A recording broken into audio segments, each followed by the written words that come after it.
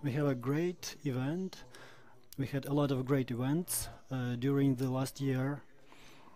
It seems like we haven't been doing anything for 25 years, and now we're doing it again. And during this time, and we are very happy to say that, we are very happy that these events were initiated by the registrars. The registrars started working more actively, and today we can present you with a report of Walton Intellect Property Organization BIPO. I'm glad to welcome you here today, and together with the registrars, today we are speaking about a contract between the register, represented by hostmaster, and the registrars, all the registrars who agree that the pre-trial resolution would be done through this organization. Thank you for coming here today. And today we are talking about many other things, and you will see everything. Today we will show it very clearly. When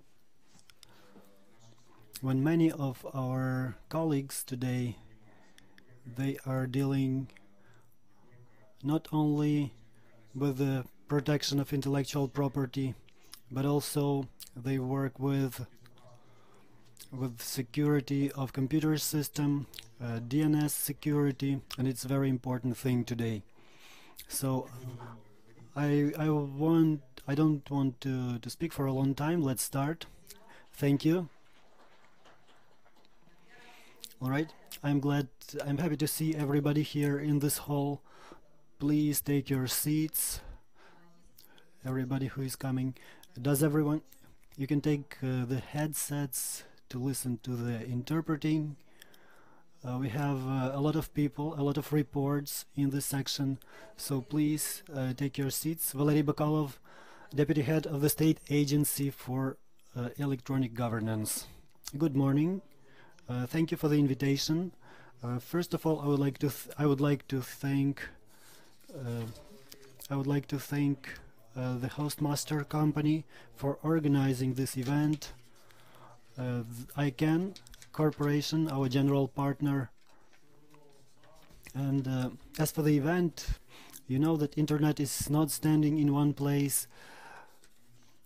We are trying to use it here in a more qualitative way. More people use it, and the Agency for Electronic Governance is trying to be a coordinator between the public institutions and business and citizens, so that all the services like internet access would develop. And what happened during this year, from the 25th anniversary to the 26th anniversary, we had ICANN 63 conference,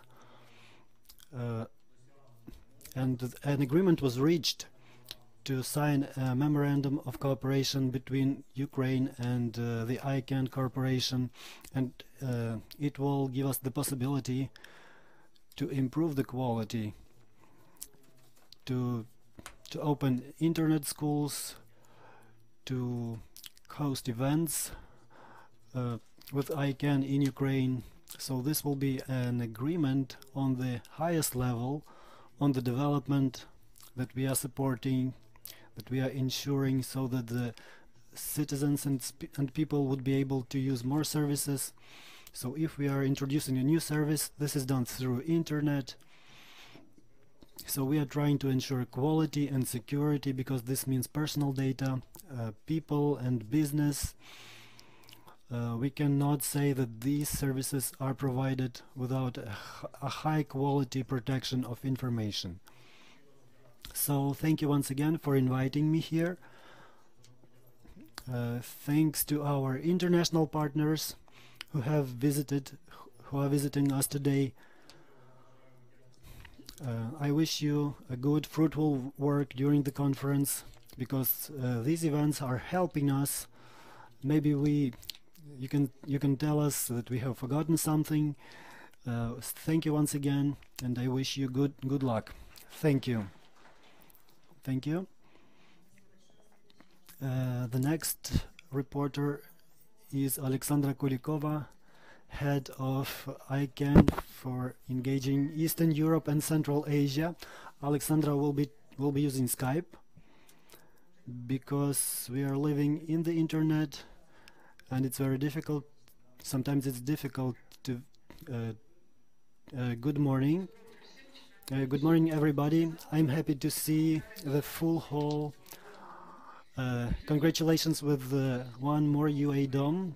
I can be here with you, but we are here together through the internet. I'm Alexandra Kulikova, head of Global Stakeholder Engagement Eastern Europe and Central Asia, ICANN Corporation. And I'm very happy to see a lot of people in this hall. Once again, this is one of the most interesting events in our region. And I hope that in the future year it will develop and it will engage new topics. Thank to host master company for continuing work on the development and on engaging new communities, new participants in the community, so that the conference would remain so interesting and full of interesting content. Our cooperation is not limited only with events and only with UADOM. We have IGF and other events. And during the recent year, we have a new format of cooperation, which means capacity development. And in April this year, we had an expert from ICANN for safety training here in Kiev, and some of the latest developments. And I hope that this is a good trend, and I hope for a continuation in it, is engagement of Ukrainian participants into the global processes of policy development in the ICANN community. For example, we have a representative from Ukraine in the non-commercial stakeholder group, Kirilluk, and Katya Kolenik, which will be reporting today. She is working in the intellectual property group. And I wish every success to both of them, and maybe somebody of you would be is interested too, and I will be ready to tell about them. And lastly, I would like to wish everybody a successful conference, new topics, maybe new focuses. I will be trying to be online and pay attention to the priority topics here. And I would also ask to listen to my colleague Patrick Joseph. He'll be reporting in the next session, so ICANN will be physically in Kiev too. So thank you and have a good, successful event.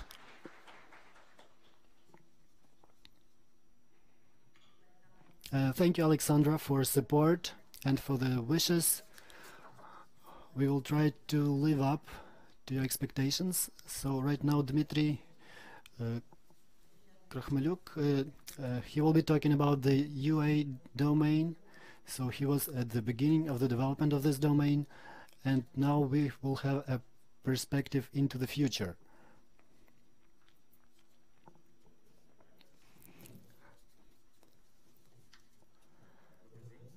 Good morning.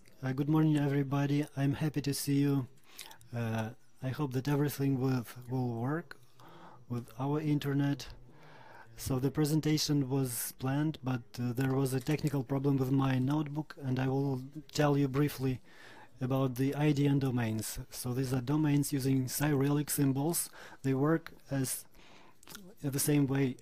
So technically, there are no Cyrillic domains because all the domains are in Latin letters. So, but when you see it in a browser, it will automatically convert the encoding. Now we have 8,500 Cyrillic domain. So we launched them in ComUA, Kiev UA, and other domain. But this we have developed this technology, and we have one small problem: similarity of letters or symbols. When you see like a word mama or father, you can't say whether this is a Latin or Cyrillic word. But if you see the like word like Poroshenko, you see the letter sh, and so you have to have at least one Cyrillic letter like sh or u, so which shows that this is a Cyrillic domain, and it has to be present there in any position. For example, or an apostrophe. We have a technical domain apostrophe.ua. So the one piece of news that we have today, that we have reached the level when, with the help of ICANN and like universal acceptance program. So due to these efforts, now we have support of this technology in many browsers, in many applications on smartphones, mobile devices like tablets and so on. And the most important thing is that the most difficult thing is to support the email protocol. Email and with IDN is a very difficult, and sometimes it doesn't work at all. But nevertheless, we added the possibility to register the Cyrillic names in the UA domain. If your domain is a graphic or textual transliterated name, or if you have a trademark, so it is necessary for all letters to be Cyrillic, and it is necessary for at least one of the letters to be different from Latin letters. So, as I have shown in my examples earlier, for example, if this is like trademarks like Silpo, Fora, or Confi, that it's not going to be a problem. But if it's a Latin name, and its aim is to create the Cyrillic domain, but this capacity needs to be, agreed with the registrator, but the technical announcement should take place. And also, after the domains which already have Latin name of the trademark receive Cyrillic trademark, there's going to be some priority period for several months, and after of those which never received it because they only have trademark in Cyrillic, they can receive both. I think that's all, but I would like also to add that we still have many countries in the world with Cyrillic domain, and we know which country is the biggest representative of it, and that is Russian Federation. But we also have the Serbia representatives here, and its first alphabet is Serbian, next is Latin, and I think that people who are present here, they will tell you more about it, because we're going to have another panel for the registrants. And another thing to add, that despite the fact that Cyrillic domain is not very popular, perhaps in the technological circles, but they're very popular in other countries, I mean in the IDN domains. And let's just say that this lion or dragon is China. So we can be sure that this technology is never going to be turned off, because there's the national support there. So don't be afraid, use them, and thank you for your attention. And if you have some questions, I can give an answer right now, and then we're going to have the representative of ICANN who will be telling about this program in detail on universal acceptance, which aims to support IDN domains on the internet.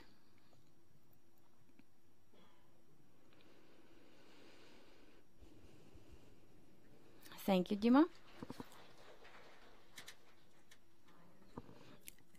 And I also would like to warn you that we have the translators. If you need the translation from English into Russian or Ukrainian, then you can actually have it. And I will ask Patrick to tell us a little bit about universal acceptance. And if you can, please load the slides.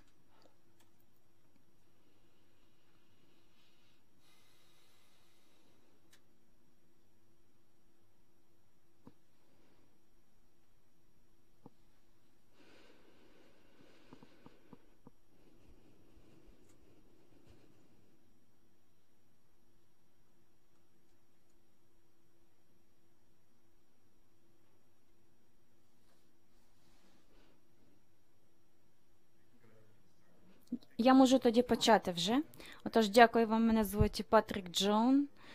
Я буду виступати замість Душана Стойчевича. У мене є такий короткий матеріал, який розказує вам про Universal Acceptance доменів. Це та програма, яку підтримують ICANN, тому що вони зараз понад 1000 унікальних топ-левел доменів на інтернеті. І імена доменів, вони, як правило, складалися із двох знаків, тобто такі, наприклад, як .net, .com. А нові були запропоновані, і зараз у нас набагато довші назви, і є інтернаціоналізовані навіть зразки, де використовуються різноманітні алфавіти. Отож, це програма, яка була розроблена для того, щоб розказати, повідомити про те, як можна використовувати в додатках, в банках, інтернет-провайдерів, що їм необхідно прийняти усі ці домени і зробити їх у відкритому доступі для користувачів. І найголовнийший цей IDN email, який є основою програми, також браузери та банки інших сервіс-провайдерів, щоб вони просто знали про те, що існують такі імена, і що всі ці доменні імена та адреси електронної пошти можуть бути використані усіма програмами, пристроями та системами, що входять в інтернет. Отож, є 5 ключових моментів керівної групи Universal. І вони приймають ці імена, їх проводять їх валідацію, дозволяють зберігати ці імена. Отож, якщо у вас, наприклад, ім'я IDN кирилицею, ви можете зберігати його в базі даних, використовувати в імейлі. Можете використовувати навіть більш традиційні інтернет-адреси. Тобто ми хочемо бути впевненими, що процес застосування цих імен буде здійснено коректно, і що користувачі зможуть їх отримувати так, як вони очікують цього. І що, наприклад, також вони будуть відображатися у чатах, потім в системах пошуку. І якщо ви будете намагатися використати їх десь в банки, чи захочете придбати квитки на літак, тобто будь-які операції, які ви бажаєте здійснити, щоб ви могли це зробити, це було для вас у доступі. І ми намагалися зв'язатися із розробниками, з керівниками основних інформаційних агентств по всьому світі, а також із урядовими міністерствами та урядовцями, щоб пояснити їм унікальність використання Universal Acceptance, щоб вони зараз знали, що є значно більше категорій доступу даних імен. Отож, ми зараз вже, бачите, є слайди, а мені здається, я вже все розказав. Отож, цей матеріал буде доступним, буде у відкритому доступі після конференції, тобто мається на увазі, що кожен з вас зможе побачити. Тут дуже багато інформації, яка була надані командою керівної групи Universal Acceptance. Так.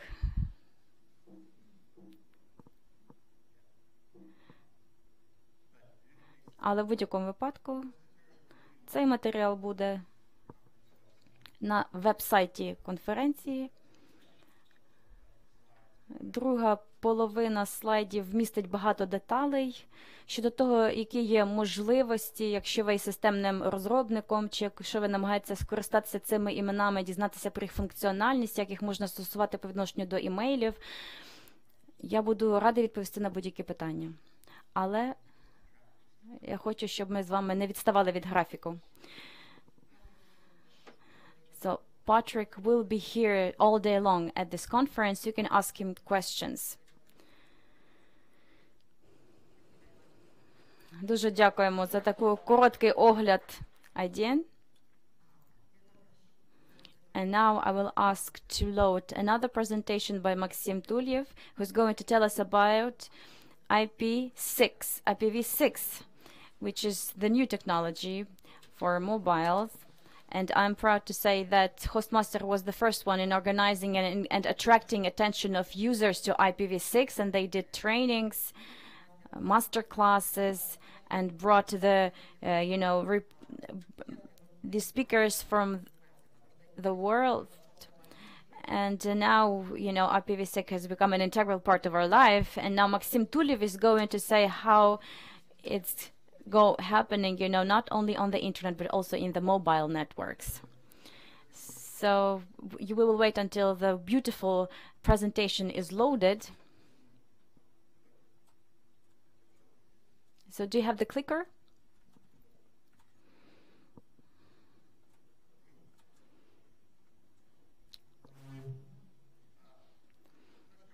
So our company is called NetAssist, and we do the and we are working on IPv6 for many years now. We were one of the first ones who started using it in broadband on home network, in hosts, and now it's time to use it in mobile.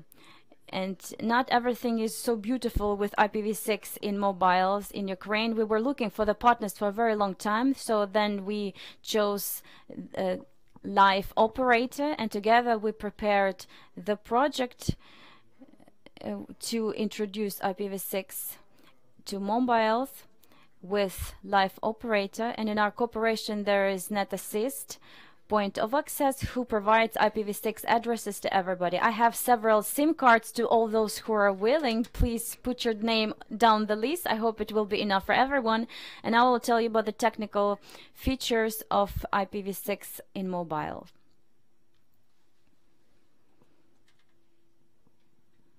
It doesn't click.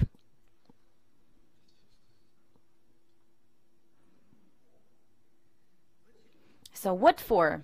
Well, apart from it being cool and very, youth decision, there are other prosaic reasons why to introduce IPv6 into your mobile networks. First of all, we are, getting rid of NAT. And clearly that everybody is using NAT of different quality, of different levels of satisfaction, with different access of different services. But then again, the connection ... in Ukraine without any additional expenses for the service, which is not available for everyone. For the average subscriber is not available at all. So what do we need? The direct two-way connection between clients. As it turned out, there is such a thing as the significantly saving user battery and traffic. In order to be, on connection all the time, this device has to send the signals, and on the side of the operator, this NAT connection costs some money, because this is the resources and the processes of the memory and the licenses in some systems. And when you have millions of users, of course every NAT connection that is supported by means of KP Live, it's like too much for the battery of the device and the infrastructure of the operator. So this you are saving the battery significantly. I think it's many times, And another interesting thing is like the additional identification of the client. So if some site or web resource sees that the person came from somewhere from the network of the mobile operator, it's not going to tell him a lot. But in case if we have the IPv6, we can track this client on the IP address on MAC. This is both good and not so good, because there's like two sides of the coin. And there is a good reason why we should use IPv6, because if we speak about dual stacks, we're decreasing NAT load, and so we improve the quality of use by the user. So when we started, considering it very carefully, it turned out it wasn't that simple, because in the network of life, we managed to do 2G and 3G. It's either IPv6 only or two different APNs. So correspondingly, 2 sessions, for one APN is not supported by anyone so far. And we don't know how to work, with the we addressed to Intertelecom, and they said that they do not support IPv6 by their network, and that are not going to do it any soon. But I hope that Since they have very good coverage, I hope that they will change their mind. Okay, so they will then shut down if they don't implement it. In LTE, everything is perfect because, you know, there is a dual stack. It's still experimental, but they have very honest dual stack that gives the IPv6 address, IPv4 address, and everything works smoothly. And the problem is just that it's only for LTE, so not for 2, 3, or 3G networks. At least it's not going to work on live network. And we decided to do 2 points of access. One is called Net Assist, and it's not available in all live. I think that the situation will change, but only in our corporation, and we are providing the SIM cards. It's available in 2G and 3G, and then dual stack is only available in LTE. And now let's take a look at different programs and variants. So 2 APNs. It has in MIGO and MIMO of Nokia. So Android cannot do it, and I haven't met it in practice since 2008. So 2 different APNs with 2 different names, it's not our option. Dual stack is the best logical variant, but LTE only. So we checked it on Android and didn't test it on iOS, but we will. So, but we think that it has to go well. So 2 sessions per 1 APN. Android will be able to do it, but there are some challenges on the mobile operator side when the same access point with the same name, but it goes to IPv4 content first and then to IPv6 content. So 2 different connections. Unfortunately, this is the double load on the structure of the operator because every APN connection costs some money. These are licenses, this is the equipment, so dual stack is of course better. IPv6 only is the most interesting things. We haven't introduced it, T-Mobile introduced it in the USA for the first time. So T-Mobile clients, IPv4 is absent. They have only IPv6. If you can't work, you have to go to another operator, and T-Mobile is striving, and we see that everything is good with everybody. Why? Because the technology behind IPv6 of T-Mobile, they allow to an average user who is just using his SIM card or her, they don't notice anything because everything is working as it used to work earlier. They support it is supported by Android and iOS from the box. It is not supported by the old equipment, unfortunately, such as old telephones with access to internet, and by most of the tested modems and other devices. I couldn't find a modem who would be working, though there is an information that they exist. How IPv6 only environment works: we have a patched DNS. It damages the DNS sec, so it responds by IPv6 address instead of NAT4 and IPv4 address in 4 last bytes of this IPv6 address. Named can do it out of the box, and it gives IPv6 address instead of IPv4. The client equipment is working with this address, and then we have the Taiga daemon. It does stateless 6 to 4 conversion as a rule into private network, but the network is considered private. And then we have usualnet, which makes public addresses and enters to the website as from NAT. So it is compatible with IPv4, v6 using the resources through the v4, and some sites that don't have v6 resources are doing it through NAT. The drawback of this solution is that a program in itself cannot work with IPv6. It will not be able to work. And then we have this daemon called CLED. So it is out of the box in Android. We didn't test it on iOS. What is it doing? It opens its internal v4 inside, and it routes the entire internet to itself, so we can open a socket with v4 address. So we are going inside this clad daemon, which converts it into IPv6. So it is named 464 conversion or translation. So clad allows any programs that work on Android.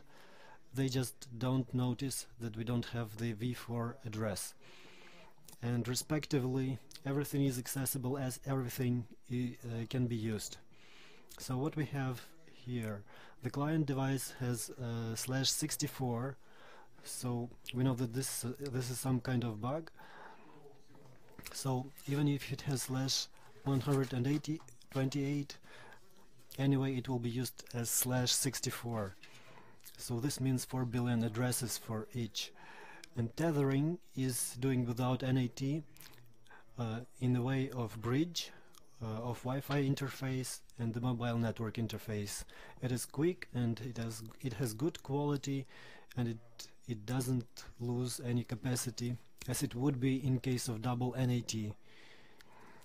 So like v4 into v4 private, and then v4 private into the real version of the operator, and so on. So respectively, what we found, we wanted to do static addressing, and we did it, but it turns out that the mobile operator provides an address to a mobile operator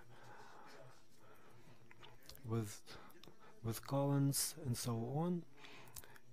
So this address is stable, it can be used from the outer world, but a mobile device, Android mobile device, is also using, so inside the /64 that has been given, it is also using some strange addresses.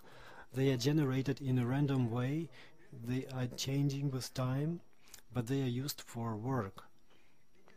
So these addresses are used for CLAD and for some daemons of programs that are using the secure IPv6 addresses, which are made from MAC address.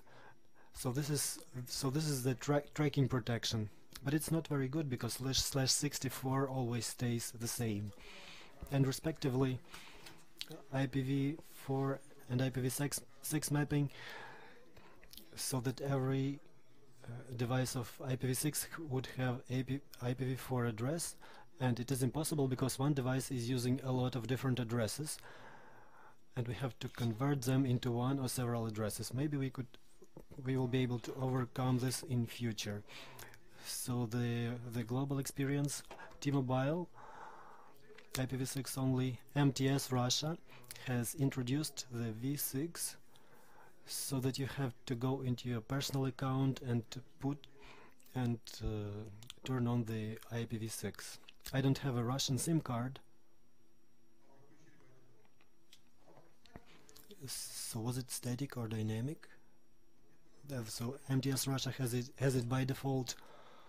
So in the place of a mobile operator, if I were thinking about the network and the clients, of course I would give static addresses, because even for a million of addresses and users, there would be enough IPv6 addresses. DNR Finland is using it, and the first operator that I tested at RIPE, it was T-Mobile. Do we have Jan George here? Jan George also distributed SIM cards of his operator with support of IPv6, so it worked in his country and in roaming, even if Ukrainian operator didn't know about IPv6 at that time. So our cards allow to use roaming. Even the operator network doesn't support the version 6, it remains and it works, and I tested it in the year 2008. And respectively, your questions, please. A very quick one. So this NAT64, I know how it works. DNS64, for example, if I have a dual stick host and it would be native v4, it would be translated. So DNSSEC would be broken only on v4. So if your website can use v6, so this insecure DNS translator does not do any damage to you. So in general, while the website has only v4, but if you have a dual-stick site like Google, you will not have any problems. So this is a not very serious problem, as it seems. Frankly speaking, I don't understand the problem with the DNS sec because it is used. It stops at the resolver on the server, on the recursive server. So yeah, the problem is, so the server who is giving the IPv6 address, it already did the recursion. DNSSEC had to check it earlier, and then we are not interested in it. So this is a bad idea to do this, because in my browser the client is using a plugin to check the DNSSEC response. So you are the only person doing it. So this is a not scalable technology, and people will not be doing this. Yes, maybe they need to do it, but they will never do it. For example, if it works out of the box, and DNSSEC does not work out of the box, as I think, judging by the ITF. So DNSSEC is stopping at the recursive server, and that's it. And as for T-Mobile, I would like to add, T-Mobile were able to do this in due time, not because the users were buying SIM cards. In the United States, as you know, a person is not buying a SIM card, a person is buying a new mobile phone with a SIM card. So they made their branded smartphones. So this was a technology 464 XLET. They developed it, they realized it in the Android, and Google liked it. Google liked this technology, and starting from the Android 6, Google just included it in the system. So T-Mobile did a great work, and many thanks to T-Mobile. So I was in the United States, I just put on SIM card in my smartphone, and it worked. Thank you, thanks a lot. It was a very interesting information. Maybe a lot of people will be inspired to use IPv6. So now we have the DNSSEC topic, and we have 2 more reports on the topic of DNSSEC. So please, Alexandra Kuliakova, who will be speaking about the latest news from the fields on the key exchange in the root zone. So it changed at last, and nobody noticed anything. So please, Alexandra.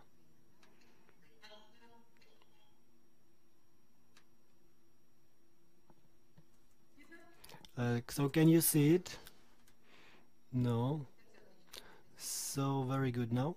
Thank you. Once again, a good day. So it is an update on the KSK rollover. We have been talking about it for 2 years very intensively. Maybe you have been following the Eastern European DNS Forum, maybe you saw this presentation. So it's not about the process, well, it's about the missing elements in the evaluation, how the rollover came and what conclusions we can do out of this event, and maybe some of you will be able to help with collecting the data that we are missing for a better analysis on how the rollover was taking place. As you know, in general, the event is evaluated, is assessed as smooth. It went smoothly.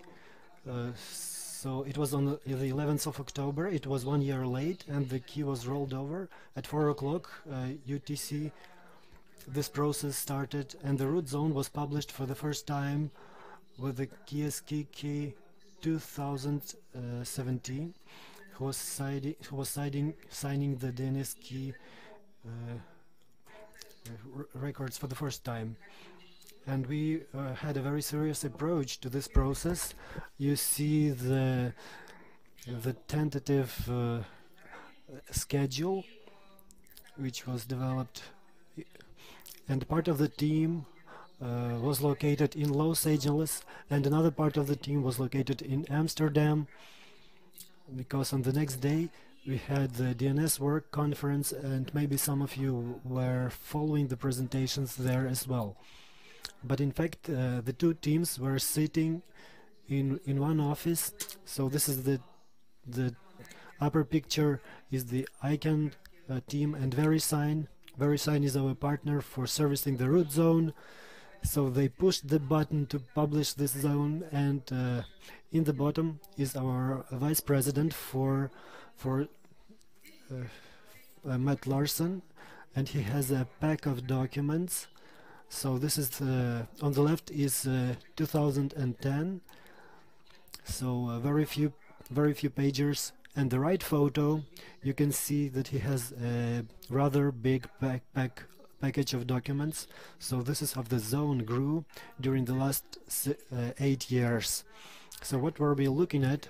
We were analyzing the the queries to DNS key, and we knew in advance that at the moment, from the moment of the rollover, those resolvers who have a wrong trust anchor, they will send more queries, and we had to see this traffic. This is what we did before the rollover, at the rollover, and now we are continuing to monitor the situation. And really, there was an increase in the queries, and this may show that due to some reason somebody is not servicing those resolvers.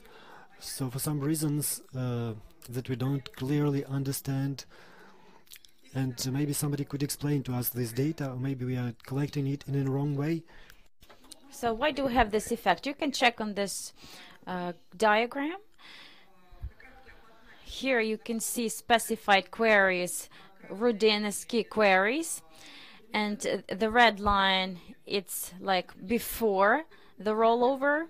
This is the October the 10th, and the green line, it's 1 week before. So it's almost the same, you know, on the level of 1,200 of queries per second. And then if you check on this diagram, when you see the green line, this is the moment of the rollover itself, and the red one shows the increase of the number of queries.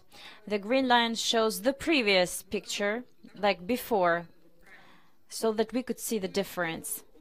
So the total volume reached up to 3,000 of queries per second. But the most interesting is that right now, 6 weeks after, the picture remains on the high level, around 3,000 queries per second, and the green line and red line, so they're like dancing around each other. So the green line on this diagram, this is the last week, so it's almost the same. Why does it go this way? Why does this diagram remains the same and the number of queries does not reduce? We don't understand it. So there's enough of resolvers that didn't manage, as far as I understand, with the key rollover. Second moment that we also checked, and if you can use this link and get more details, the data that we received on its fulfillment, this is the RFC that enabled us 1 year ago to receive or obtain a bigger quantity of data from the leading resolvers on the analysis of traffic on the root servers, and to see how the resolvers were seeing the new key, or could they see only the old one. And this data helped us to make the conclusion that pretty big amount of resolvers, they just don't see the new key, and lots of and more, we could actually expect more errors than it did, and this was due to the rollover.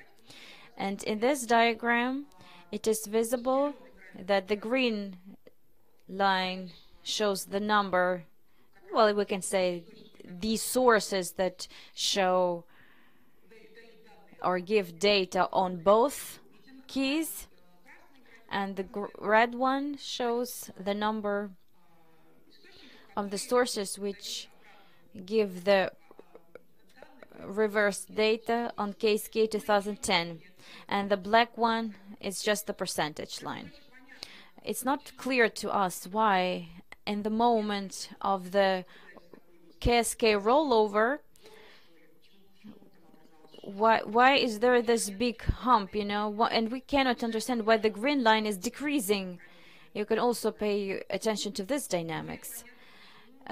It's clear for us the decrease of the red line in May, because ISI has detected there that one of the major VPN did not do the soft settings in the right way, then it was fixed. Well, at least this decrease we can explain. But in general, it's a very interesting picture that forms more questions than gives answers. The only thing that we can say that in general, according to the data that we have, it's that disclaimer, you know, that can. So according to the data that we have, or the information that we know, because we cannot make the resolver operators to provide data to us on what didn't work and what they coped faster or slower. Maybe they just turned it all off and they just thought not to, you know, be troubled by this rollover. But the number of incidents that we found out about, but not directly,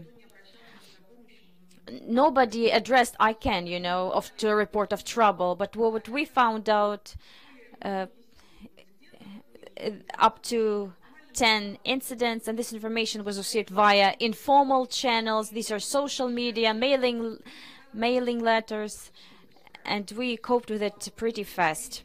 In media, there were 2 stories that could have referred to KSK rollover, and that was the incident in Ireland and in the American service provider. And you can, I think you saw it probably several days later, after the October 11th. But still, there are no clear data that it was connected to rollover. And of course, we are to say that there's not enough or sufficient data in order to assess how much, or if it was corrected, if we have evaluated the possible outcomes correctly. Because if you remember, there was the warning on the possibility of the percentage, according to the latest assessment, up to 5% of the leading resolvers that who could have dealt with the real problems, but even that didn't turn out to be true, or at least there wasn't the evidence proving that really the problems occurred on this level or even a higher level. And finally, upcoming milestones. These are 2 final stages of the KSK rollover, which touch KSK 2010, which is unusable already since January. It's going to be non-valid, and in March of the following year, the root zone is going to be signed only by means of the new key. And next year we're going to have still 2 more root KSK ceremonies in the 3rd and 4th quarters, and in the process of the ceremonies, this key is going to be physically deleted from the HASMs in the US East Coast Key Management Facility. So that's all. I think that some analytical information can be received or obtained. That's why I would like to encourage everyone to comment on the data and conditions which we had on the 12th of October to, of course, get contact with us and to provide perhaps the fundamental base which do not help us see this more general picture of what really happened. And the last thing that I would like to mention is that initial agreement of the partners of the servicing the root zone. You know that key is to change or to be rolled every 5 years, but the plan has been changed for many reasons. But the discussion is going to be proceeded on how often it should be rolled. Should it take place more often? Does it have to be like the routine KSK rollover? Because there's too much, worries around it. This discussion is going on, and I think it will keep on taking place. But that's why if someone has any ideas concerning the matter, please let us know. Thank you.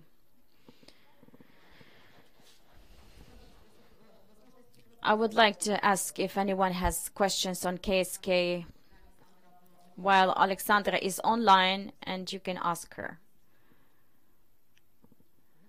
No questions. Okay, thank you then. We are going to wait for your answers. Send it to ICANN address on new keys and how they're going to work with the new systems.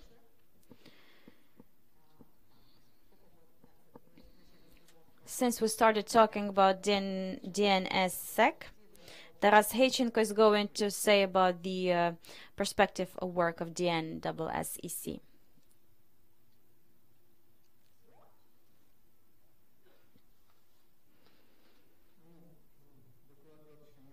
The report is actually about a different thing. Yes, the hostmaster Ltd is going to launch DNSSEC in the industrial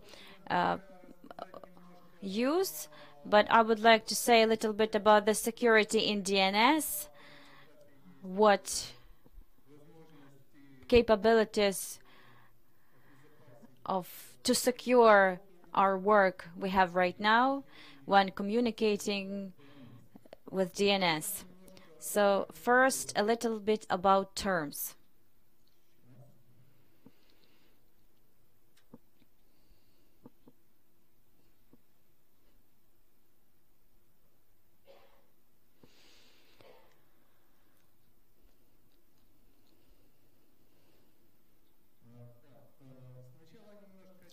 So terms. We have the users, devices. This might be mobile phones, laptops, stationary computers, anything. And they usually have stub resolvers. Stub is translated from English as some part of something. So it's not really like a meaningful resolver.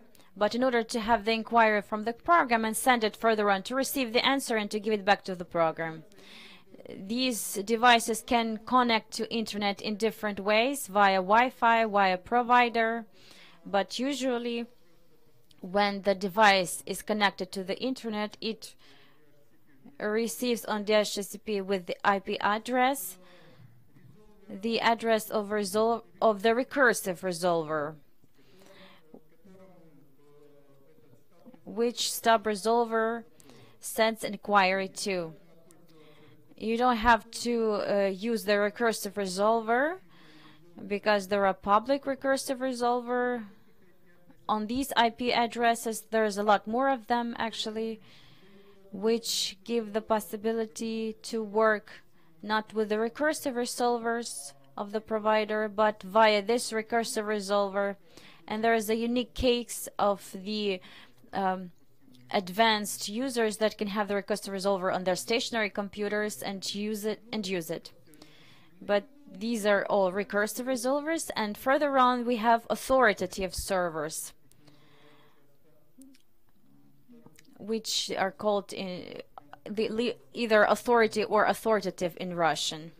So these are the servers.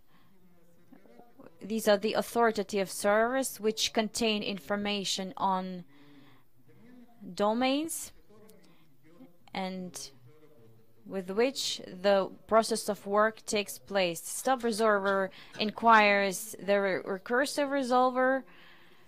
The recursive resolver is recursive because it recursively goes from the root domain and then on the domains clarifying where, and then receives the response and provides it to stop resolver. The same way of work for other recursive resolvers with the authoritative servers.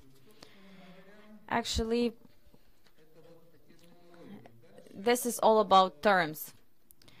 Now we'll speak about DNSSEC, and it works on the trust chain. We have the end user, we have the recursive resolver, and we have the authoritative servers. For example, .ua, server UA. I'm not going to load you with the information on keys and so on. I will explain when there is an inquiry from the end user to recursive resolver. The recursive resolver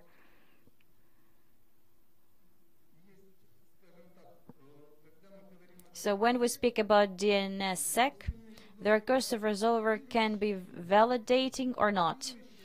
The validating one is the one that checks or validates that DNSSEC works properly, and non-validated recursive resolver sends an inquiry and it is not interested about DNSSEC. It just sends the inquiry and just wants to obtain the response and then provides it to stop resolver without inquiring me about anything.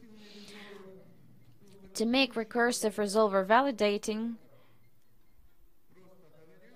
simple words, it must have this trust anchor, using which it checks that the response was sent and it was right and correct.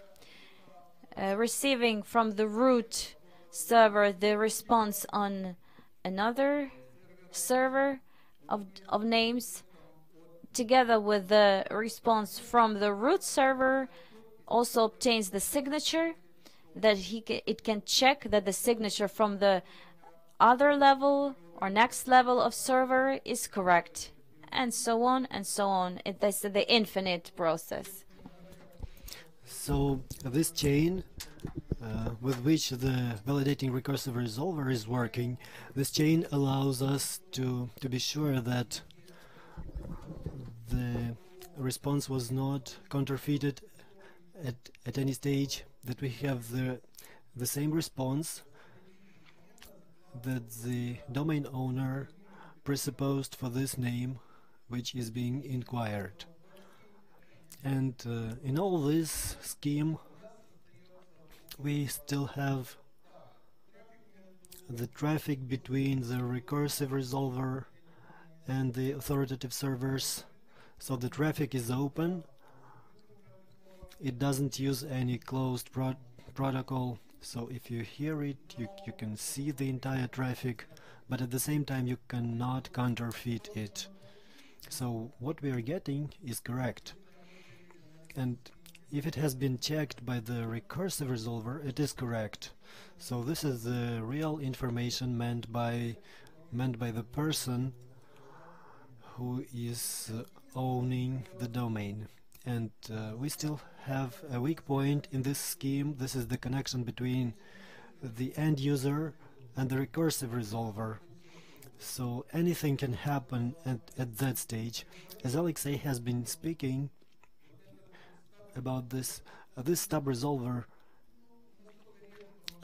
it is validating so rarely, so it is like disappearing, and these stub resolvers can ask the recursive resolvers and accept any response, and that's it.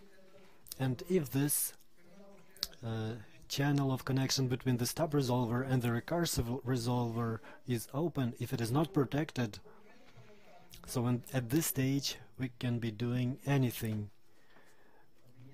We can counterfeit it, we can put another address, we can change something, and this is a rather evident thing. So ITF made RFCs to protect this channel of connection. So how can we check that the recursive resolver is validating? So how can you check it? That the resolver that you are using, how can you check that it is validating? you can use this name, www.dnssec.org, dnssec.org. So if you see the website page, then the resolver that you are using is not validating. It believes everything every information it is given. And if you are using a validating resolver, you will get the answer that the server was not found. So this is the simplest way to check what type of resolver you are using, whether it is validating or not. So let's go back to the connection between the stub resolver and the recursive resolver. So it is not the latest development, but recently there has been much talk about it. These are two protocols, DNS over TLS, and this is a simple protection of connection between the stub resolver and recursive resolver. And there can be two variants, two options of protection. A minimal protection is the only when you protect the channel of connection between stub resolver and recursive resolver. And if you use over TLS, as the most well-known is HTTPS, you can see that it is working, but you cannot listen what is happening inside. Here is the same. The situation is the same. You can see that the queries are going, but you cannot see what is inside the queries. So on one side, this is protecting the privacy of users. So you cannot see the queries of the user. Of course, you know that it sends the queries to DNS, but you cannot see what the queries are. And on the other hand, it does not allow to counterfeit the responses of the recursive resolver to the end user. And on the other hand, in the minimal protection, if you use minimal protection, the entire recursive resolver can be counterfeited. You can put another resolver there which will be telling anything you want. And full protection, what does it mean? It means that authorization of the recursive resolver, because over TLS is using certain certificates, and the stub resolver establishing connection with the recursive resolver, it can not only encrypt the channel, but it can also check the authenticity of this recursive resolver. And it is unreal in cases when you are working with DHCP and you are getting the address of the recursive resolver from your provider, but this can be used in corporate networks where you have a constant recursive resolver, so that it can be counterfeited. So this is one of the variants of protection. And there is another, a more intransparent option of protection is DNS over HTTPS. So sometimes I think that the internet will be over with HTTPS. We have a lot of protocols now, but it will end with HTTPS, which will contain the entire internet. So if we are talking about how the users are visiting internet, so they can use different ports, and the DNS is the port 53.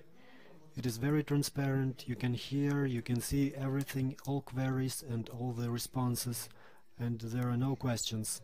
So then we have the DNS over TLS we have been talking about. It uses port 853 with encrypted traffic, and you can see that there is a query, that there is a DNS query, but you cannot see the query itself because it's closed. This information is closed. And this is not the end. You can go even further. You can send a DNS query using HTTPS. For an onlooker, it will look like an HTTP traffic. There is no DNS, but if we are looking from our point of view, so there is some kind of HTTP query, and then it turns out that it has a DNS query. So the browser is then finding where it has to address, and then it uses the HTTPS port to do it. So this is hidden from the provider, from the service provider. So it looks just like HTTPS traffic. So it has already been realized in Mozilla and Cloudflare are trying to use it. So Firefox already can work like this. So by default, this option is turned off, but it already can use it, and you can turn it on if you want. I'm not recommending to do this, but I'm just saying that there is such possibility. And so these services and DOH, who is providing these services? So DNS over TLS. So we have public resolvers like Cloudflare, Quad9, Clean Browsing, and some of them have certain restrictions. And I've been reading in some place that Google has also turned it on without any announcements, so it works in Google as well. So to some extent, maybe because this service is provided as is, so Google doesn't promise anything to anyone, and you have to accept it. And as for the DNS over HTTPS, so we have here Cloudflare, Google public DNS, and Clean Browsing. Of course, they have certain restrictions. For example, Clean Browsing, here and here, it doesn't resolve the adult content. So for some reasons, they do not resolve the adult content. And this is it. Thank you for your attention.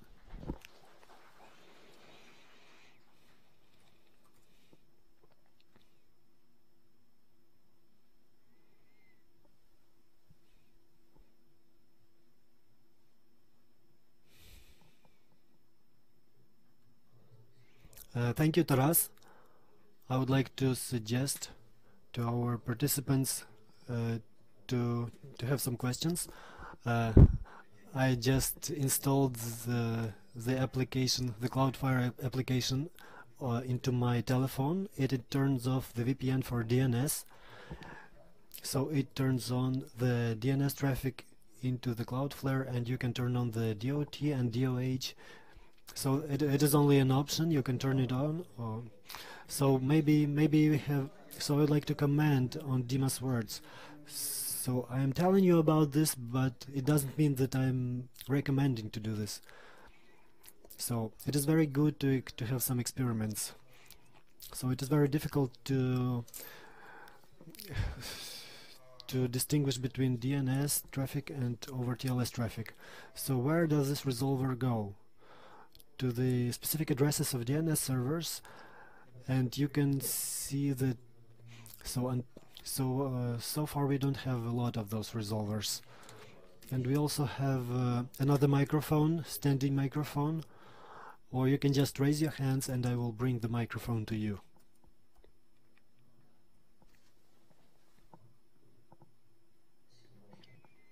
Thank you, Maxim.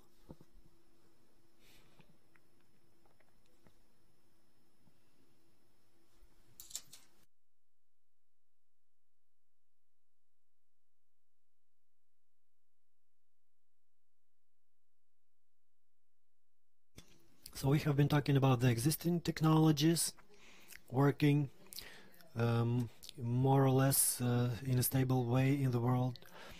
And I would like to talk about the domain innovations.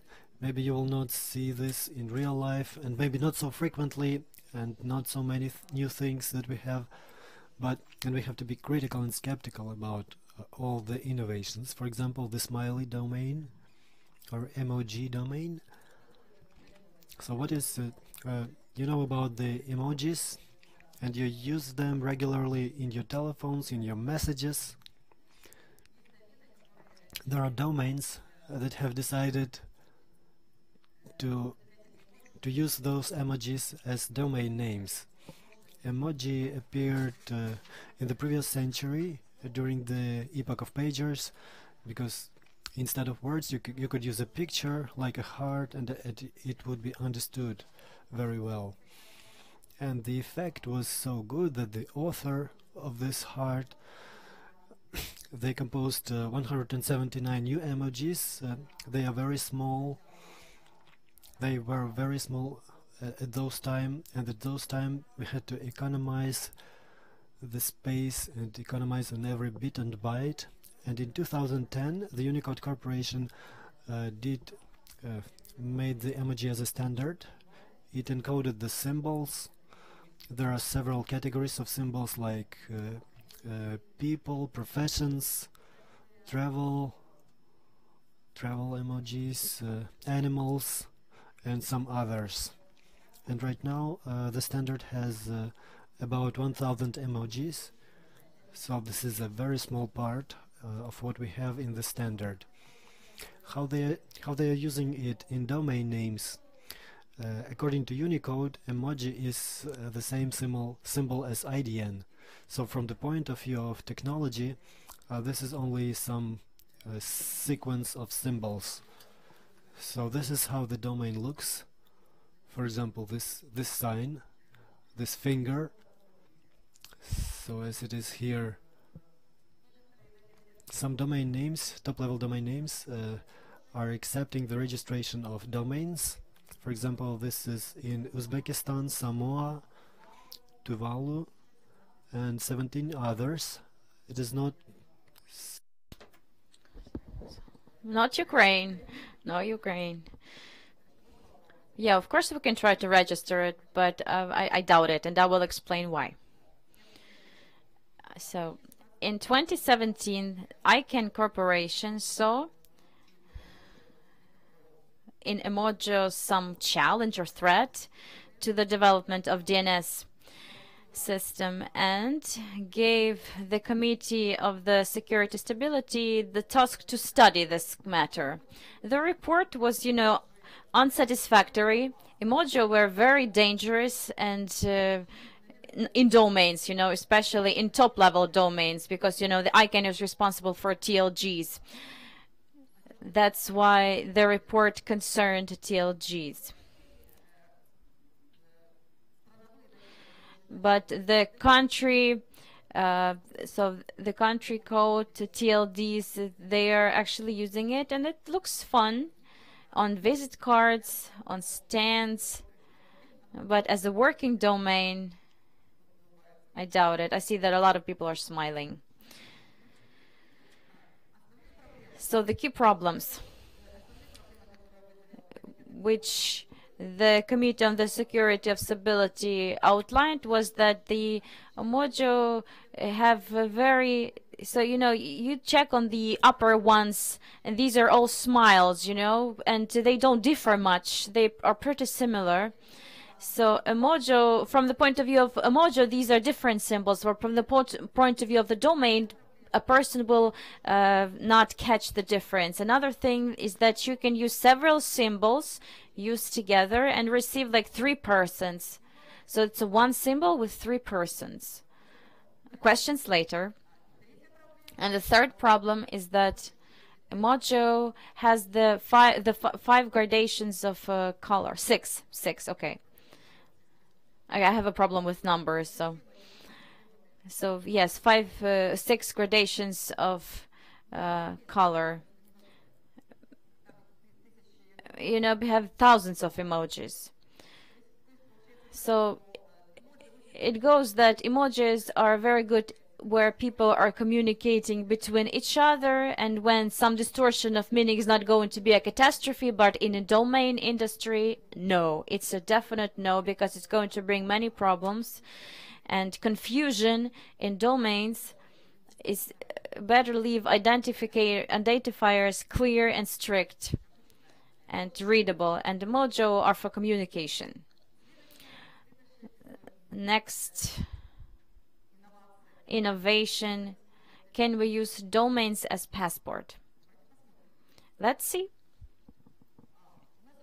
We all have many logins, passwords.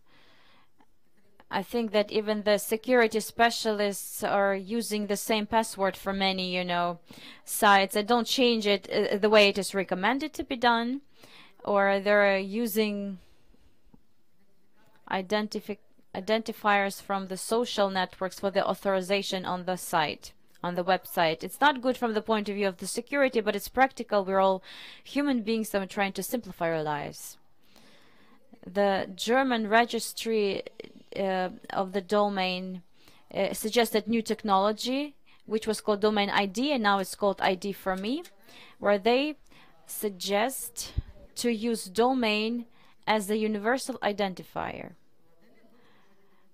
So the domain will be the identificator for the database, which stores the parameters of the user. So the number of criteria.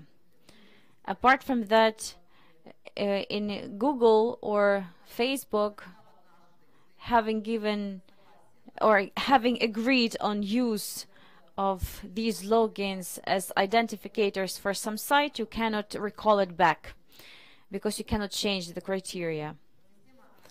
The system ID for me offers two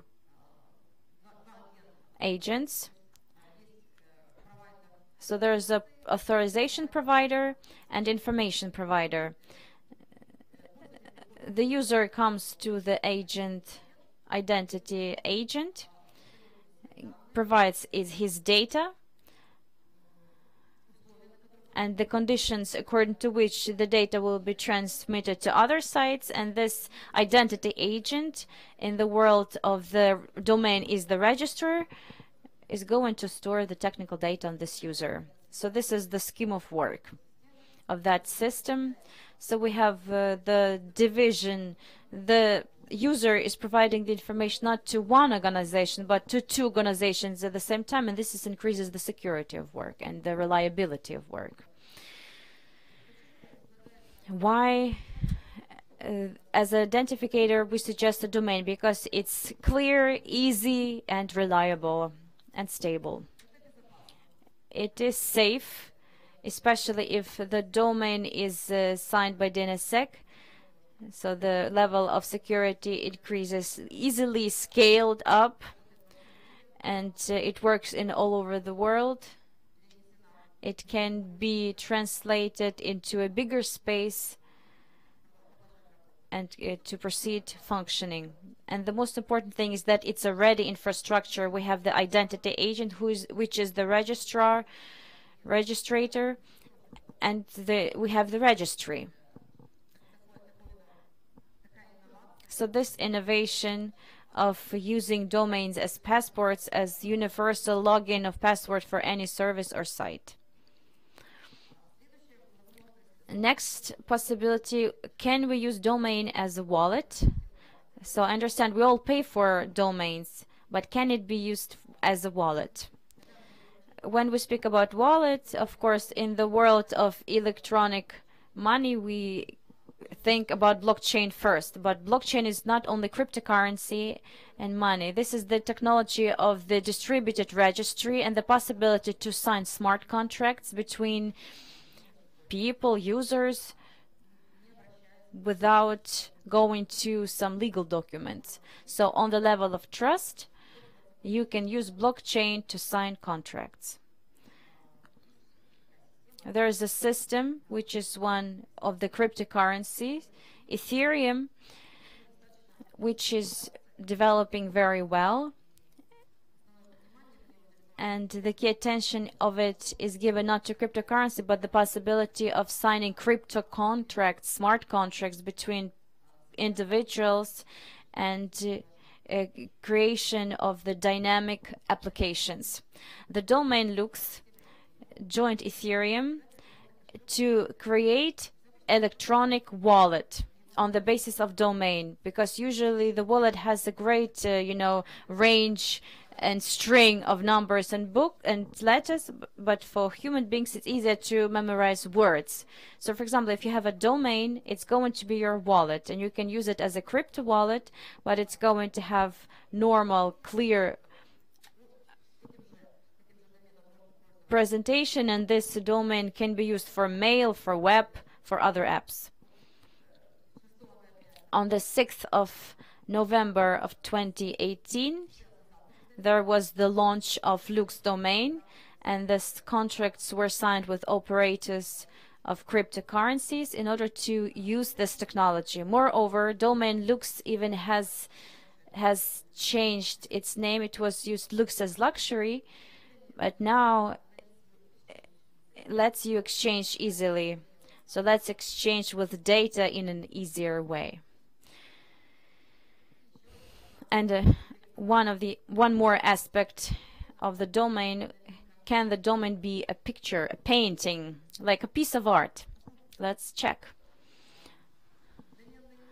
So the domain investors have noticed that the price of the domain is very close of the methodology of evaluation or assessment of the piece of art. For example, the date of creation is important, because the older the domain is, the more expensive it is. Also, the author popularity is very important, and in the domain is going to be the name of the domain. Then the artistic value, and if in the domains there are some interesting projects and sites, yes, they will have value. The number of the resales, and if the domain would go from one hand to another hand, and one of the owners used to be, let's say, a celebrity, of course the price of it would also increase, and the size, it's also applies. There's the domain art. They decided to combine pieces of art or art object, but on another level. It uses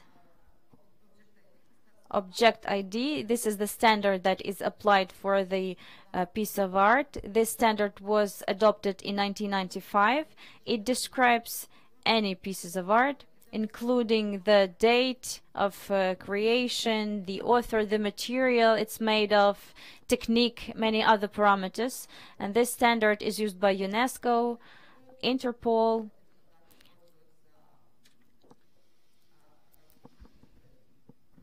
sellers, customers, of the arts. And why not to combine this art object with domain? For example, how it is presented, like the description of the domain is presented, Eugen Art, in this WHOIS service. First of all, it's just simple information on the domain, on the registration, on the registrant, on the date of creation, the identifier. So simple, clear. And then what do we get? Art record, where it says that this is the moving image, so movie. How was it recorded digitally? That it was shot, it was camera filmed. Then we see the measurements, the title, date or period, and the maker. So you can check the domain and the art figure. Administration of the art domain incorporated the new extension for EPP, and it is now in the ICANN registration services and is applied in its domain. They also did the extension for WHOIS service, those records that you just saw. And it's also registered as a WHOIS extension. Registration is done on art site. You can check. It's very interesting. It's beautiful and innovative site. Domain art plans, because they have only started, to go to the market. So they plan to suggest their domains to big museums. They do not always store the paintings in their museums, but also in, some storages. And for example, Domain Art is working with Pushkinsky Museum right now, and it gathers around 700,000 of pieces of art of that museum to register on the second and third level in order to the art specialists or collectioners have the access to that information.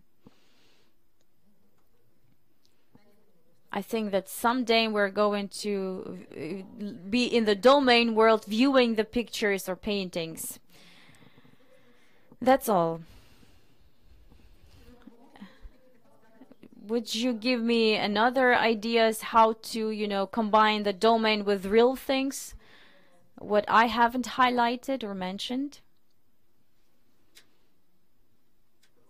Questions?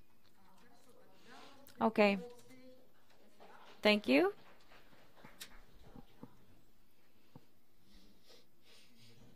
Just a small remark on Emojo. The situation is slyer a little bit, that the pictures can be combined. That would be like not such a big problem, but the problem is that there are separate mojos which look like, combined pictures. So visually you cannot differ those three persons which are in one picture, or are they three pictures combined together. Yeah, this is the coolest thing. That's why my favorite emoji is called Poopa. I'm sorry for that. So I think that all the domains emoji must be with that thing. That's a good suggestion. Well, at least if someone suggests to register Mojo, then you better don't do it. Other questions?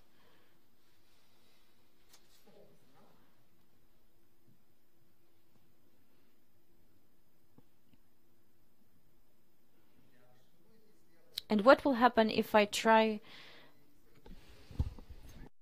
If I try to register this name xn with something, if I try to register it with the registrar. So let's read the rules. There is a back conversion, and if you register the UA domain, there is a reverse conversion into Cyrillic symbols, and if the domain has no unique Cyrillic symbol, they will refuse. For example, if you take xn dash dash and there has to be a symbol.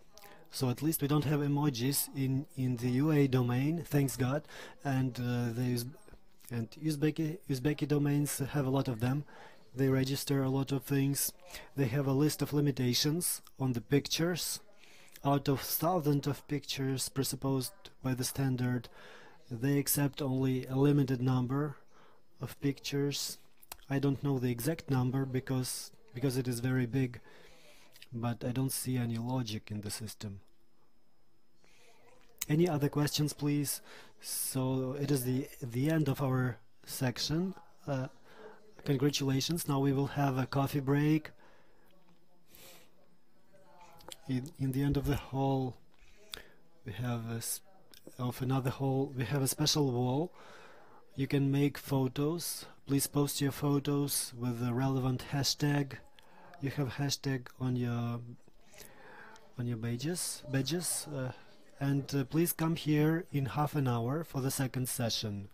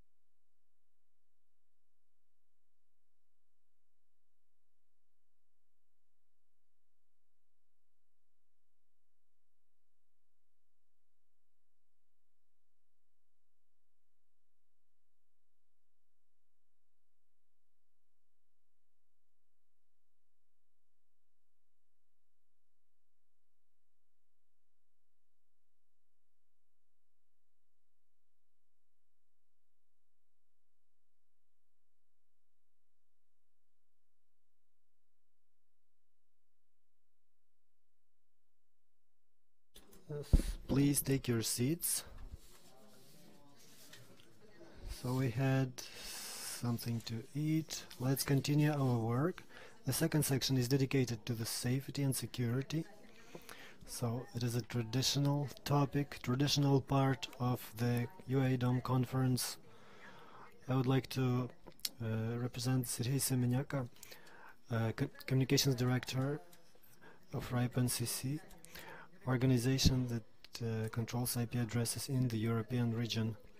And without IP addresses, nobody can work in the internet. So this is the person that advises how to better use those IP addresses. Thanks a lot, dear colleagues.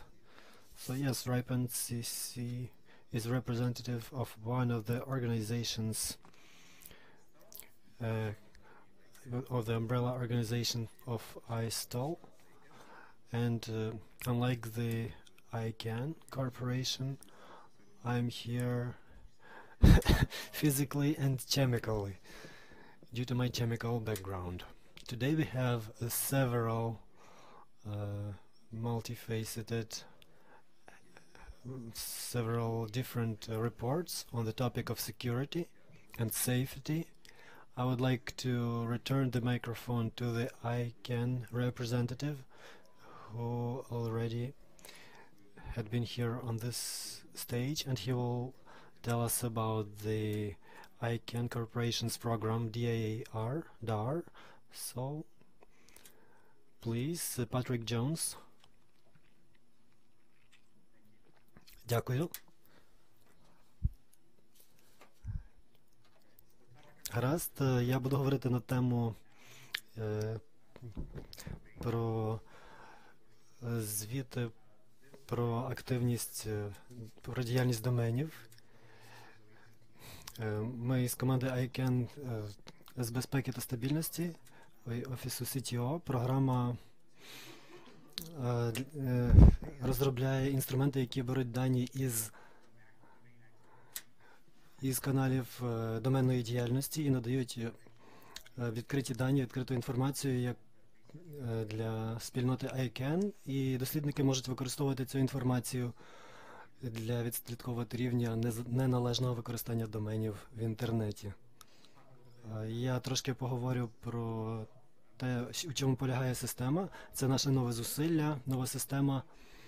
Ми беремо канали даних, беремо пакети даних про домени верхнього рівня, у яких є контракти з ICANN. Також ми беремо публічну інформацію з репутаційних чорних списків, і ми розглядаємо дані про неналежне використання доменів аналітичним способом, для того, щоб їх могли використовувати інші, а також проводимо історичні дослідження. Ми досліджуємо різноманітні загрози у системі доменів. Тобто наша першочергова – це фішинг, віруси, ботнет та спам. І це також такий же тип інформації, який використовують інші дослідники для того, щоб досліджувати рівні неналежного використання загальних доменів верхнього рівня у доменах на рівні країн, а також у нових доменах, які зараз вводяться. І метою проєкту є те, щоб дані були прозорими, які ми збираємо, і ці дані, щоб можна було відтворювати. Ми використовуємо ці дані, вони є публічними і відкритими. Ці дані ми використовуємо дані реєстрації з системи WHOIS, і вона відкрита. У нас є ліцензійні договори з партнерами, які допомагають нам розвивати цю систему звітності. Але ми намагаємося робити так, щоб ці дані були доступними та відкритими. І наша команда з безпеки, стабільності та стійкості, ми намагаємося відповідати на всі коментарі. Ми наступного тижня плануємо опублікувати відповіді на коментарі користувачів, і також плануємо опублікувати до кінця року або на початку 19-го дані про роботу нашої системи. Це робиться для повідомлень про небезпечну діяльність на рівні реєстраторів, або доменів верхнього рівня, і це дозволить нам мати історичне розуміння загроз для безпеки при діяльності по реєстрації доменів, та також допомогти вивчати поведінку та тренди. Також дуже цікава діяльність правоохоронних органів та нашої спільноти. Ми надаємо дані для роботи дорадчих урядових комітетів, і вони були дуже зацікавлені, коли ми запускали нашу програму. І ми виконуємо ці завдання. Ці дані допомагають забезпечити інформацію, яка підтримує спільноту, незалежно від того, чи ви вчений, чи ви належите до правоохоронних органів, чи ви є членом уряду. Ці дані будуть допомагати вам, вони будуть прозорими, та їх можна буде відтворювати та розповсюджувати. ICANN збирає дані із певних каналів. У нас є централізований сервіс.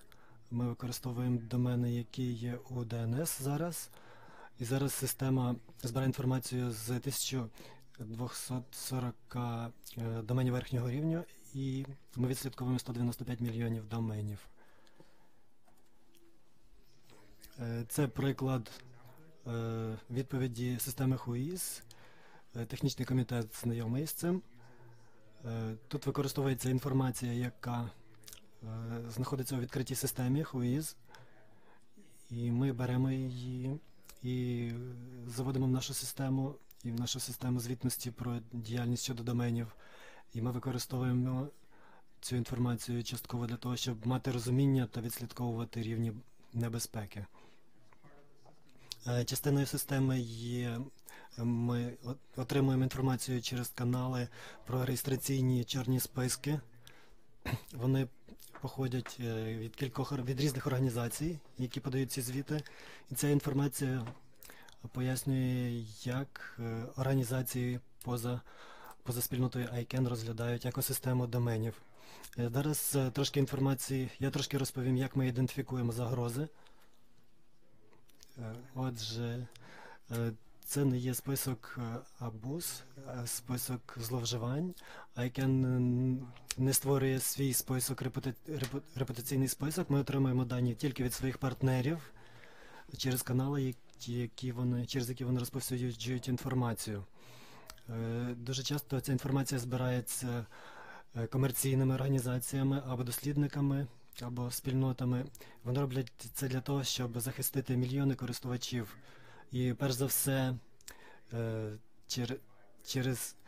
по емейлу вони можуть ідентифікувати, звідки походить спам, і заблокувати його для того, щоб він не потрапив у вашу скриньку.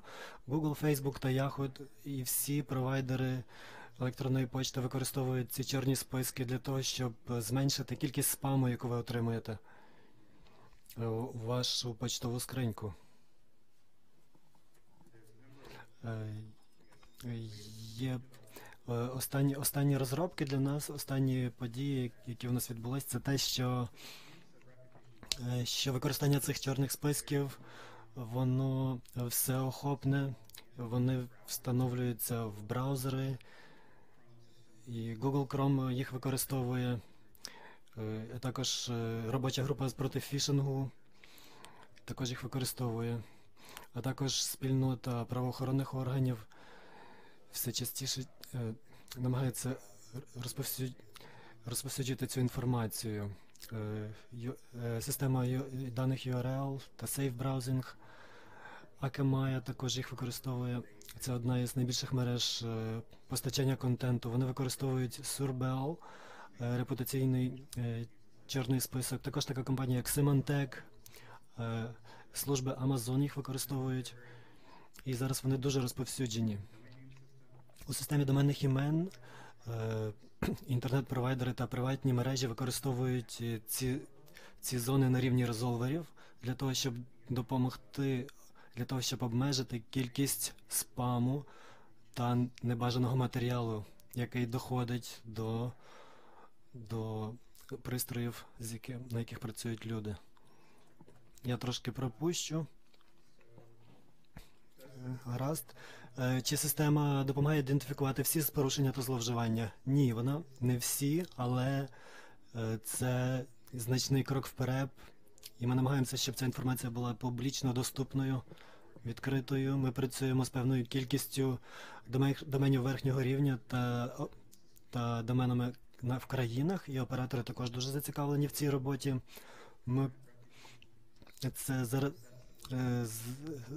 Це набори даних щодо репутації, з якими ми зараз працюємо. Spamhaus, робоча група проти фішингу, Malware Control, Fishtank, трекер програм вимагачів, а також відслідкування трояну UADOM. Наукова спільнота дуже часто використовує цю інформацію та надає на неї багато посилань, наприклад, на регіональних форумах, як цей. І ми знаємо, що наукова спільнота дуже зацікавлена у тому, щоб ці дані були опубліковані про мільйони доменів, і щоб у нас були відкриті та прозорі списки для відслідкування неналежного використання доменів. І у цьому дуже зацікавлена наукова спільнота, правоохоронні органи та уряди. Також дорадчий комітет, урядовий дорадчий комітет попросив ICANN для того, щоб ми вичисляли домени, з яких проходить спам, тому що вони є небезпекою, становлять небезпеки тому що спам це не тільки імейл, нерозповсюджений, також є пошуковий спам, і ця система, вона відслідковує доменні імена, які знаходяться у спам-повідомленнях, і перевіряє їх. І це зможуть побачити науковці та представники правоохоронних органів, коли ми опублікуємо ці дані. Надалі, зараз поточний стан проекту. У нас є новий учасник ICANN в команді безпеки Самана. Вона знаходиться у Нідерландах. У неї є докторська ступінь з питань безпеки, і вона зосередиться на проєкті щодо звітування про неналежне використання доменів. Скоро вона буде виступати у світі на подібних заходах, особливо у європейському регіоні. Отож, ми дуже раді мати в нас на борту. Ми зараз також у процесі публікування методологічного огляду системи звітності про зловживання доменами.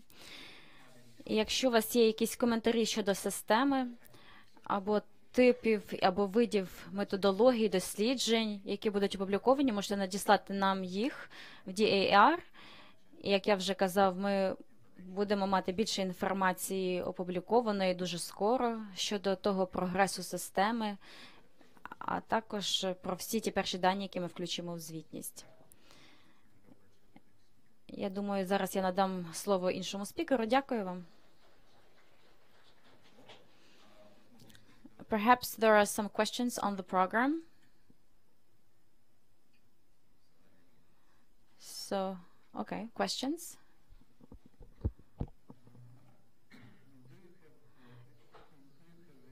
Чи є у вас в планах розповсюджувати цей проект на CCTLD домени? Я думаю, що офіс CCT команди, вони зацікавлені почути від національних менеджерів, які хочуть приймати участь і поділяться даними. І я б направив вас до них. Я думаю, ви знаєте Джона Крейна. Він є нашим співробітником, головним співробітником із безпеки, і він буде вашою також контактною особою. Можете напряму до нього звертатися. Дякую. We have another question. The same question from the same organization. Як я вже читала, ви будете звітувати кожного місяця, як ви сказали, по статусу проекту. Яку інформацію ви будете опубліковувати, оприлюднювати? Це лише для технічних інженерів чи також для користувачів, керівників? Яка це буде інформація? Чого нам очікувати від цих звітів?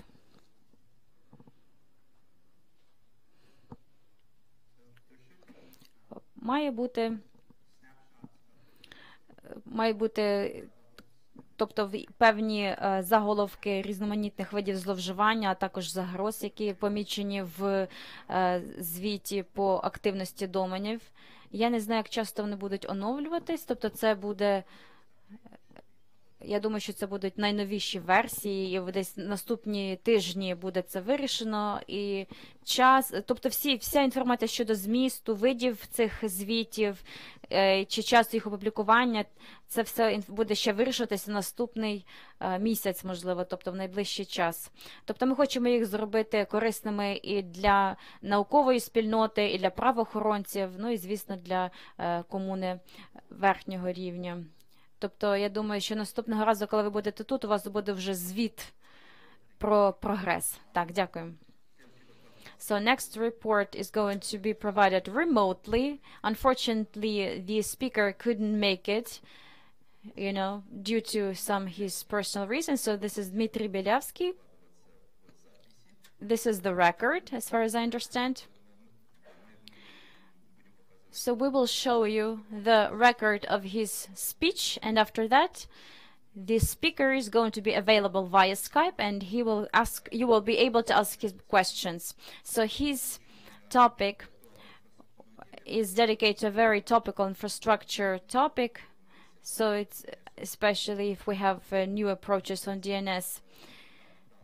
And there's such an element as TLS. This is the protocol that provides security. This is the transport protocol.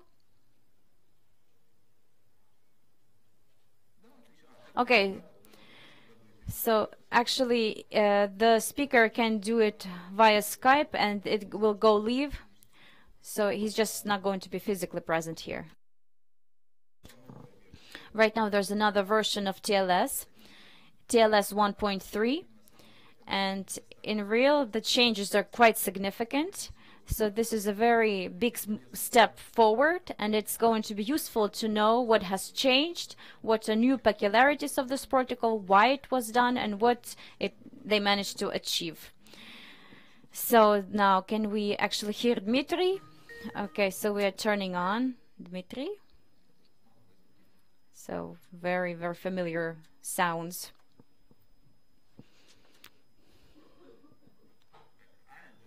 Hello. Hello, Dmitry, we can hear you. That's wonderful. So we don't see the report so far. Okay, so you don't see the report. Then perhaps you have to turn on the slides so that I could imagine what I have to talk about. So we can see your slide.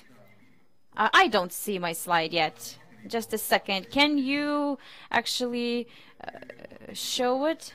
Or perhaps you should make the screen bigger or put it on the screen, but the slide is already on the screen. So we can see TLS 1.3. What has changed? Yes, I can see it now. Good day. My name is Dmitry Belyavsky. I will tell you about the key changes of the protocol TLS 1.3. Next slide, please.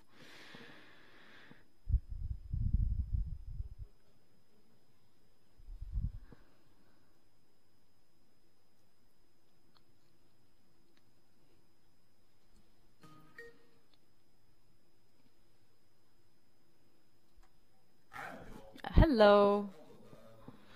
You just vanished. Yeah, I did, but now I'm here.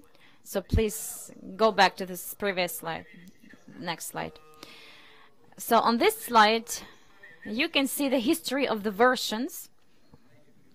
Yes, we can see it. So the history of TLS protocol versions. So 2 versions. So the protocol was developing for over 20 years, and the 2 early versions, which were then called SSL, they're now, and they're died, and if they're still not dead on your servers, please kill them ASAP.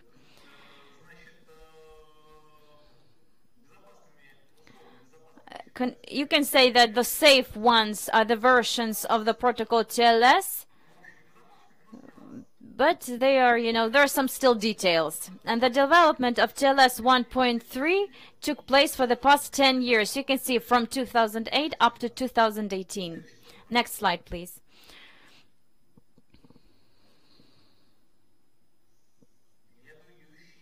Next slide. Yes, we already see it on the screen, design goals. So the key goals of the design was to improve traffic protection.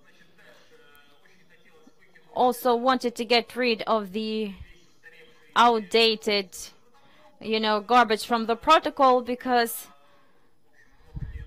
for many years it had a lot of combinations and cryptographic algorithms and not all of those were safe and secure. And also the design goal was to make TLS faster because it has to be faster than another one. Next slide, please. So here you can see on the slide how much the protocol has changed, how much the protocol for connection setup has changed. So what do we see? On the left, there's the description of handshake on the protocol TLS version 1012, and then this big red line is depicting the moment when we stop providing data in the open text and starting encrypting them. So from this picture, so the green is the inquiry and the blue is the response of the server, and from this picture we can draw conclusions. So first of all, less data is provided in the non-digital form, but one round trip has disappeared when communicating with the server.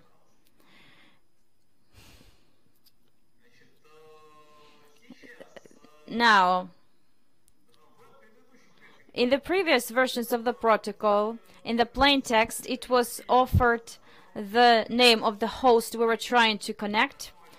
This is typical when on one host, on one IP address, there are more of hosts with which respond on protocol TLS, and send a plain text certificate in the response to the inquiry of the client.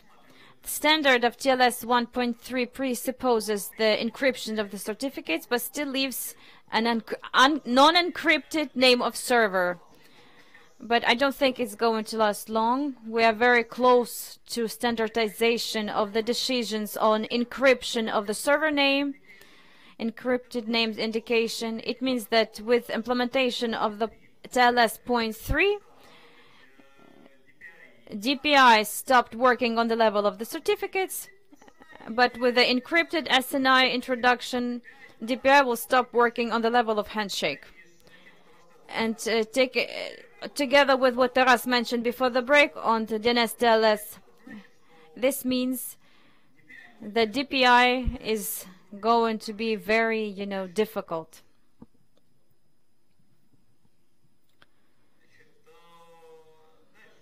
So further on, if in previous versions 2 round trips were required before the data could be transmitted, in TLS 1.3 it's only 1 round trip,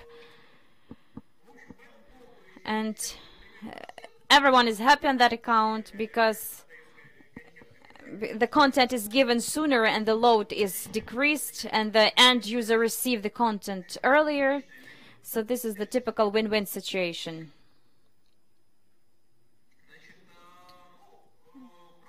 The protocol has been cleared or cleaned. RSA and PSS instead of PKCS1, which gives the possibility to avoid Blaine Baker attacks, but I will tell in a bit detail later. So there are no more DSA certificates in the protocol TLS, but it's a pretty symbolical activity because nobody has ever seen these certificates, in physical form. But nevertheless, they got rid of static parameters of Diffie-Hellman, but I will also speak about it later, and they have processed the brand new pre-shared key mode. but it's a separate mode and you have to dwell on it separately. And for the majority of users and hosts, this is not topical at all.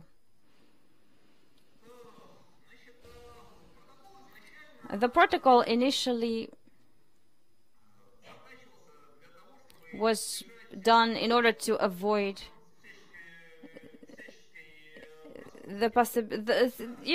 to avoid any kind of surveillance. That's why they excluded the key exchange per se, and they only and just to keep the perfect forward secrecy. What is that? This is the peculiarity of protocol, which ensures that if you have recorded all traffic and then somehow added to the secret key is not going to change to help you to decipher this traffic. And when the process for the very first time was close to the final phase, the representatives of enterprise came and they said, we would like to know what your traffic have inside of our data center. Please give us the RSA key exchange back. But this attempt was rejected, and then they provided a more sophisticated way to solve the Diffie-Hellman, to allow to repeat Diffie-Hellman random data, which enables possibility of access of encryption of traffic, but this is also not safe. And then there are some of the variations of the third-party, protocols. And if you add this third key, then the owner of this third key, he can decrypt all. So what are the major problems? When statistically fixed data get there, nothing can stop a person who has this parameter to modify the traffic, because he can pretend to be the client or the server, and this does not follow any standards of security, of course. And that's why this was not accepted by the community. However, the discussions continue on this topic. Next slide, please. What do we have left from the basic things? Algorithms on the AES base. We have only the modes, only the so-called AEAD, the encryption, together with protection of the integrity. We have a new Chacha cipher. We rejected the old modes like CBC because they don't ensure the safety. We threw away the DS algorithm, RC4, and national Eastern algorithms, Japanese and Korean area, and Camellia. We rejected the hashes, SHA1 and MD5, and the new protocol version does not provide for the attempts of compression because they are connected with bad attacks. We fully redesigned the ciphering conception. If the cipher suits were provided for us in a strict combination, like cipher suite key exchange authentication cipher plus MAC plus PRF, so that the function should provide. So right now we have divided this into two different sections. The first one is key exchange and authentication, and separate cipher, ADABS, and we changed the PRF function into HKDF. So this is a fully new function, and it is more secure. Next slide. We have a fully new mode, the so-called zero RTT. So this allows us. So if you had a session using TLS 1.3, you can renew it from scratch without handshake, and of course it doesn't ensure the forward secrecy. So if somebody knows the key, that this is the end, and this mode is vulnerable to replay attack when you send again the same content, and this server will see it as a native. So for those people who need better speed. So in general, I wouldn't advise to use it, but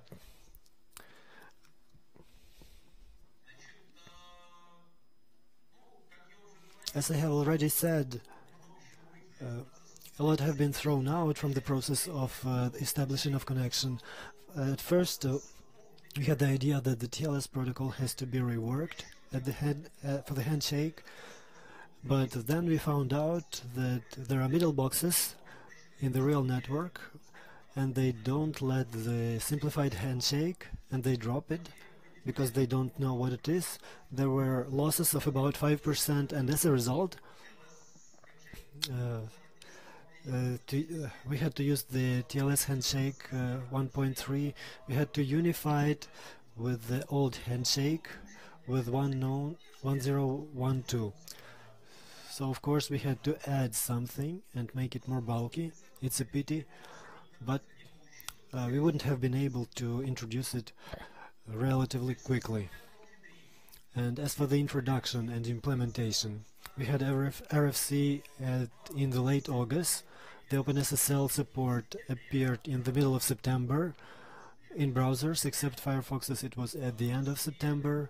CDNs were experimenting with the previous versions of the drafts of the standard, and right now they are introducing it slowly.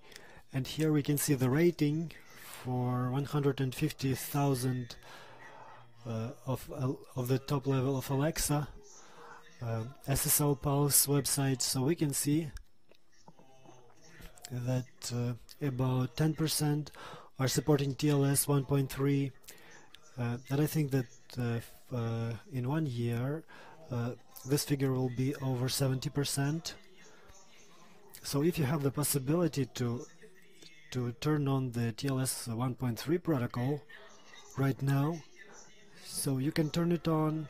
It will reduce the load on your servers, and it will improve the speed of provision of content to the client. So you need the OpenSSL at least 1.1.1, and most of the web servers have already supported the TLS 1.3, so please go ahead. So right here we have a relatively hot piece of news from the latest days. So there was a possibility of attack, not for the 1.3 protocol, but if the server is working in protocol 1.3 and 1.2, you can have a Baker attack. So Baker attack allows to decipher or decrypt the message without the access to the secret key, just sending a lot of queries and getting different codes of responses and different mistakes. So this means that there is a sense in to turn off the PRSS ciphering and just leave the Diffie-Hellman set and stop using RSA keys and start using elliptica where possible. So you can use this link to read about this attack in detail. I recommend you. So what is in the near future? We are developing a new version of the protocol of DTLS. It will be more or less unified with TLS 1.3.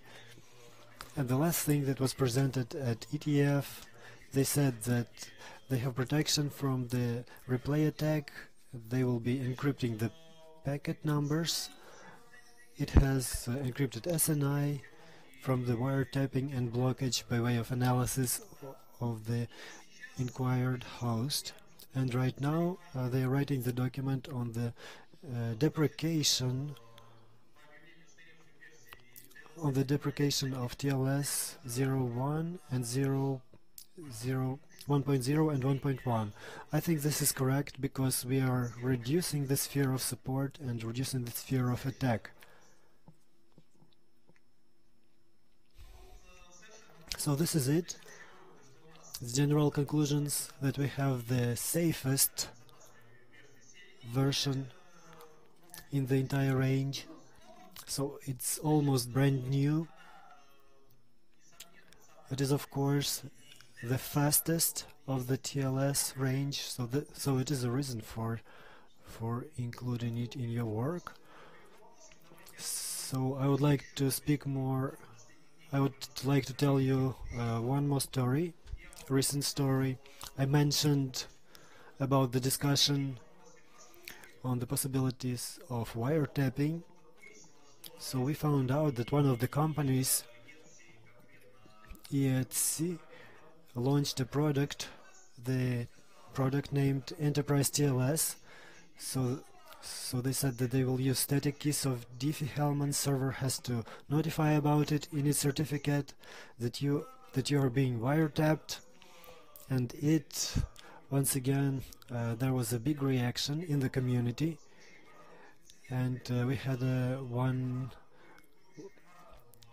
there was a memorandum from ETF with they demanding not to use the TLS name for this in the name of this product, and they started developing a document that prohibits the use of ephemeric parameters of Diffie-Hellman.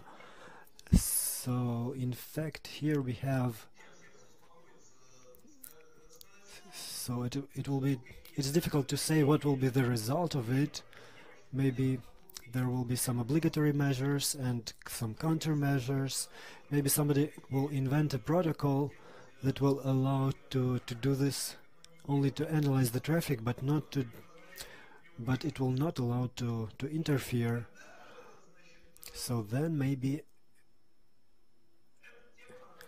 this topic will be closed or will be modified. So thanks a lot for your attention. I'm ready for your questions. Thank you. I would like to ask you one question as a moderator.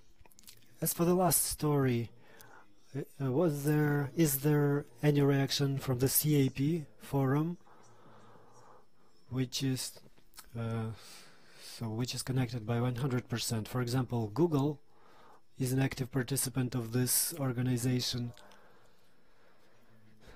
so they are actively promoting the idea of notifying the users about the status of the connection.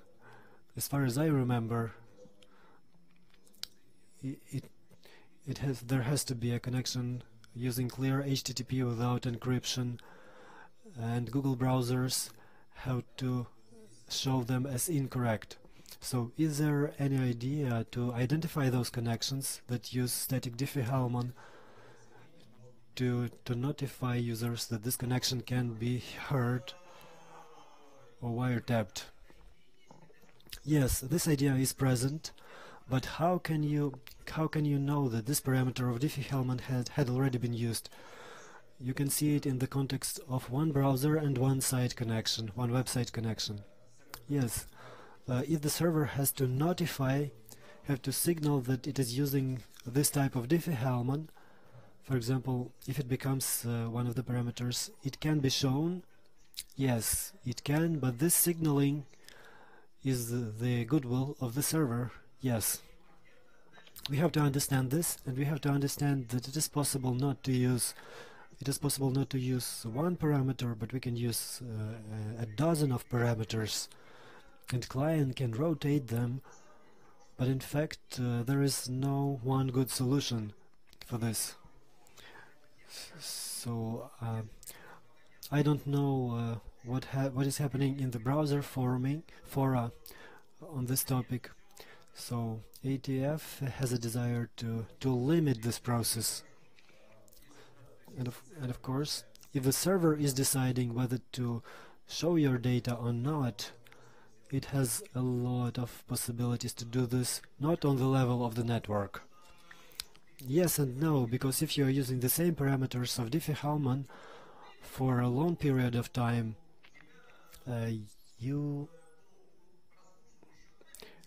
so the person who is wiretapping the traffic can have enough calculation resources to calculate your data. So why do we need to include this? So that we have the possibility of wiretapping. So if I'm ready for wiretapping, I'm ready for cooperation. And if I'm ready for cooperation, then I will invite an agent into my server who will be looking at it from the inside. So as far as I understand it, so it is a blind spot, so to say. So in order to let an agent in, an agent needs a lot of infrastructure. Yes, we need a minimum. All right. Maybe somebody in the audience has any questions? Yes, we have a question here. So please introduce yourself. Good day, Pavel Rakelyan.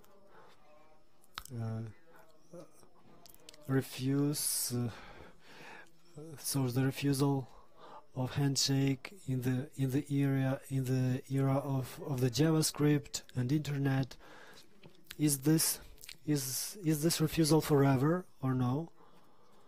And the second question is how your law enforcement agency should act if the server name will be encrypted. So do your law enforcement have to block the networks of content delivery providers?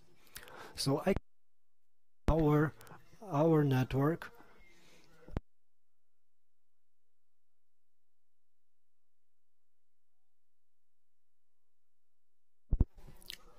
we have a lot of queries, and judging.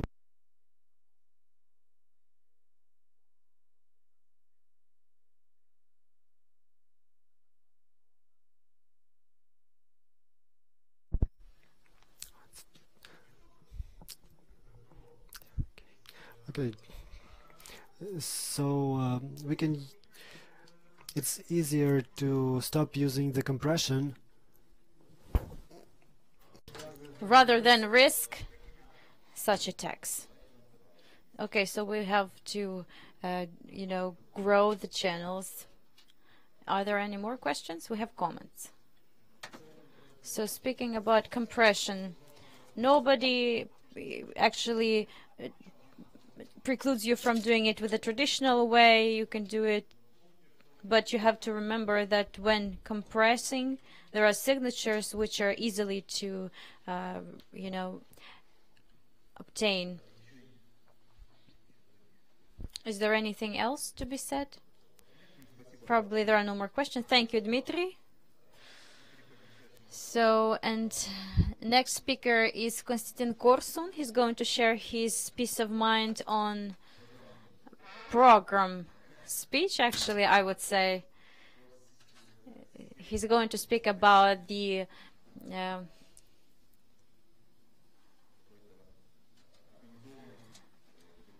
some organized cybersecurity system in Ukraine. So I will give him the microphone. Thank you, Alexei. While they're launching my presentation, my name is Konstantin Korsun. I represent here CyberSat community some way. This is the last slide. Okay. My topic is alternative national cybersecurity system in Ukraine. Here it is. Thank you. Wonderful. So the topic is pretty big. I think it'll take me to cover it within 20-25 minutes, but I'll try to make it fast. Why doesn't the current cybersecurity system doesn't work, or why does it work in the way that it's not appropriate? And we have the law, and which presupposes 6 subjects of cybersecurity plus RNBO as a coordinating body. So, and the 6 cyber is the state security service, and then it's also the Ministry of Defense, the intelligence body, as far as I remember. And the problem of them is that each of them, they do not work per one idea, you know, per one plan. Nobody trusts them, and these bodies between each other have no trust neither. And the system of cybersecurity in, you know, exchange of sensitive information, trust is like the basic thing. Professional level of the majority of the bodies or entities is pretty low. Big ambitions. They either don't have budgets, or they're just wasting them, and they have no international support, or at least it's not effective enough yet. So that last slide explains why everything is so bad right now in Ukraine with the system of cybersecurity. The government wants to create it but can't. Cyber business and cyber community could help, but they are not motivated, or they have no authority. The PPP doesn't work, even though something is declared, but in reality it's absent. And the measure that can help us and wants to help us only communicates with the government authorities or government bodies, which are showing the world they want them to see. And of course, corruption, one of the major problems for our entire society, including the cybersecurity system. So this says that there is no way out, but I think that there's always the way out, and even if you were eaten, you have at least 2 ways out. So what do I suggest? So you have to act according to 5 main principles, which are: the current system cannot be functioning anymore, but it's not smart to destroy this current system. And I think the new system should be built in parallel with the existing one. And people is our all. And, you know, the principle number 5 and 4, and the trust, or, you know, is our main goal of construction of the new system. What exactly is suggested? Using 3 stakeholders of the government of Ukraine, of some collective measure, that mean NATO, different like donors, some collective, and the Ukrainian cyber business, and I mean some big world-known organizational branches of cyber companies of Ukraine. So 3 stakeholders: government, the West, and Ukrainian cyber business. They create a non-profit organization that will start, building up from scratch some cybersecurity system. The contribution can be like this, or like this. So the number changes, the percentage changes, or this one, which I find the best one when the government level is the minimum, the West is the maximum, and cyber business just a little bit. Why non-profit organization? In order to avoid one more state agency that is again going to be building up cybersecurity. This is not working, and we have to refuse from it, and it's not to be associated with the state agency. And why non-profit? In order to avoid many questions on the fact that someone is making money, on the problem, how to allocate the costs, or how to use taxes on it. So the costs or the funds from the donors, they are to be paid, to be used for salary, for the equipment, for the offices, taxes, and so on. And why do we include government in the structure? Because despite it all, government in our country is the most stable structure, institution that will always be there in place. Because private companies, civil organizations, they can vanish, unexpectedly, rather unexpectedly. And government will always have money. Everything that we pay when we buy things in the supermarkets, we pay taxes every day. That's why the government will always have money. And the government provides the regulation in the cybersecurity sphere. And government is the most entrusted entry point or contact point for the foreign companies, partners, organizations. So why West? Because the West can and wants. It has money, it has technologies, and a very advanced practical experience in the sphere of cyber security. Why the Ukrainian business to be part of this, one of the stakeholders of this non-profit organization? Because business offers best experts, uses professional approach to decision making, to problem solving. There's some systematic approach, and these are the latest technology solutions and equipment, and readiness to cooperate when it is really justified for business, and the understanding of the perspectives. I think that business understands understands very well the long-term perspectives. So I call this organization as OKK, the cyber. So this is the Ukrainian abbreviation for the cyber company organization. And instead of saying non-profit organization every time, I just called it OKK. So first of all, it must be the free consultant of any citizen of Ukraine, starting with the housewife up to the employee of the law enforcement agency, in the state agencies, the private business, civil organizations, anybody. So this is to be the white advertisement of the cyber security and cyber hygiene. In media and in banners, city lights, and some postcards or on postcard webinars, social networks, everywhere, there must be the propaganda of the main principles of cybersecurity. And we are speaking about free consulting by phone, email, messenger, or some physical consultancy. So any person who has a question on cybersecurity can receive the answer very fast and on a very professional level. This is also propaganda of cyber hygiene, but questions might be more difficult, simpler, and the new team is to have enough of capacity, experts to answer all of them.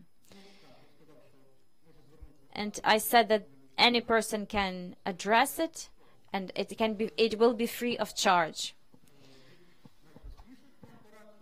So the advice to update your software, or including high-level questions like real PCM.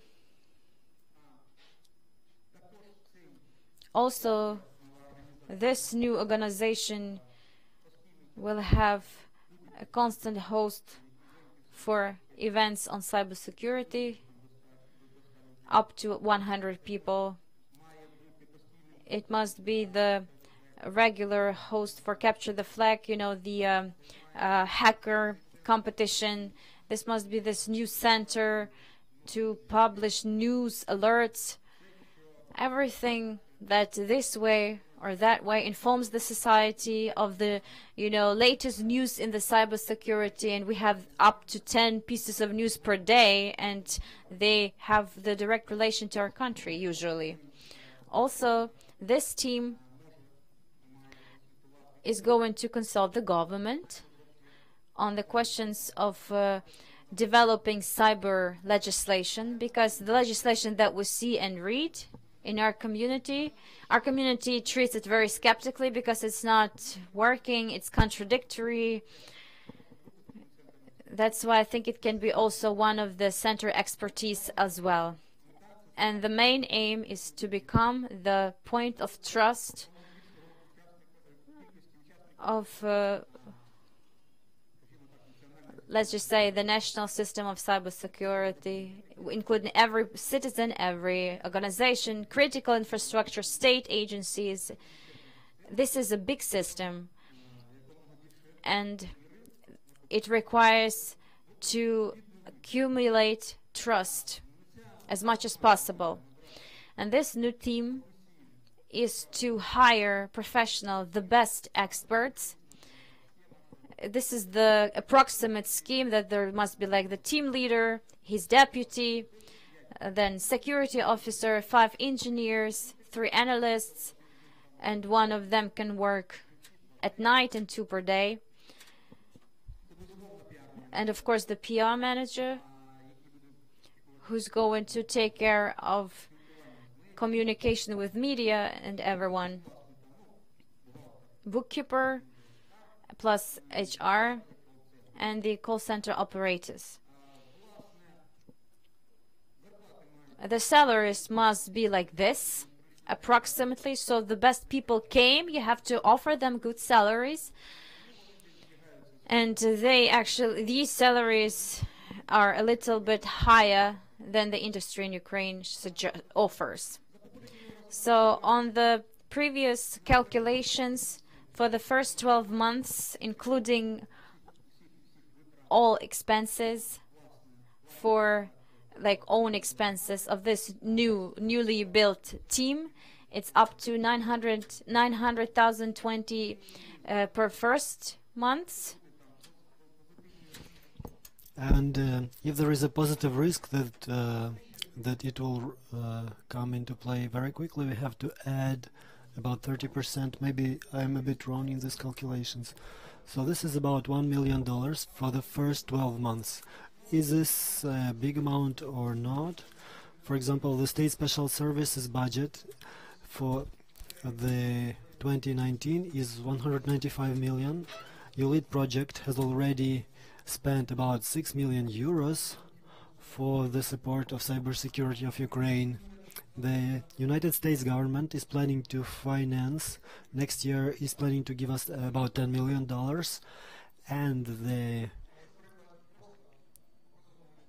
and one event in the December 2016, when the state treasury was hacked and everybody dropped, then on the next day the cabinet of ministers of Ukraine provided 80 million hryvnias at once. So the government provided at once $3 million. So there is no question about the availability of funding. So this is the first stage for the first year. The next stages will be considered upon the results of the first, whether the first stage was successful. If everything was done in a proper way, maybe we need new additional functions, maybe we need to remove certain functions. Is there trust in this agency? Do people contact it? Are there prerequisites for the further development of the project? And if everything is all right, then those organizations who have already contacted us, who already had been provided with some consultations, which have trust in the structure, they can be engaged in the information exchange about the threats, about the incidents. So using this trust into the new structure. If people trust, if they are trusted as professional for professional handling of information, people will give them information. People will start giving them some new information, so that. But we have to do it very carefully to make the system very transparent, to exclude information leakages, and so on. And in this way we would be able to establish the information exchange about the incidents, because nobody has it right now. And the next stage, 2.2, so if the previous stages are successful, we can extend the range of the involved structures of the involved elements in the system. We can start cooperation with other teams, with other cyber centers, certification centers, SOCs, including international organizations like FIRST, Trusted Introducer, and so on. And we will need additional budget for foreign traveling, for cooperation with international colleagues. And the next stage, it is very difficult to forecast how it will go in 2 or 3 years of development. Maybe we can add some new functions, maybe we can discard some unnecessary functions, maybe there will be a need, maybe the community will need some other vectors like reverse engineers, forensic studies, or high-level things like that. So this is the tentative budget for 3 years, like just theoretically. And I would like to remind you once again those numbers to compare whether it's a big number or not. So, for example, if we compare to the expenses of our government and other governments, this budget is not very big. So this is how it should be. And what are the benefits for all the stakeholders? So why do we need this? We need this. So for the government, it will mean a new level of cyber hygiene in the society, for the general cyber security in the country, the rebuilding of restoration of trust in the government, the working private and public partnership. We are talking a lot about this type of partnership, but we are not doing a lot. We will have horizontal connection, which is very important for the national cybersecurity system, because most organizations are trying to build them only from up to down. The consolidation of society in cyber security, the improvement of the legislation, and we will also have the actual statistics, because right now we only have these reports, but right now we have no single relevant source of the statistical information. We don't have it, because nobody can prove the relevance and the truthfulness of the information. Why is it interesting for the donors? So this means collective security, and other countries are interested in the success of Ukraine in the sphere of cybersecurity as well, and they would be able to provide us more support using the more transparent procedures, and it would be more fruitful. And of course our foreign donors would be able to get a more actual, more qualitative information about the modern cyber warfare that everybody is involved in. Why is it interesting for cyber business? So it will have small participation in this organization, because business is very cautious. Business is not ready to invest a lot in the unclear project with unclear profit in the end. So business may be investing not by way of giving money, but by way of providing technologies, equipment, maybe providing some solutions, and maybe they would be able to give us their experts for some time, But why is it interesting for business, in my opinion? First of all, this is a positive image. If this would be a national challenging project, I know a lot of organizations have a lot of feedbacks from certain people that business would be interested in this project. It would improve the market of cybersecurity because the money is there, but the companies are not willing to use their money for cybersecurity because they don't perceive it in a serious way. That's why the cybersecurity in our country is at the low level. This will lead to the structuring of marketplace, of our internal market, and the better infrastructure inside the country will create favorable conditions for moving of some international teams into Ukraine because it may be more profitable for business. And the most interesting thing for the private business in order to participate in this project, so in some cases this new structure will recommend to its users, this structure will recommend to go to one of the stakeholders, to use the services of one of stakeholders, of the founders of this organization, because no team can have knowledge about everything, and expertise on certain questions.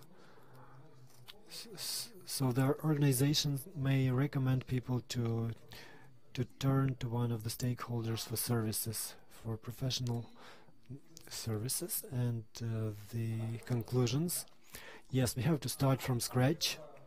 Yes, we have to begin with the small things. We have to grow fast. We have to think about great things, and we have to dissociate from ineffective, inefficient organizations that pretend to be part of the cybersecurity system. If the cyber system is in place, but it is not working now, so the new project would have to dissociate from what we have now. And once again, I would like to remind you about the 5 key principles. People is everything, and rebuilding of trust is the main aim of the project. So if public officials would like to use this principle, and if public officials would be trying to appoint their relatives or to use this project for money laundering and just to work with separate principles, so I would like to say that it works only as a complex solution. And this plan, we can realize this plan, we can implement it. It is not that difficult, not that complicated. We need the will to achieve certain results, and a professional approach. The professional approach, the joint efforts, and the passion to achieve the goal. So this is so if you want to ask me who I am, this is my background, and if you have any questions, I'm ready to answer.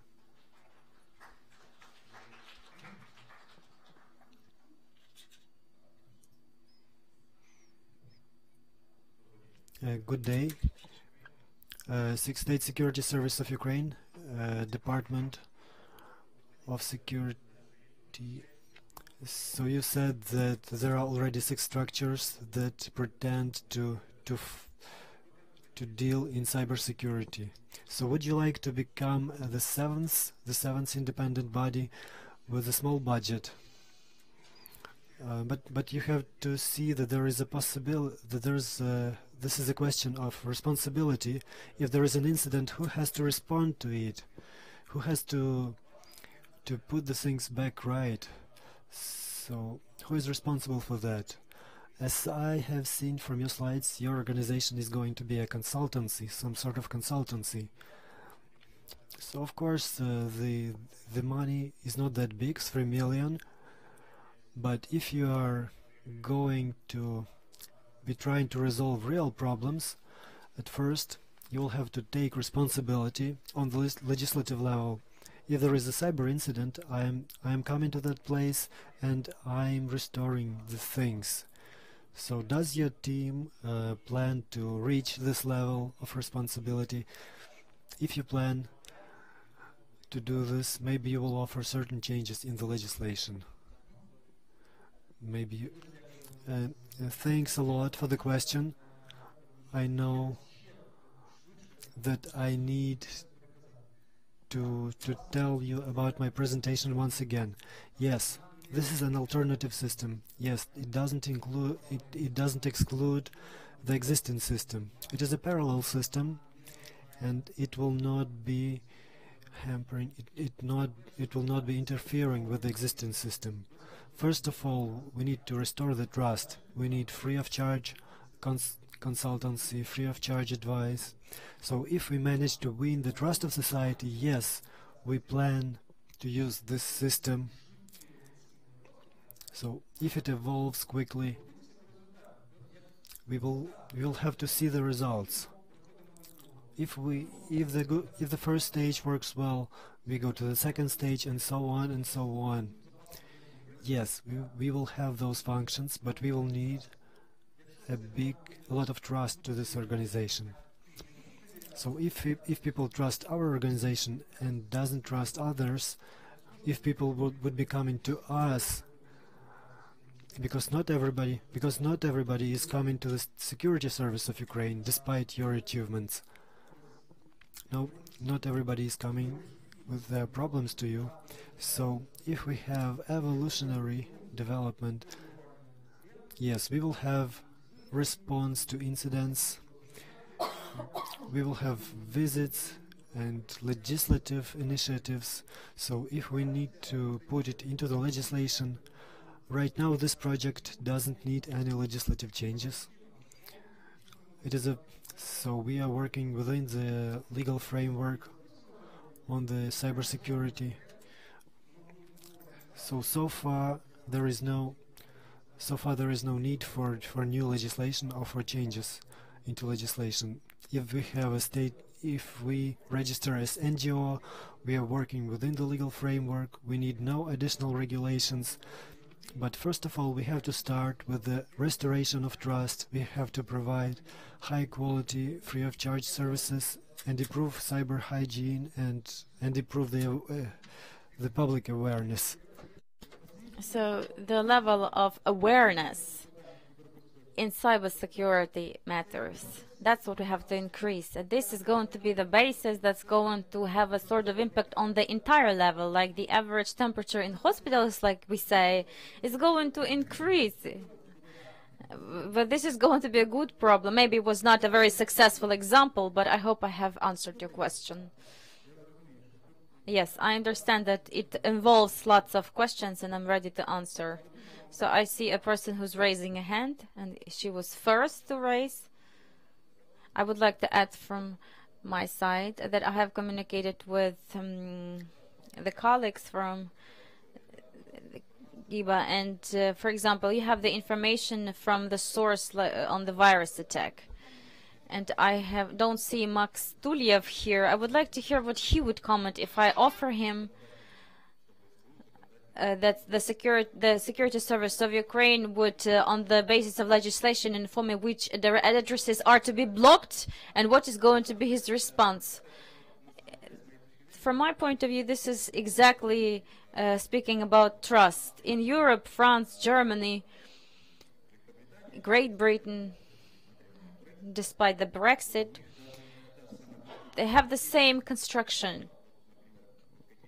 They have some blockages, for example, and they are measured by the public organizations, or so the inquiry goes to the public organization, but later on the organizations which study the inquiry, they are making the decision in order to tell their members or employees whether or not to block it, because there's the element of trust. So it's not them, it's us. So we saw what is offered to us, we understand that it is well grounded, and we accept it.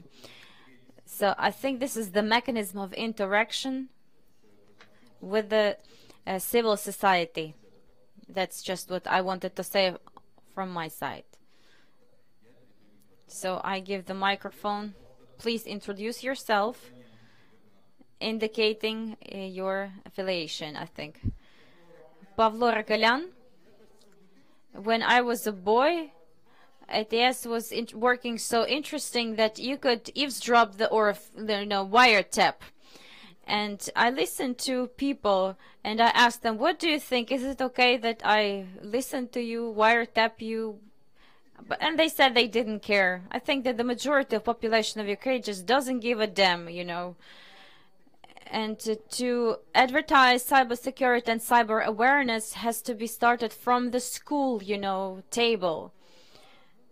And right now, for the nearest 10, 20 years, cannot increase anything, because a lot of people who are using the same computer or the same gadget in order to play some video game he downloaded from somewhere, or the access to the bank. So these are speaking about sensitive transactions, and people think it's okay, and as a rule they have no money to do it any different way. And also there is no financial responsibility for some fuck-ups. I'm sorry. So you just said that in the treasury there was something happened and some million was allocated, but who was responsible in this treasury for something happening? I don't think that someone is financially liable, and the maximum measure that was taken, maybe someone was fired, and it's not envisaged in legislation. As long as that mechanism is not envisaged by the legislation, nothing is going to change. Or until we have some global incident, we will just keep on living until there's a lightning in the sky. So I will. Do you brush your teeth in the morning? And in which article of which law does it say to do that? No, I'm seriously. Is it envisaged in the law that you should brush your teeth? Thank you for the question. In reality, Alexei is right. Me and the part of my society who supports me, community, sorry, who supports me, we, don't think there must be some coercive measures, because it is education. It is about disseminating knowledge. It is, you cannot make anyone do anything in this sphere, because first of all, if you impose something, you will only meet some aggressive reaction. And secondly, you say that nobody cares. Yes, you're right, but it depends upon the way you explain it. If people get information in the quality level. So I had a slide where it was mentioned on the PR center that up to $10,000 is to be spent on the advertisement in mass media, on YouTube a month, or TV channels. If people get explained thoroughly that, boy or girl, you're going to lose a lot of money, you are going to, and people are afraid to lose their money. I completely disagree that a human being, that a person is not ready to spend money for security. Unreadiness, yes, maybe, but up to 90% would be gladly, increasing the level of their security by just knowing some key things without spending any money. Not to click everything that you receive in your emails and so on. I don't know, to update your system. Very simple, advice. It will cost nothing, but it will increase the level of cybersecurity a lot. Do we have still time for questions? Then sorry. Thank you. Thank you.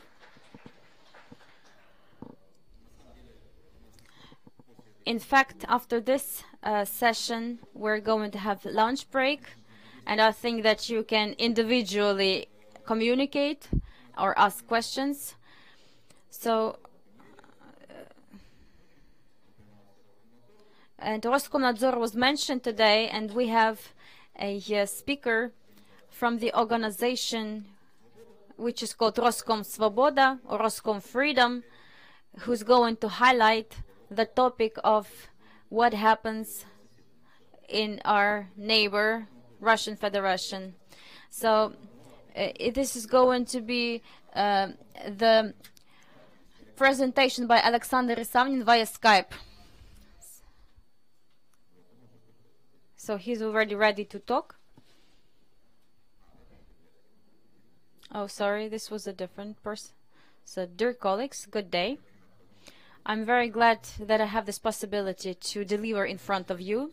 In this section, you have lots of topics on security, and lot is been said on the crime on the internet, on abuse of internet.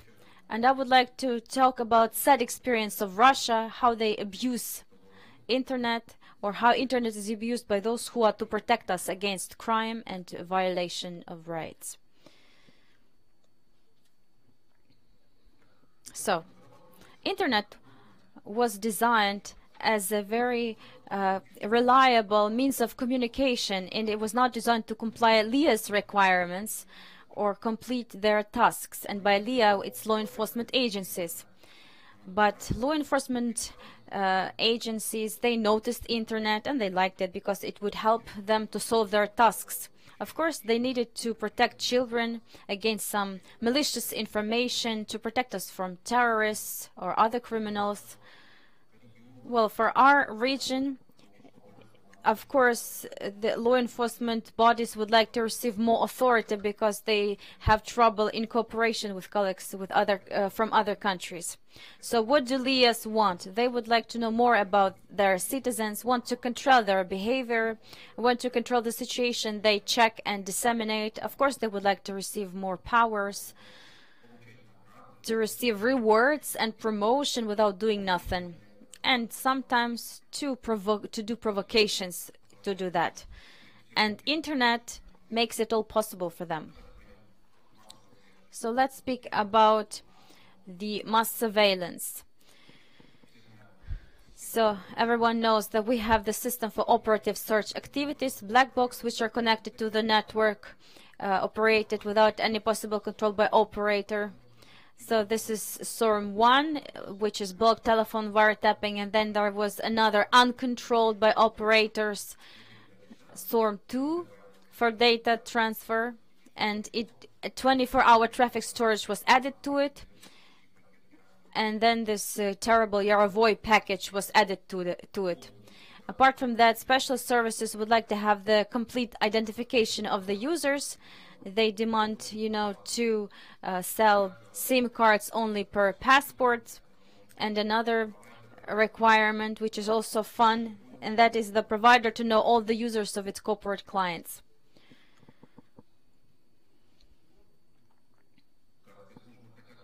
And how special services would like to control the information which is available for children? Well, in Russia, it started with children protection. So they protected them from abuse, then from drugs and suicide. And then it was actively, covering other lists. And this list it keeps on growing, and different federal agencies, they want to be added to the list, and of course the licensed operators, just like SORM, are obliged to do all the blocking by their own means at their own expenses. And also when the law enforcement agents realize that information of the opposition nature is still available for the advanced users, they made operators responsible for blocking it and introduce the system of fines if they do not block it. In the previous slides, you could see that SORM, these were the liabilities for the licensed operators, but it turned out that on the internet there were lots of operators who did not have license but had lots of information.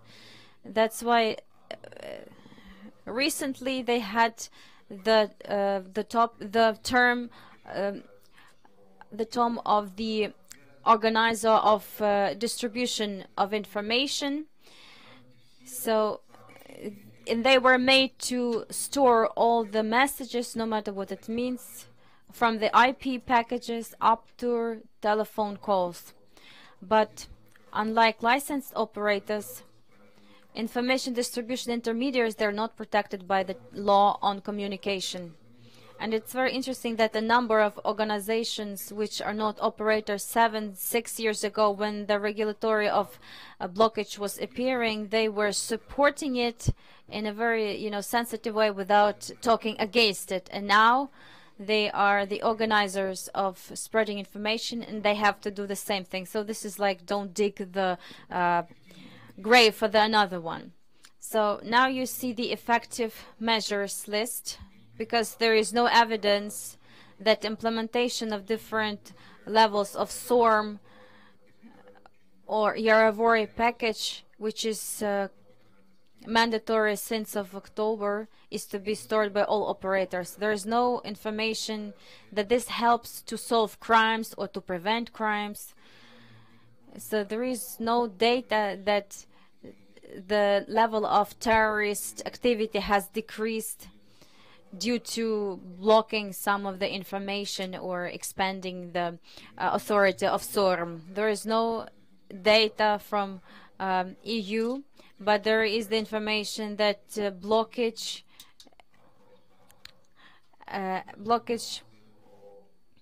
is not effective. There is no data proving that the child, sexual abuse has decreased, and the number of criminal cases related to drugs only increased. And of course, blocking and SORM leads to more expenses of the operators. And when there is no regulatory functions like this, it's cheaper. Moreover, the system of blocking was used by hooligans to turn off from the internet regions in Russia. And these blockings, how they're organized in Russia, they lead to collateral blocking of the sites which are not guilty in anything, So up to 95% of sites blocked, they did not relate to the information that had to be blocked. So why do we need all this? The surveillance and the blockage? Well, of course they need it for official reports. For example, representatives of Roskomnadzor, they reported that after the Telegram messenger blocking, it degraded by they reported that it degraded by 30%, but I don't know why did they say that, because Telegram is working very well with all the willing people, and Roskomnadzor is constantly reporting that the number of the SIM cards sold without passport is going down. However, you can easily find such a SIM card and buy it. And the blockage is not efficient against those who do not want to react it. For example, cycling was blocked. They were trying to block cycling, but it's still available on IPv6, and the blocking is not effective against those who don't want to hide. For example, against the political opposition in Russia, who want to remain open. And of course, the problem with the blockage in Russia is Russian courts participate in it. So EU people asking us why don't we go to court? Because it is a useless action. So the general court, in general courts, they say that they have no reasons not to believe the reports from police. And of course, there would be they would easily find a necessary expert who would find a necessary conclusion. And Russian courts have very low qualification in the technical issues. They often violate the procedures. A lot of websites find out that some information against them is available after all the terms have passed. especially in the context of blockage. And of course some wrong organizations are blocked, not those organizations that are owners of the blocked resource. For example, there was a lurk. For example, in the story about the Lurkmore site, the owner was not able to participate in the court hearing. In general, in Russia, the laws and the law enforcement practice, including regulatory practice and licensing, so the situation here is deteriorating. We can see this by the usage of SORMs, and operators have more and more obligations. They are obliged to do more and more things, but we can't see the efficiency of those activities. So the Russian operators never object to those new laws that are adopted for the purposes of security, and the legal practice does not add any optimism.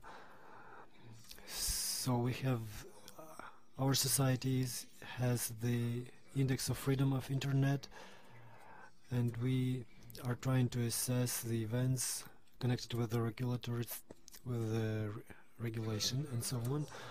So internet is very convenient for law enforcement agencies for imitation of their activities. First of all, this or that resource, it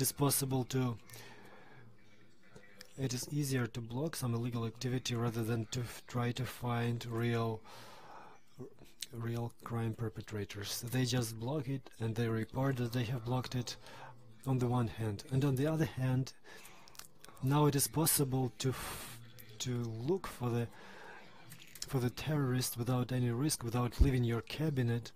You're able to find like those people dealing with Nazi propaganda without any risks. So of course it made their work easier, because a number of companies, like in the Vkontakte social network, Vkontakte easily provides the telephone numbers and data, personal data on their clients without abiding by the necessary legislation. So right now law enforcement agencies can just make up a case without leaving their cabinet, and the victim can be jailed for a long time. So right here we have terrorist, extremist propaganda, propaganda of violence. For example, if somebody is writing something inappropriate in a social network, you can be put to jail for a real term. And also among our law enforcement agencies, it is very popular to organize illegal meetings. Formally, citizens can gather in a peaceful way without using arms, with a preliminary notification of the law enforcement agencies. And for example, if the meeting is declared illegal, and everybody who were writing about it, they are being apprehended and arrested. For example, right here we have very nice people. The first instance court, a person went to court for propaganda of the Nazi symbols. So a lot of people were apprehended and jailed for the photos for the historical photos. Of course, the second instance courts usually turn those cases down. So, for example, for organization of an illegal meeting, Lev Ponomarev was arrested for 25 days. So this so-called illegal meeting that he planned to organize, the meeting was to support the youth who were arrested on the cases of the network and the so-called New Greatest network. So there was a group of young people who was organized by the provokers, who posted and reposted some information. So young people were involved in cases of terrorism, and they could have received a lot of years in jail. So this was the provocation and imitation of activity, and so these are the fresh examples, and this is really safe from these law enforcement agents. The Society of Internet Protection is starting to use this map where people are put to responsibility for postings on the internet. And we have a lot of cases during the recent years. We had more than 800 cases. We are putting that on map. The red point in the center is the Chuvashi Republic. So what terrorist can there be? Of course, you can see this map. We add new cases to it. So this is all that we can do. We are trying to pay attention to make you to pay attention to what is happening to the country. So first of all, any activities of law enforcement on the internet, they are making them feel very powerful. Whether they have some authorities, they will try to realize it, and they are saying that they would be able to resolve all the crimes. So I'm calling on the technical community not to limit yourself only to technical issues.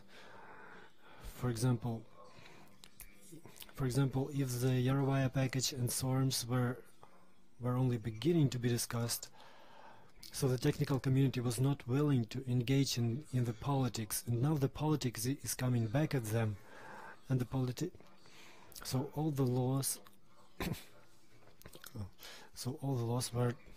were adopted, and they needed no additional budget, no additional expenses from the budgets, so all the expenses were laid on the service providers. So please demand full transparency from law enforcement agencies. And of course, the law enforcement agents are very afraid of it, are very afraid of transparency, and let's try to keep NGOs as far as possible from the internet regulation. For example, Europol is trying to involve into the RIPE community and trying to make RIPE to so there, for example, some policemen were trying to solve crimes by looking into the WHOIS database or into Google Maps. Of course, they will not succeed. We are having the internet freedom intact. We are monitoring the technical infrastructure. We had a map of internet repression, and so yeah, we have.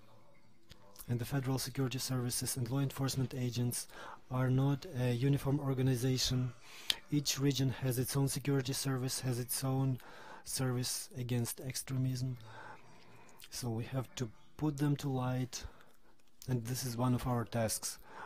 We are working together with Roscom Freedom, which was organized on the day of the start of the blockages, and it also deals with propaganda of freedoms and rights on the internet. Thanks a lot. I hope I will be able to connect by the Skype and to answer your question. Anyway, you have our email address and our website address on the slides. If you have any questions, please send those to us. Thank you for your attention. Dear colleagues, if you have any questions, let's be brief. And we are lagging behind our program. We still have one report, and it is lunchtime already, and we have to do something about it. So if you have any questions, so no questions. Next report is by Igor Kozachenko. Please come up here, and please try to be brief, because the lunch has already been served. Good day, Igor Kozachenko, CEO of ROMED. So the lunch is on the table, so let's talk about hygiene and about viruses. This is closer to our lunch topic. Let's try to be brief. We are all professionals here, and the clicker doesn't work. Alright, so today we have 5.7 billion gadgets, devices in the world, according to the Microsoft statistics. And there are over 4 billion devices connected to the internet. So we see this. We can see the threat. Only 45% of users have protection against malware, and this is well-known statistics as well. So we will not go to lunch anytime soon. 10 largest players of antivirus applications. You know them. You have been working with them. So the US and Europe are already in the post-antiviral space. Ukraine is on its way. We have understanding. We can be denying it. We can have some questions and answers. So why is it happening? In the year 16, there were attacks on the energy resources. So the classic antivirus helped more or less. So we needed some segment of time, and we got the updates. And the year 17 just turned everything upside down, because we had this WannaCry, we had this encrypting malware, and the antiviral software doesn't help. There are two tendencies in the world. One, the political tendency, which covers political aspects, and financial tendencies. So these people are just ciphering data on your computer. They are demanding money from you in cryptocurrency, and then they send this encryption, and then they send you the key, and you get your data back. So what is happening? So there is a new malware family that corresponds to a certain task. They spend a year of time here and a lot of money, $1 or $2 million. They use the resources of very expensive programmers and analysts,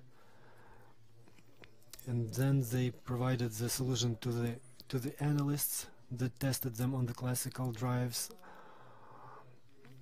and then they just infect one or another infrastructure, and then they get the desired results that they need in their antiviral activity. For example, they may demand the money from you to give back your data. And of course, in sometimes the antiviral analysts will find the strain, they decipher the strain, and they give you the updates. So during this red line, so you have the encrypted data on your computer, valuable data. So the update is coming to you, and the antivirus people are telling you that you will be protected from the virus A, the virus B. But what if the virus C is coming to you? What do you have? So, and what do you have as a result? Is your computer now safe? It's like the same thing if you go to the, to the cemetery and put your flowers, and that's it. So the data that was encrypted, they will no longer come back. That's why. How does this work in the world statistics, in the sphere of big numbers? Every year, it's around 140 million of virus strains, and this number will increase with every following year. I'm not going to ask a rhetorical question like how many, are responsible for all this. Only total malware families are responsible for the generation of 50% of this traffic from these strains. So what happens in reality? And these are billions of losses. $300 million after the Petya attack. The owners of cryptocurrency suffer, crypto wallets, attacks. And what is behind this? The classical antivirus, just like I said, it works with a big number of strains and trying to catch them up and to get in the lost, train. So in the world, you have the data of Microsoft up to 100 and 150 or 200 Okay, so we'll end up that it's 250 families, because there are live families, there are half alive or new families. And what happens when the classical antivirus works? He's trying to catch those millions of strains and trying to close the last user from infection, like, and save him that way. And he manages to save only one computer, because per 1 second today 4 strains of virus are generated. So is there no way out? There is. In 2014,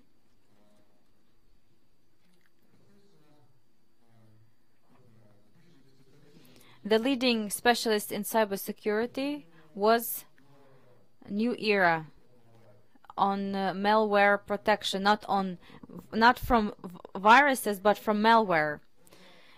And they had a full stop on the classical, so they had refused the classical antivirus. And there were lots of new articles saying that the community is moving in a different direction, and they are going to change the entire approach to protection against virus attacks, malware. So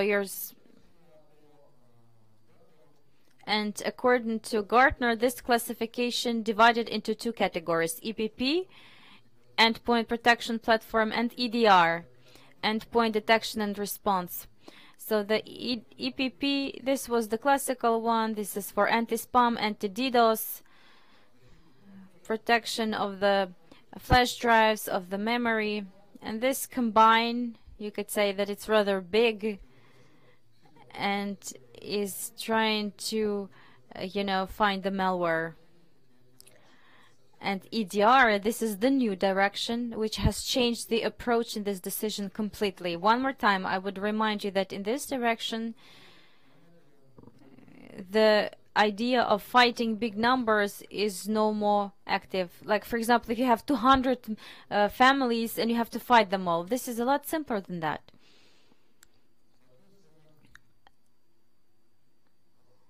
Okay, I got stuck.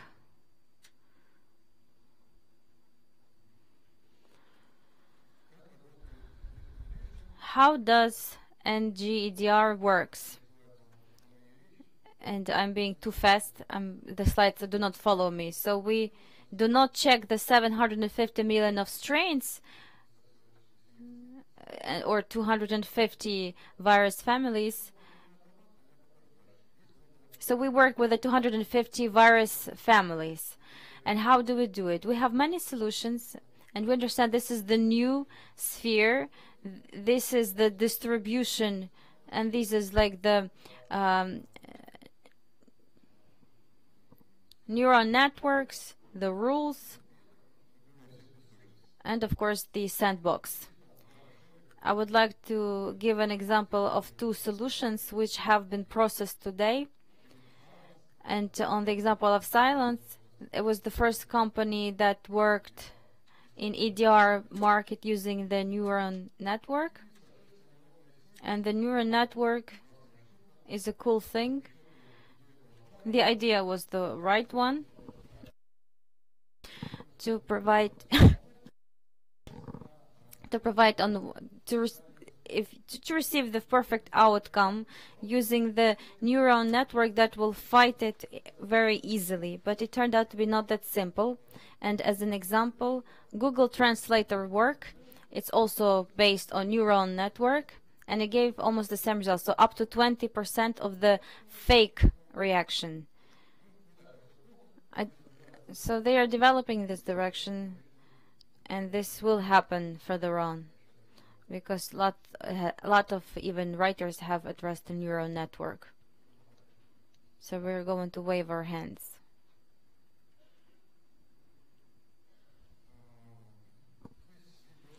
There is the video, and I wanted to show it to you. It has beautiful music. You can listen to the music and draw some conclusions. You can do the same thing at home. It's very simple.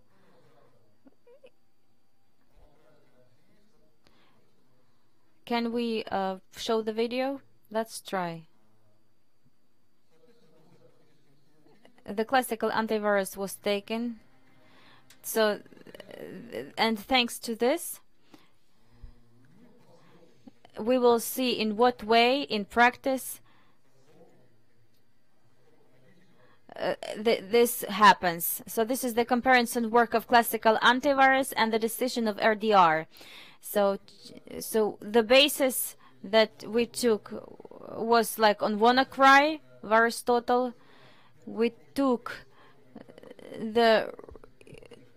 you can download the rig package one. We took one of the library created with the standard Minecraft decisions, virus decisions which are in VirusTotal, repacked it, launched the classical antivirus, and it coped with this task. It deleted all known to it strains of virus successfully. And now it's happening.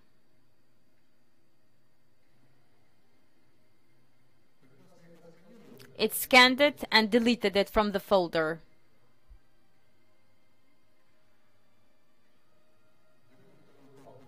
Let's take another folder with the same antivirus and the program that was provided from the internet but repacked.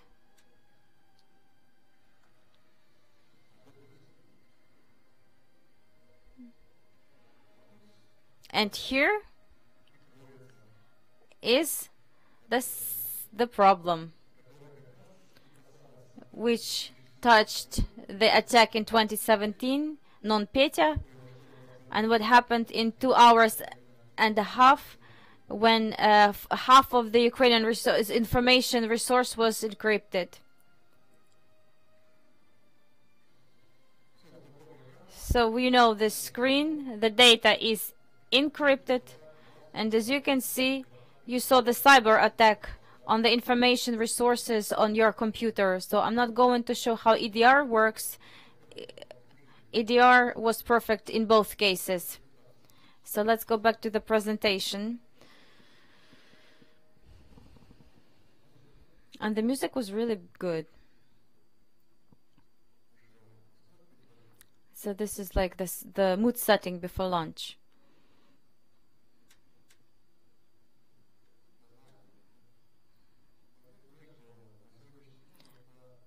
Believe me that today it is a global problem, because many think that the classical antivirus will save from everything, but when we deal with it, speaking about it, we come to one conclusion: understanding of the fact that we live in the post-antiviral community is not in the understanding of our community. But as we speak about frequency of hands a lot, but let's try to achieve something new, not something that is already dead. Thank you for your attention. Thank you so much. Okay, then let's transfer Q&A session after lunch, because we are very late, and then after lunch we wait all of you here to proceed.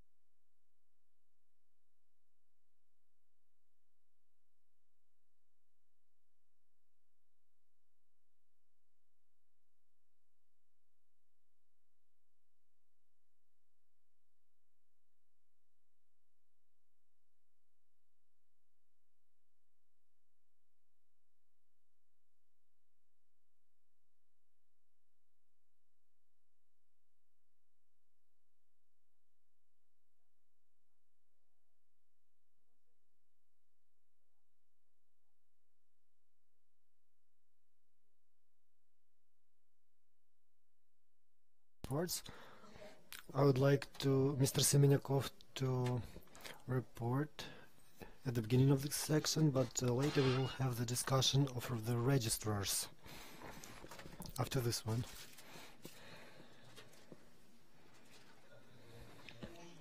So, dear colleagues, I will try to be very brief with my material. So, I will have a lot of slides that saying that everything is so bad. So I will be continuing our previous session. So first of all,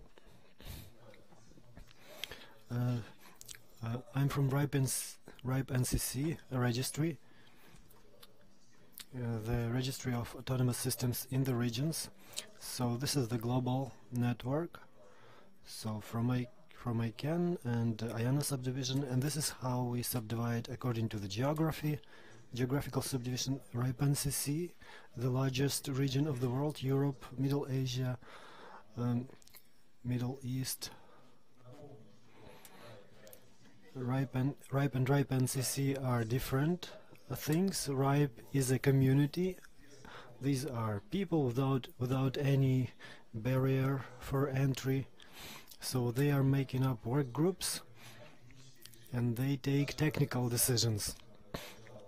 Mr. Isavnin told us that Europol was doing something wrong. Two employees of Europol participate in one of the work groups. So right here they are working right here, and they are not promoting anything. They are trying to convince the community, and it is a community that makes the final decision, and there is no way to push anything. Europol has no way of pushing anything. So this is the work of the public society. I will be talking about routing, so the work group on routing. As we have so in connection with routing, our activities, what do they include? What is the routing in the internet? If you don't understand what routing is, I will try to quickly give you some fundamentals. IP address has two roles: is what is it and where it is located. So it has two functions. So IP addresses, in order to understand what is where, they are united into the so-called blocks, hierarchical blocks. And when we use this block, it is called prefix for finding the location. And in order to understand how the package has to go from the point A to the point B, we use the routing protocol. It builds a map and automatically defines where is what and how to achieve the necessary point. So this is the simplest situation. So this is from the Cisco workbook. So this is how it works in a very simple case. Unfortunately, this simple case, so when we go to the global level, the level of internet, it is very complicated. There are a lot of connections, a lot of routers, and it is difficult to work with this, to fight this volume. So we had to simplify the task, and the task was simplified in its time with autonomous systems. This is a number of routers that are generally on the external level look as one big router that is directed by unified. So we have certain standards, certain requirements of the protocol. So the autonomous system is a big virtual router. And in order to build the route, the BGP protocol was invented, and I hope everybody heard about that. Right now, this is how it looks from the point of view of the BGP protocol. We have less connections only between the autonomous systems. We don't take into account the internal connections, but the problem is that the BGP protocol is not very well protected from external intrusions. So there are two ways of of intrusion. We can do a wrong route with so-called route leak, when the route is passing the wrong autonomous systems, or we can hijack the route, hijack the prefix where the route is going nowhere. If somebody says that they are the ultimate point, well, in fact they are not. So most often this is the result of the mistake of the systemic engineer, and this is the result of a bad intention. So here it works very well. People interact with this system, and in the side here we have some other systems and some. So we have this on the side, we have this autonomous system somewhere in Africa, and all of a sudden it makes a wrong announcement. It interferes with the BGP protocol and says that in fact it has the addresses that reside here. So people are going with their queries right here. The server doesn't see them. The server does not respond to them. And from the point of view of the user, the service is not reachable. So this is the prefix hijacking. And the route leakage, if this router doesn't have to participate in the process, but in fact it participates in, and everything is working very slowly because it passes the wrong system. So the prefix hijacking can be of two types. I will not be deliberating on the subject. So, but maybe the situation will change. So maybe this is a local thing around the perpetrator. So it is very difficult to detect this. This is a screenshot of the real system. So, and it is really used to investigate those incidents, but you can do it only if you know how to use this tool, if you have this tool, if you already have some experience with it.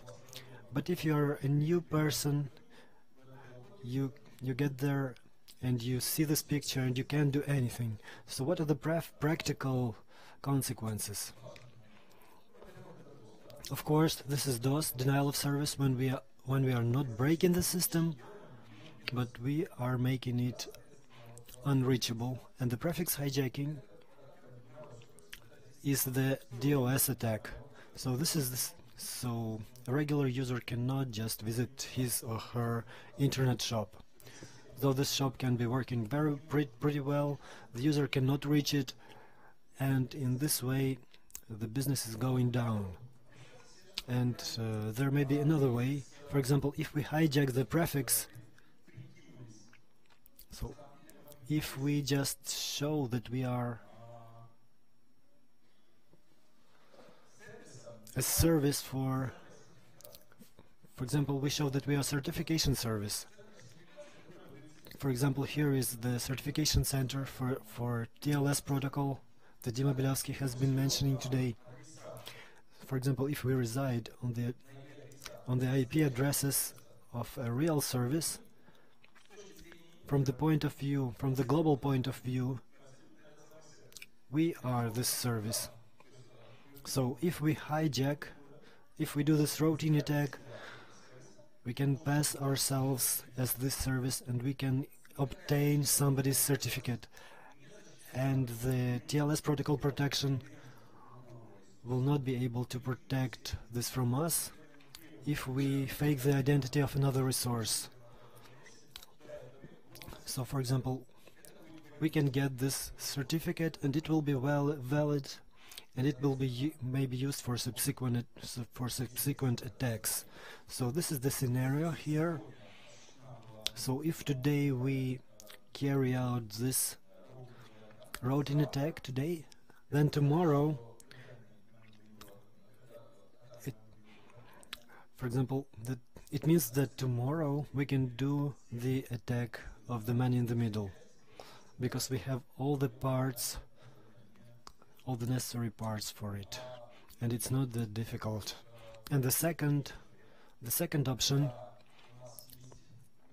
when there is a leakage of prefix, if everything works, right here there is a wiretapping system, and TLS really protects the information from looking into it. You cannot look at the information if it is encrypted. First of all, there are a lot of protocols that are not encrypted that you can look at. For example, syslog. So where developers write a lot of things, a lot of interesting things. And even if it is protected, you can understand the meta information. I don't know how much money you transferred, but if you were communicating with the payment system, you were using the money. So they are the behavioral analysis with the accuracy of 95% of the traffic analysis, communication with the social networks, or for example, I don't know what a person was writing in the Facebook, but I know that this person is real and that he or she was communicating with Facebook. So this is important in the sense that you can be not the attacking part or a victim, or you can be just an assistant, for example, and any communications operator can be made an assistant in crime. So the number of those attacks is growing, and we have seen a lot of them in the year 17 and 18. We will publicize the report.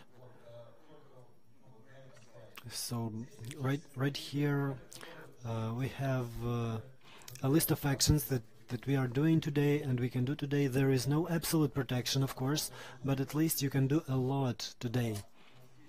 Right here we have the keywords that we can use to look at it. We have URLs and the publicized report. You can read it, you can check it. If it is relevant to you, you can see the report, you can come up to me during the break and I will tell you where you can find it. And the last thing, the last slide, to sum up the previous section, there is no one point protection. You have to use several layers. You cannot separate one type of protection from another. So you have to use all the layers of protection to protect you. I'm here for the entire day. Please come up to me. I will be ready to answer your question. Yes, you can ask the questions during the break. And right now, I will ask our registrar to come to this floor. So this is Alexander Ilshansky. And the registrants like Ilya Rudenko, Petr Vlasenko, Vyacheslav Cherkashin, Natalia Trigubenko, Evgeny Sherman, I can't see him, Vitaly Mogilny, and Alexander Sedinkin. Welcome. And the moderator, Alexander Olshansky. So partners and competitors are on the same stage right now. We shall discuss the further development of the domain names. I don't need two microphones.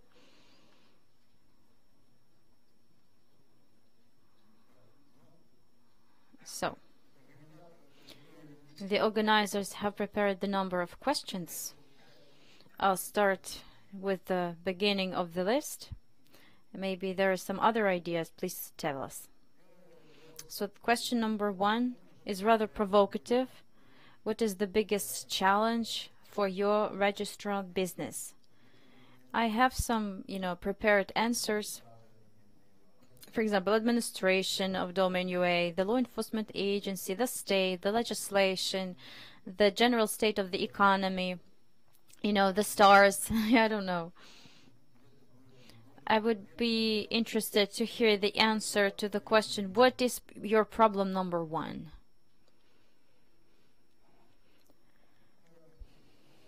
From the above mentioned, I think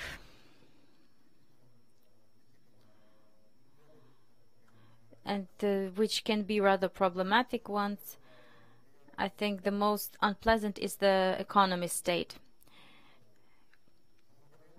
For many years, I have become convinced that the number of the registrations of domains is very clearly correlated. Even Financial Times have published that. And I thought that I have invented the correlation. No, no, no. We have read about it at different times, so. And all the rest that you mentioned, or I cannot call them problems. I do not have a big company. But maybe these problems, they are peculiar for the large-scale companies. I don't think there are companies big, although I relate to other telecommunication businesses.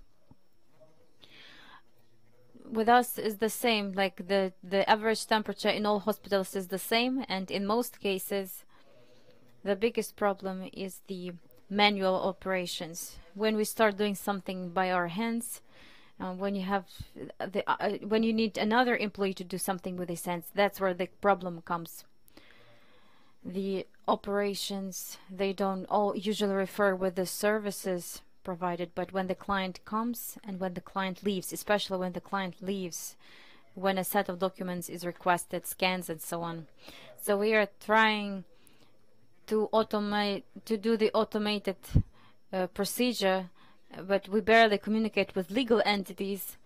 With legal entities, we have like only information on the way our legislation works, because many of them just don't read it, and the lawyers, they don't even want to go too deep, you know, what has changed, so that to see that everybody is, you know, torturing each other with this sets of documents along the entire chain.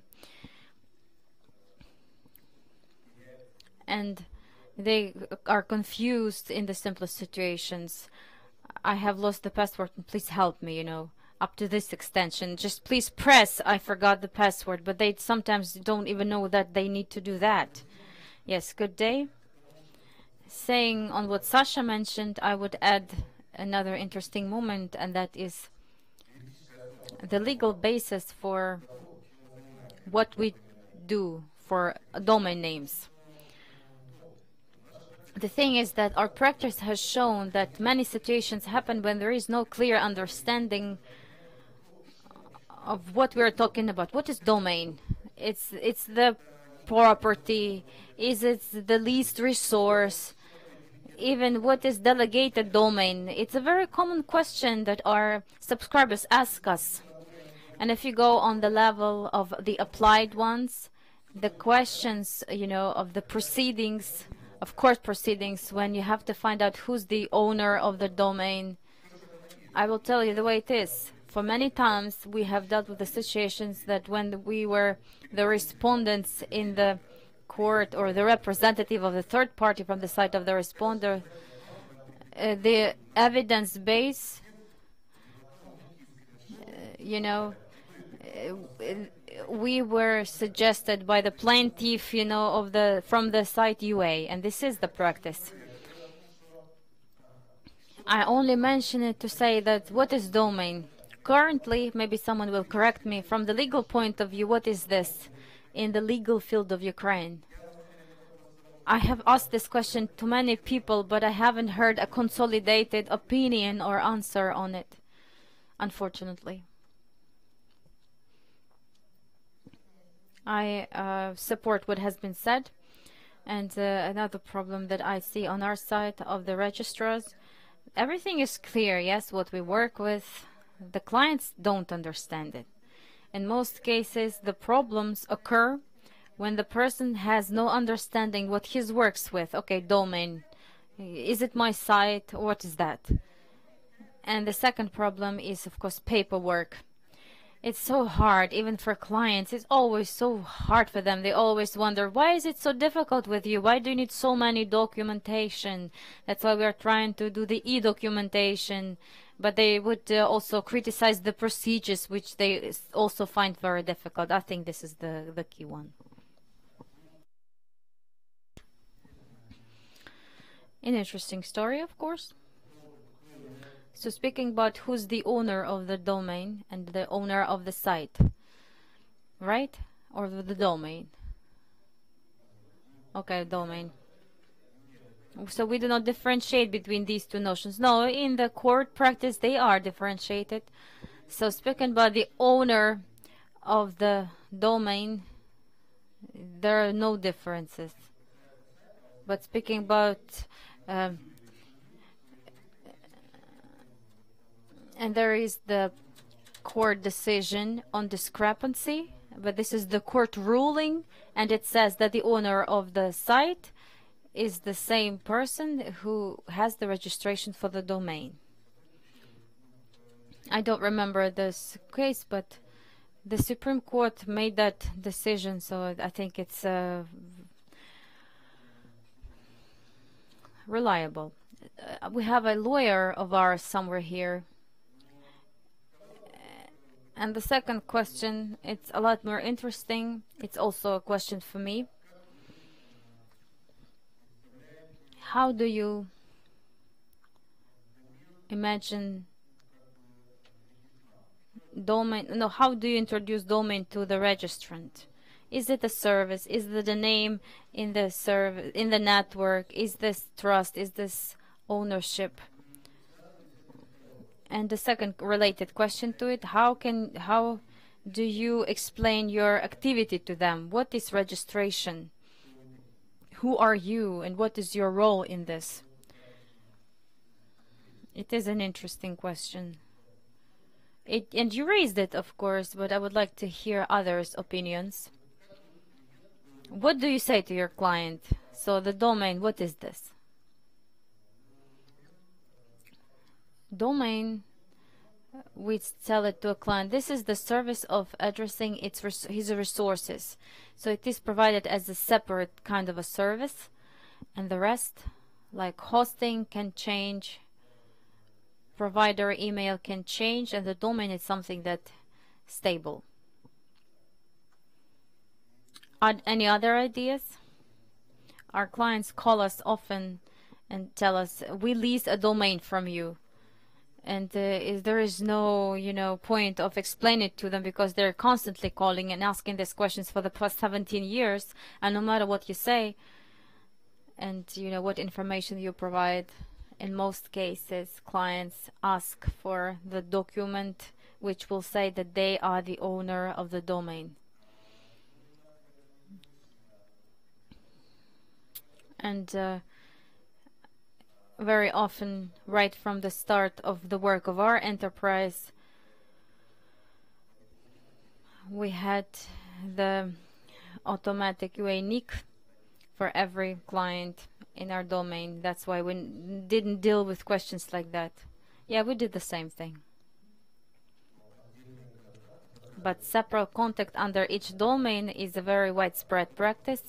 The question that I raised is in a different direction to be considered. We speak about what is domain itself. So we position it, or try to position it, as an object of intellectual property, which in this or that way belongs to the registrant. That's how we see it, or that's how we would like to see it.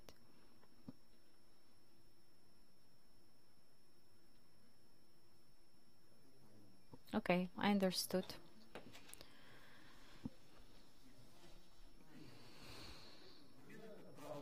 So domain is the right for use.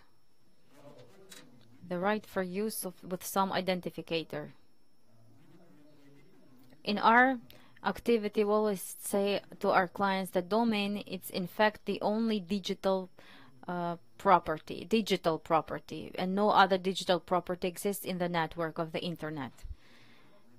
So you can own only this right on the internet, and that's all. Well, what else?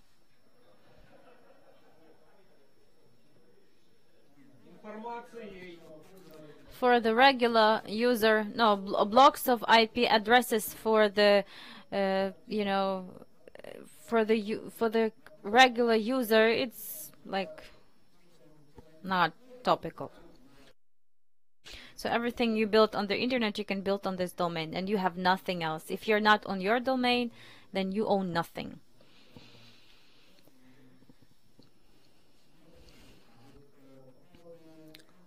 But speaking about what is the function of the registrar, I think here everything is simple, and I always say that it's like a notary body. So there's the central registry, and just like in the Ministry of Justice, they have the registry of property rights,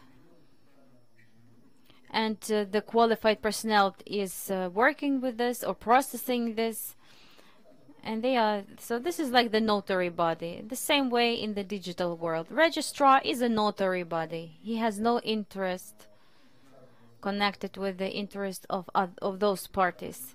He's a third party, and his interest is to correctly depict in the registry the events in the real time. So if you have sold your domain to somebody, then the registrar is to depict this transaction in the registry. If the domain was prolonged, he has to prolong it. If it's now over, then he has to liquidate it, and so on. And that's all. So the function of the registrar lies only in this trustful introduction of the data into the registry.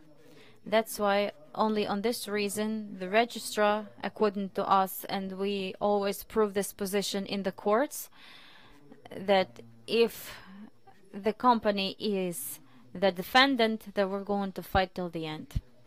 If the company of the names is a third party, then we act neutrally, independently, like. But when they try to attract us as a defendant, but so far they haven't been successful in that yet. So we have a principal position, and we fight till the end in order not to be the defendant in any court ruling, because we cannot be the defendant. We are just depicting in the registry the events which occurred, not more, not less. This is our position. Okay. Okay, there's another set of questions here.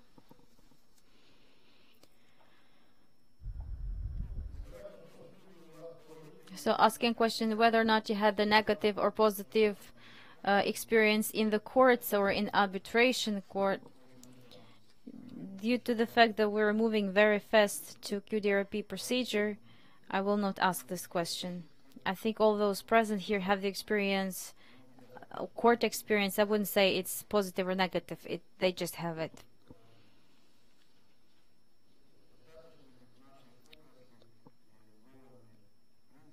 Do we have... Okay, I cannot read this word. Multi-stakeholderism. Is it presented enough? And I couldn't read the word, so I tried to do it, slowly. Since Prichodko is not here. Okay, Prichodko is here. Please answer this question.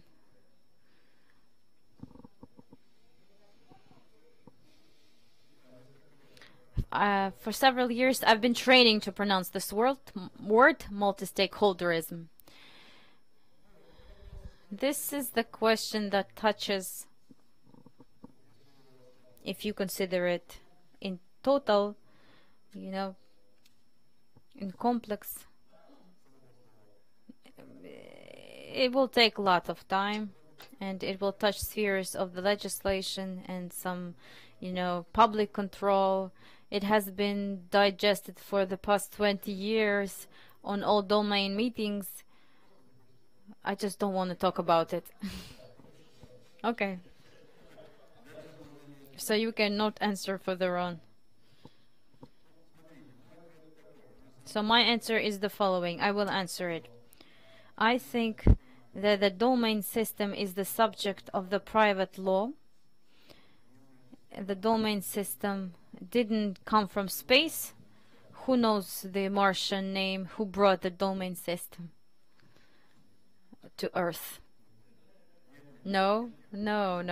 John Postal. He has a specific inventor. He created this thing. He gave out these domains initially. Actually, I think he gave it to the private entities. So the first wave of delegating of domains of the top level, it doesn't matter which ones, they were delegated to the private individuals, and the private individuals gave the responsibility to some organizations. That's why this is the subject of the private law, and I can paraphrase this question in a different way. Do you think the system of giving numbers to buildings, does it depict the principle of multi-stakeholderism? This is my building, my house, for example. It has a number. I have registered this number somewhere, and somewhere the registrar put it into the registration. Of course, I can understand the stakeholders. So the notary body, me with my house, and I think the registrar. And where are the other stakeholders in this process? Do they exist? And male, because if the numeric, but this is the problem only of my house. If I have registered some kind of the address that you cannot deliver mail there, or that you cannot find it on the internet, it's my problem, not of the internet, right? I am like the director of the situation. You just have to clearly understand that there are some systems which require well-balanced approach from the point of view of global management of domains. If we speak about, you know, new GTLDs, well, it doesn't matter, some TLDs. But there are lots of stakeholders there, state, some communities, and so on. But if you speak about the specific domain that has been delegated to a certain legal body or individual, there can be no multi-stakeholders here. This is the subject of the private law. It's the same thing like any other registration process. It touches only the person who does the registration. This is my opinion. I'm not claiming it's universal, because I hear there are other pieces of mind and I will listen to them with pleasure. Yeah, me and Sveta have other opinions. We think that in fact I do not support, you know, avoiding multi-stakeholderism, and we are using it as the system of taking into account the interests of, you know, the majority of people, because at least this is the Russian meaning, because the multi-stakeholderism sounds a bit weird. But if we are talking about domains, we have a very good system, the legal system of all these rights connected with the authorship rights, connected with the copyrights. I can register a domain, and then I can be summoned to court because the domain I have registered. So now we have more than one party here. Of course, you can be summoned to court for any reason. Yes, this is what we are talking about here. So this is the stakeholding, that somebody can come up to you and start messing with your brain. Okay, let's have the discussion here. For example, I can register a number plate for a car, and you can do that too. And this process includes the multi-stakeholderism, because there are people who may be offended by this plate number, or this number can infringe on somebody's intellectual rights. This is not multi-stakeholderism. This is a simple private law. Of course, sometimes you have conflicts with other private rights. And this issue is resolved in a court. So my point is that the domain system as a global mechanism like ICANN that defines the rules, they delegate the domains, so it needs a process of balancing of interests of different parties. But the domain system, as a registration of a certain number plate for a car, it includes no multi-stakeholderism at all.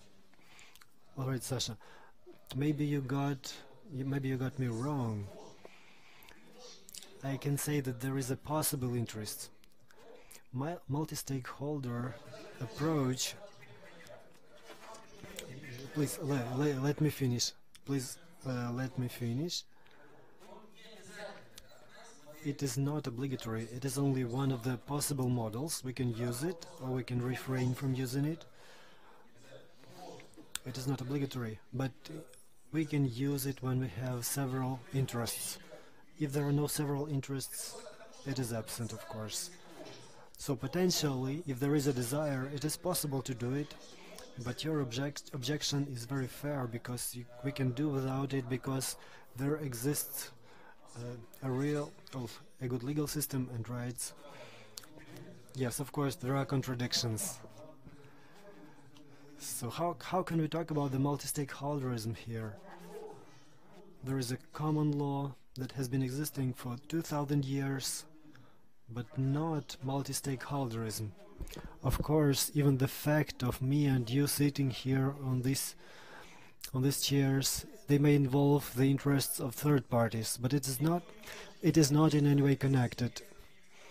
Of course, there are interests of third parties. I'm ready to have discussions with them. I'm ready to hear them. But this is my private right to decide whether I want to do it or not. But the principles of it, the principles of taking into account of interests of multiple parties who are interested, it doesn't mean that I can, of course, ICANN could tell us, we don't care about your problems, you can go to the international courts. ICANN could have said, ICANN doesn't want to go to courts, and RIPE NCC doesn't like to go to courts. So they say, alright guys, we will hear you out, we will hear your opinion, and do what we consider is, and do what we think is right. Okay, then we can say that Hostmaster is the example of multi-stakeholdering organization. Alright, the next question. Somebody wanted to ask something. Yes, Oksana, please. Does your microphone work? Alright, let's try to pronounce it. Multi-stakeholderism. So there is a specific example from history of the organization, whose anniversary is today. For example, Cyrillic symbols in domain names in the .ua domain. As far as I understand, this decision was made without taking into account of all the interests, and I think that there are problems that are appearing and will appear in this connection. I wish that Hostmaster would become an exemplary company, and maybe they already are. So we represent different organizations, and I cannot say that I can just discard my point of view if it is competently argumented in a timely manner and in an appropriate form. Of course, they are hearing to you. You have already heard it. They will listen to you attentively, but they will make their own decision, because there is no arbitrator.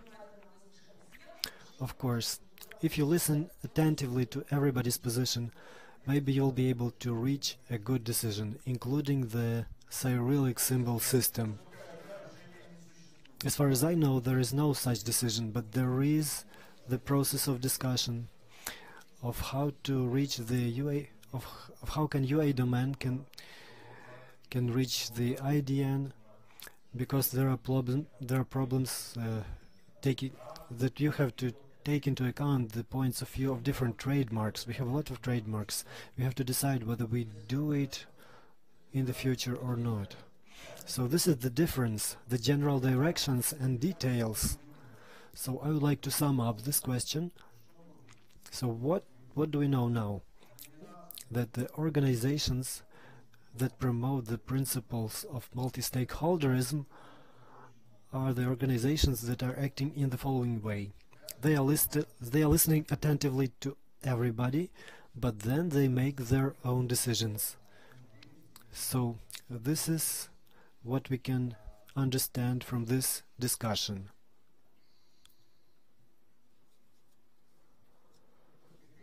Dmitry.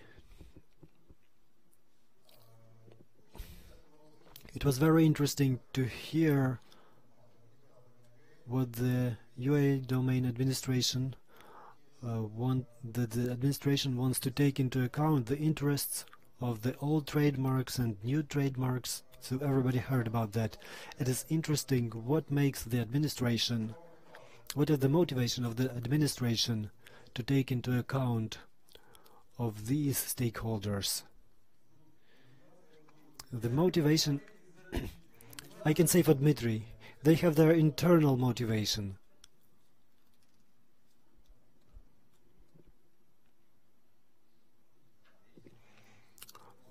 All right. The thing is that the motivation, why do we do this? This is the IDN motivation, because IDNs are asked for.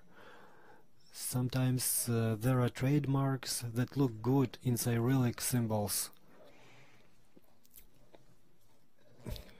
So this is the main motivation. Of course, we cannot earn a lot of money on this, but everybody would be able to capitalize on that.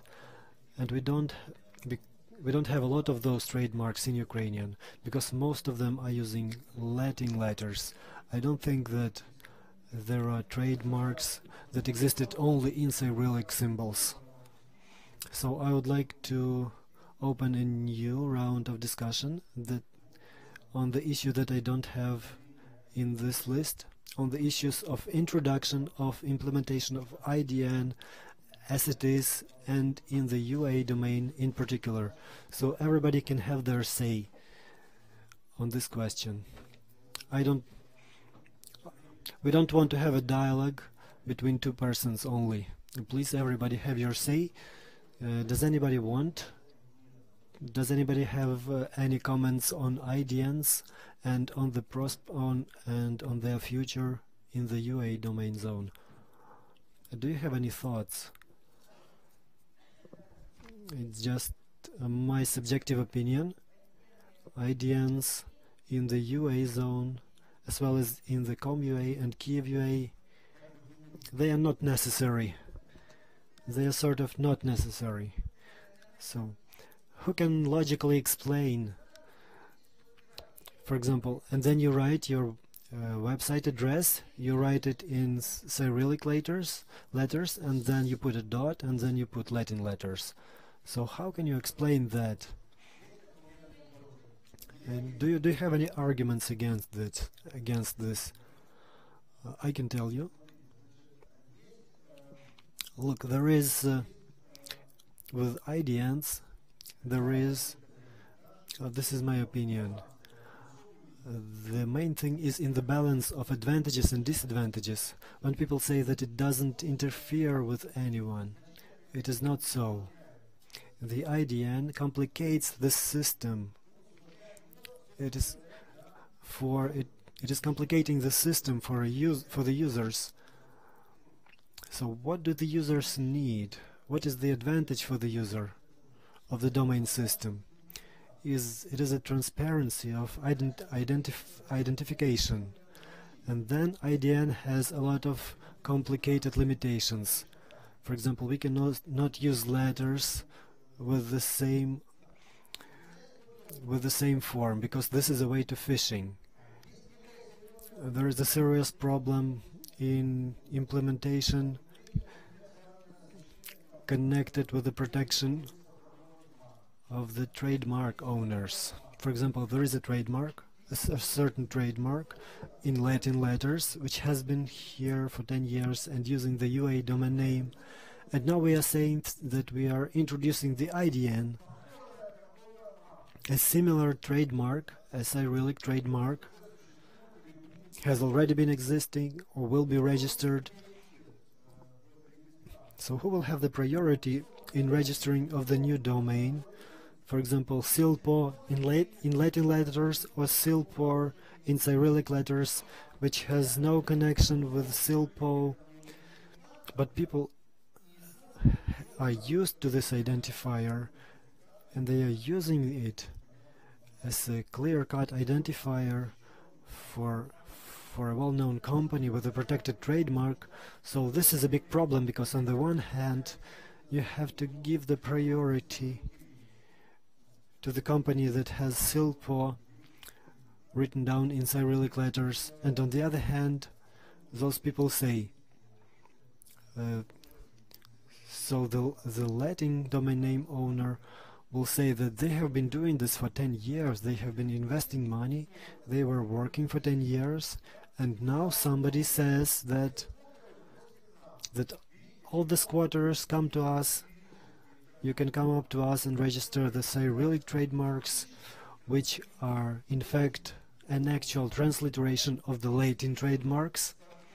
So the cyber squatters can register relevant domains, and then we shall see what percentage of Silpo traffic will end up on the fake Silpo domain.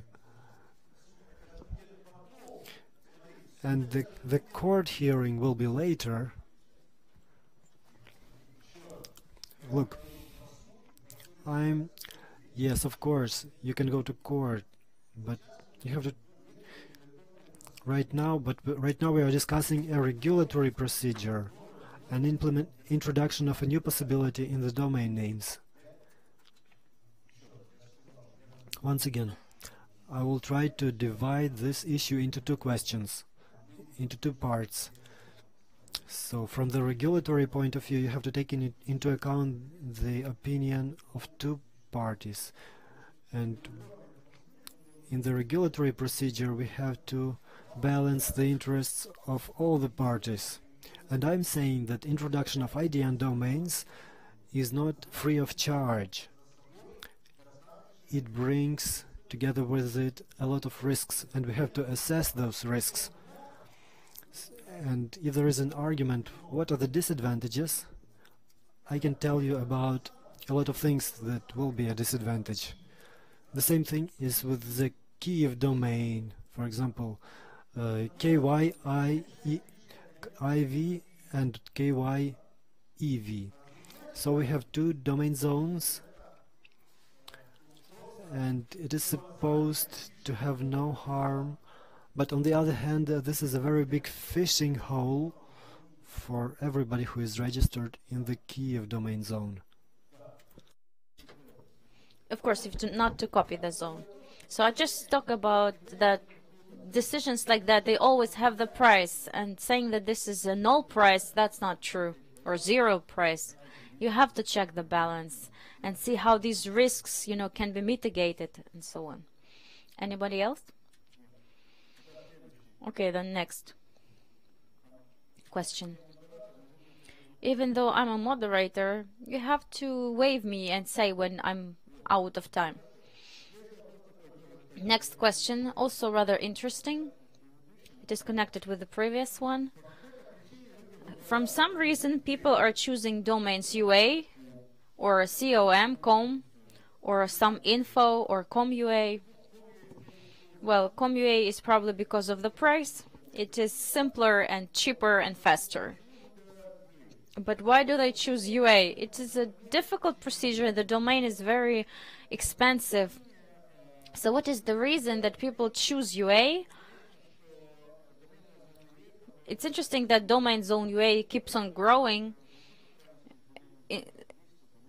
although in other spheres of Ukraine the number of domains is falling down. So, and UA, it's 10 times more expensive and presupposes the most difficult procedure. And if you want to register the domain, you will have to work on it for at least 1 year. And still, it will include many more other aspects. What is your opinion? Why do people keep on choosing UA? And is it the right course that we follow in this sphere? On my client database, it's rather specific. UA is mainly chosen in order to protect their own trademark or ideas. I think that this is the specificity of the client database, and clients try to register everything that is available in all zones which are available. And as a rule, these are the trademarks owners. Therefore, no questions on UA registration come up. This is just the specifics. I think it's the same with us. The most of the clients who have domain UA, they try to register similar domains with the similar trademarks. Those who come and say, can you register a trademark so that we could receive this or that domain? So they are not interested even in the trademark itself. And right now, because of this big love in registration, sometimes registration takes place a year or a year and a half, but then this quick registration it takes 6 months.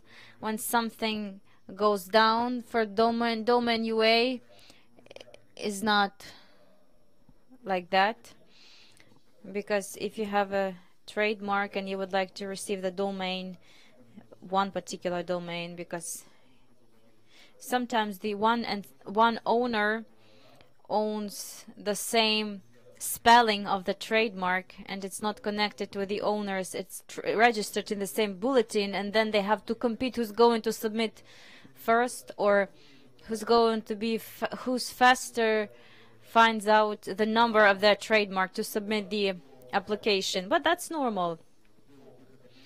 Yes, before the bulletin comes up, it already receives the number. They are trying to find the way to do it. That's what I just said. Another remark. The second half of the question, if we're moving in the right direction. I've always been the fan of registration of the domains to the trademarks is unnatural. I would say against it. The domains must be registered freely without any limits on race or sex or trademark. But if somebody is dissatisfied with the result, just like you said, you can go to the court. If answering the question why UA is chosen, I would add, yes, we have restrictions, we have a trademark and only then the domain UA. But it's not the trademark that promotes domain UA, but it's vice versa. The biggest part of the potential registrants who apply and would like to have a laconic and beautiful domain name, they ask a question, how to register domain UA? No, that's not the question. The question, why do they want domain UA? I think that the audience knows how to register. We want to know why they need this domain UA. Why are they ready to pay 10 times more for it? Why they're busy to, go in for the patents work, which do not, relate to it. But why do they want, in particular, domain UA? My personal opinion is that there is a brand, the domain brand, which is domain UA. And the most banal one is that it's the shortest domain name in Ukrainian domain space. But we have info. Yes, there is com. Yes, that's right. They are competing. Yes, there are many other domain zones which are cheaper, but they want UA. They want to pay more. What for? What are they paying more? They are paying for this. If you check the domain UA development history, there is a pool already of these domains, the registrants of which have gone through this difficult way because they wanted to protect their trademarks and to have the mirror domains. And this club is already in place. And those who observe these first commas, you know, of any resources which are on the internet, people just want to get there. It is not what is better, what is cheaper and practical, or what is more expensive, but it has a status added to it. I think it's just a brand that exists in the country.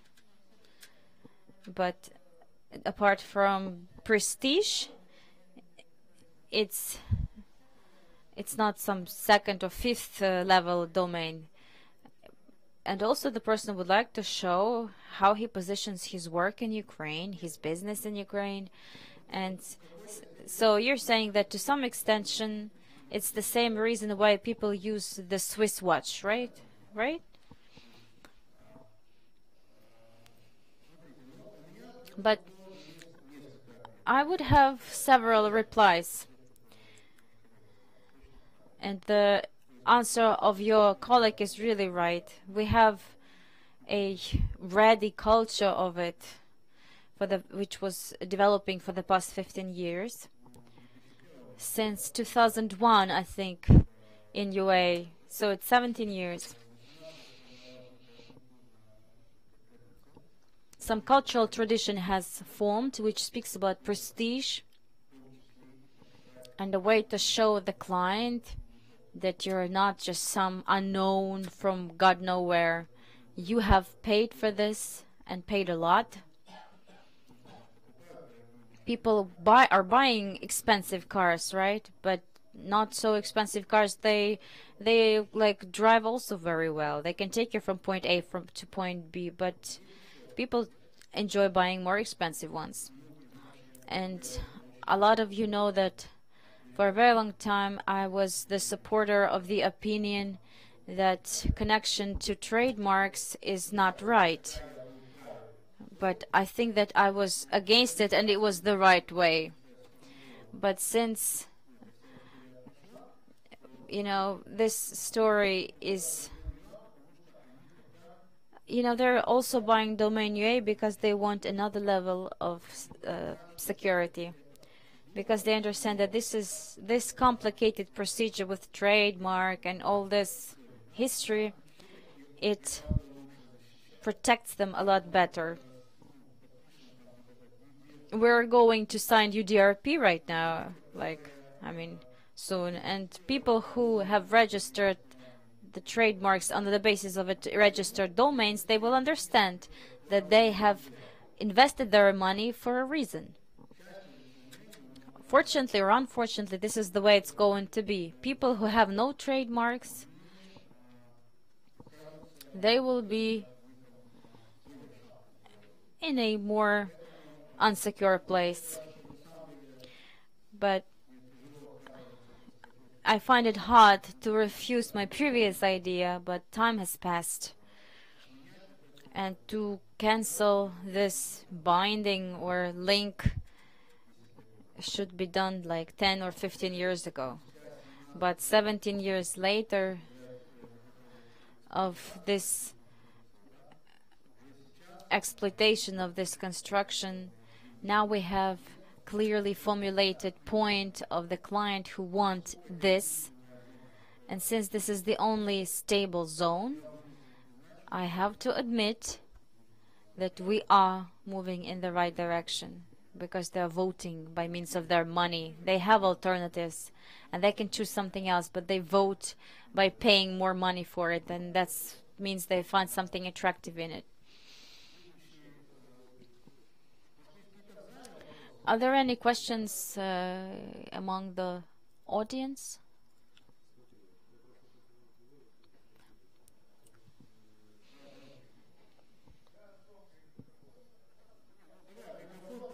Yeah, you need the microphone. So Vitaly Zubok, Elvisti. So you represent the registrars where the registration domains is their main business. But tell me, are you glad at the expanding of the base? If the rules do extend and you can register more domains, will you be happy about it? The question is incorrect. You see, I have a next question I wanted to ask. Is it the one that you mean or not? You will tell me. How did the situation change after the opening of 1,000 of new TLDs, and what is going to happen, and what are the threats or opportunities can you see while opening a new round of TLD? Is it your question? It's even a wider question. So you mean IDN in UA? What do you mean? If the rules give the possibility to register more domains, they will open a domain or they will introduce IDN in UA. No, these are very different things. So the rules will help, will help. Sorry, I heard the answer already. To open IDN. Okay, I heard the answer. So you're not happy about all the changes, no doubt. Of course, you can create changes we're not going to be happy about. There's nothing surprising about it. So the question that I asked, how did the situation change after 1,000 of new TLDs appeared? How does it impact your business, and do you feel the desire of your clients to register them? Or is it just an additional option for just in case? And what do you think is going to change if they open another 10,000 of TLDs? If being brief, then the answer is close to nothing. I think it's the same with us, because in majority of cases, I would say that the volume of money in hands of people is not going to change. But apart from squatters, because they will squat more for them. Plus, implementation of new TLDs didn't show itself from the positive point of view. And this refers to the scandals when the domain zone, which cost like $10, $12, has become like, started costing 3-5 times more. I have a different opinion. I cannot say that new TLDs did not reflect on the new market. I agree that their role, if you take a look at the general picture, is pretty small, but they have brought something, and they have brought some additional challenges and problems for the registrars, and in some situations for the registrar. First of all, it's not always transparent introduction of these domains. I'm saying that some of the registrars, they introduced premium domain zones, so special like dictionaries, according to which the same domain could cost $20 or $200,000. Okay, let's not go digging into detail. I just want to say that there is a problem that on the outcome, like this specific or additional income growth, it did not bring, but additional problems, yes. Pluses were received only by those who wanted to have very short and beautiful domains. And I wouldn't say that a lot of people want these, domains, because there's com domain, and which everybody knows about. Look, I didn't know that we will have such answers. We didn't agree on the answers beforehand. So this is an example to show that to think who will be disadvantaged by this is not a good approach. When ICANN was saying that we will do and that we will make 1,000 new GTLDs, I was against this because I knew what the results would be. But the argument was, what is the difference? There will be another 1,000 TLDs. It will cost nothing to you, but in fact it costs a lot to us and to our clients.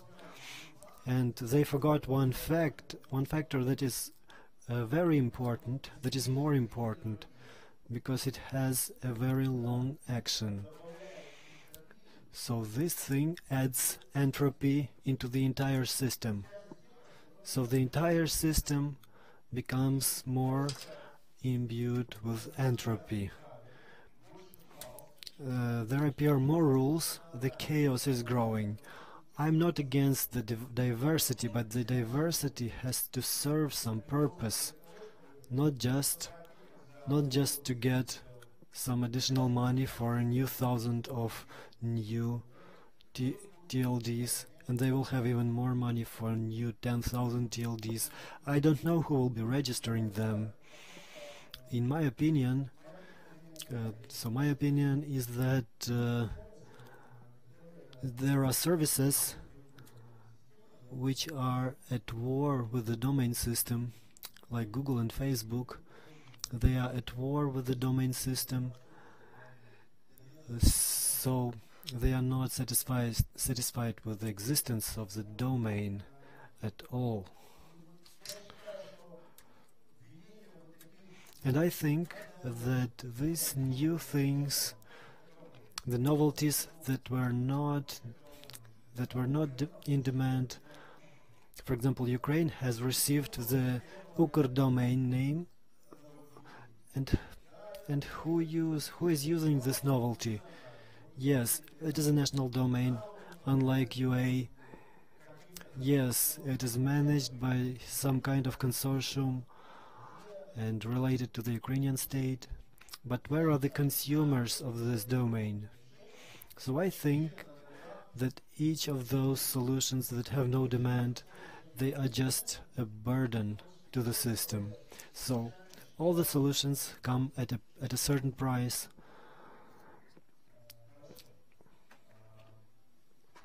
All right.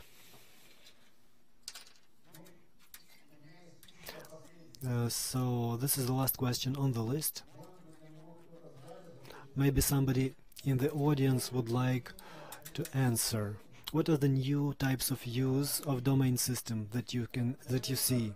For example, the domain as a passport, the domain name as a personal identifier, or the use of domain as something else. So what other types of use of domains on the global scale you can see in the future, possibly in the future?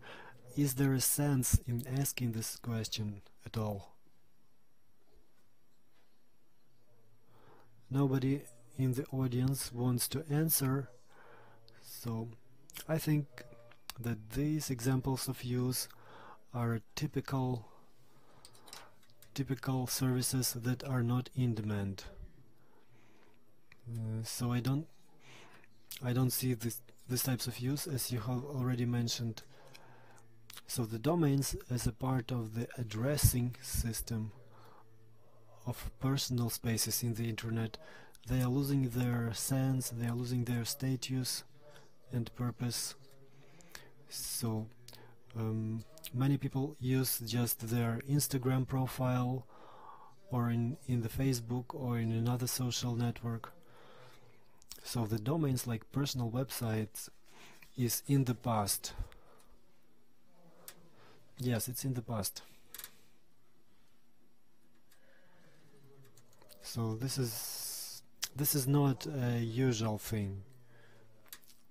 This is not a thing for mass people, because a lot of people don't understand what that is, and we should not exaggerate the importance of domain names.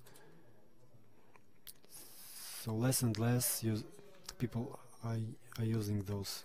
So this means nothing for a simple person.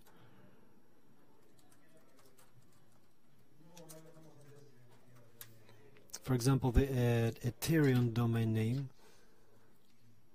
there were fights one month ago. People were fighting for it, but when the market went down, there are no news about it, and it brings nothing new. You can use any convenient identifier to identify something. For example, your Facebook login. You can use it as an identifier in any payment system. Well, of course, but it doesn't belong to you. For example, tomorrow Facebook is changing the rules, and it will not be convenient for you to use. The same thing can happen with domain names. When this, for example, the government will say that you cannot visit this or visit your port. So yes, it is a simple textual identifier that is easy to remember, and there are so many of those, like Instagram. So there are a lot of ways. You can use just your banking account or your tax ID because you remember it. So in Kazakhstan, you can use just your birth date. So we shouldn't connect these domain names for something. There is no sense in doing this because there is no community for this.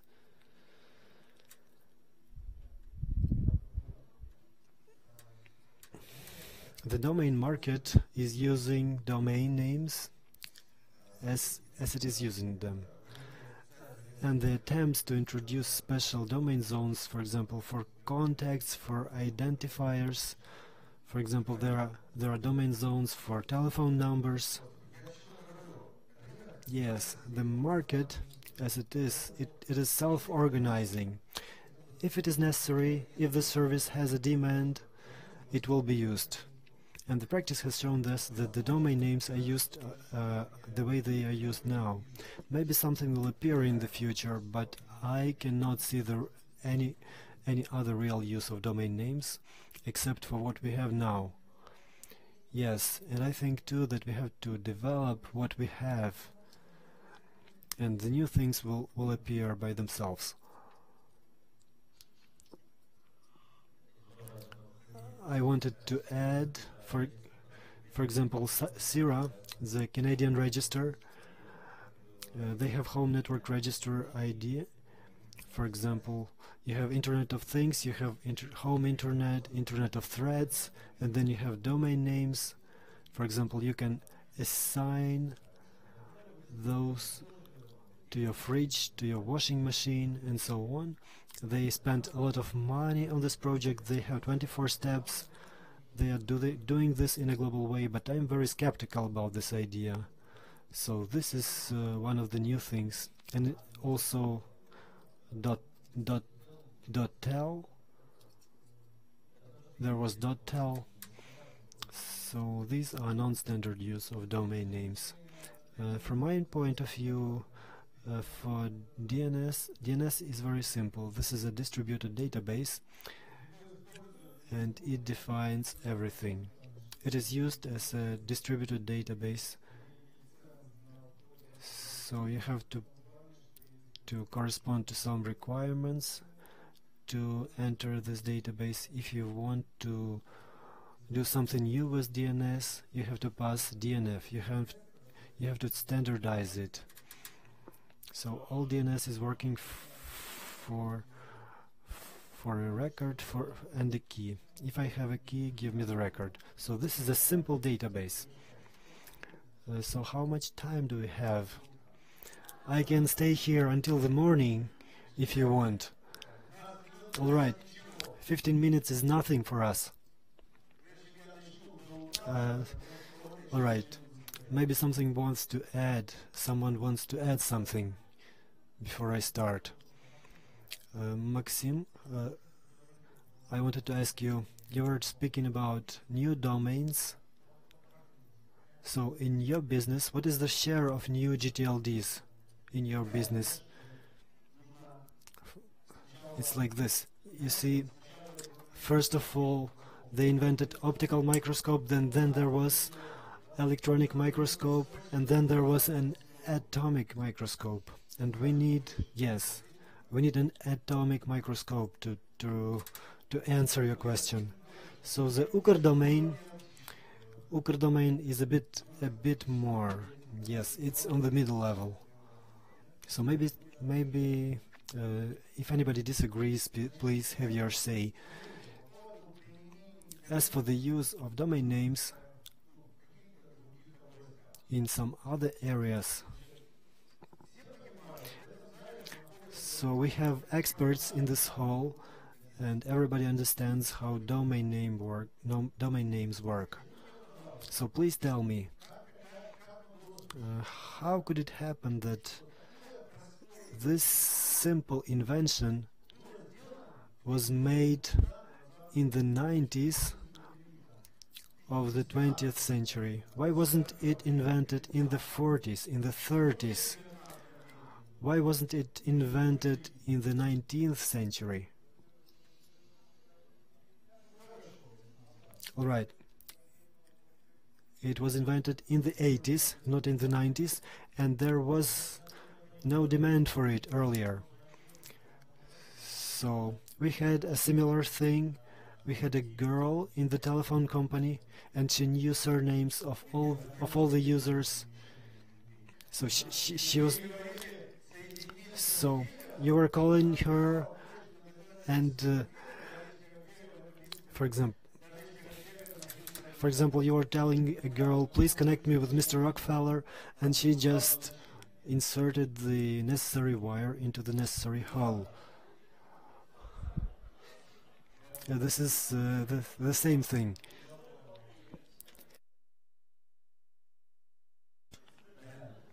All right. Look, my point of view differs from the previous reports and from the previous speakers.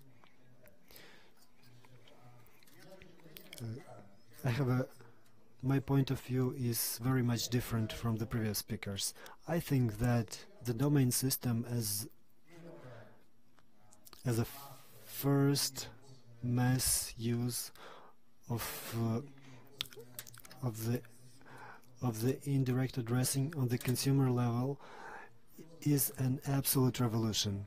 So people who are familiar with programming, so when you are addressing not to a particular address, but when you are using only a reference or a short link to an address, so this passage from the direct addressing to the indirect addressing is a real revolution. So for example, what if domain system was invented 100 years earlier? How would telephonic commutation look like? It wouldn't be looking like we have it now. So for a decade we have been trying to implement the mobile number portability. So at that time you would be buying a telephone number from a registrar, and it would have nothing to do with your telephone operator. And what would you do then after that? When somebody is calling this telephone number, the telephone station would connect this telephone number with the last place of your registration, and you would be getting a telephone call to the place where you were located. So there was no technical problem with it at the moment of appearance of telephone station.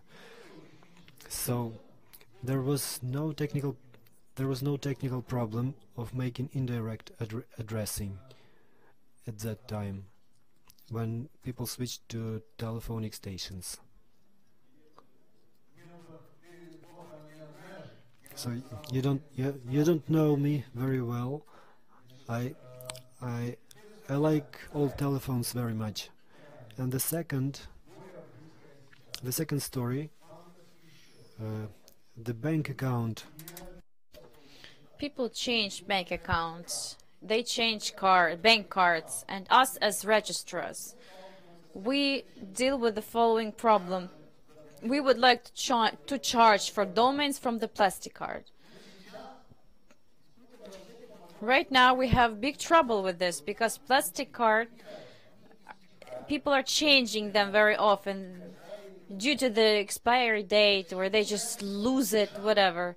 Why can't I charge on the scheme of indirect, redirection? Why can't I charge the account to some individual like Dmitry Kukhmanyuk or some indirect identificator that I have? And then the system will find his card or his bank account, and then will charge him with that, and he will himself will decide how to pay for it. Just a second, I still have time. What I want to say, speech is dedicated to the following. In reality, of course, domains, as domains, they will remain domains.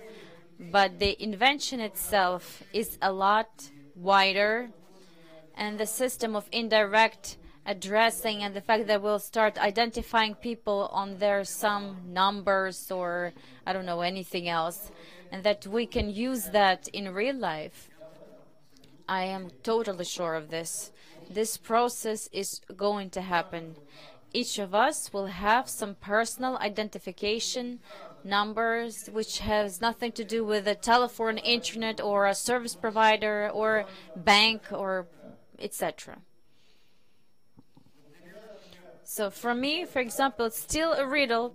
Why can't I send the account from my 1S into 1S of the enterprise, like the @ and identification code of the enterprise? Why do I have to send this account on some, electronic mail, applying some old protocol, when everyone have one type, accounting systems? Why can't I send it directly into his accounting system? I don't understand this. It's a riddle to me. Why am I saying this? Because as a system of indirect addressing and the distributed system of meaning, the system will still show itself. We'll see a lot more. Well, Cherkashin wanted to give a word. Sasha just reminded me of a very good example. We have developed the system of indirect addressing when covering the payments, but this system, it's the PSD2 system, which is being introduced in Ukraine, and the access of the third parties without access into SEP is the same decision or solution that can be tested in any country in 2 or 3 months, and the system of indirect addressing is almost ready with us. We all have our text code, and if the bank on the text code can identify you, and the bank on your analog code knows exactly which cards you own and where they can discharge money from any bank, and the length of the account. If we go to IBAN, the length of the account in Ukraine IBAN code is going to be the following: that without knowing the account of some person in the bank, using indirect addressing and using the test code, we can give our demands just for this text code. You just need to know the name of the bank, and that's all. Just the name, and then it will fall where it belongs. It's like we had the when we had, do you remember the payment requirements? But nobody wants to implement it. They think that there are some more global variants. Not so many people understand this because there are still lots of traps here, but we have to understand that future is behind this, behind the indirect addressing, or the number on the nameplate of the car. It shouldn't be changing at all. The car should have it when it's being manufactured, So I mean, when there's a plate with the number on the car and you're changing it, but it has to be just the identification number of the car, and then in the database it should say that this car today belongs to Ivanov, Petrov, or Sidorov, But why do you have to change this iron plate? We live in the 21st century. This example it's just one of the examples, and if you take a careful look at it and just walk in the streets, you will find many more examples when you can apply indirect addressing.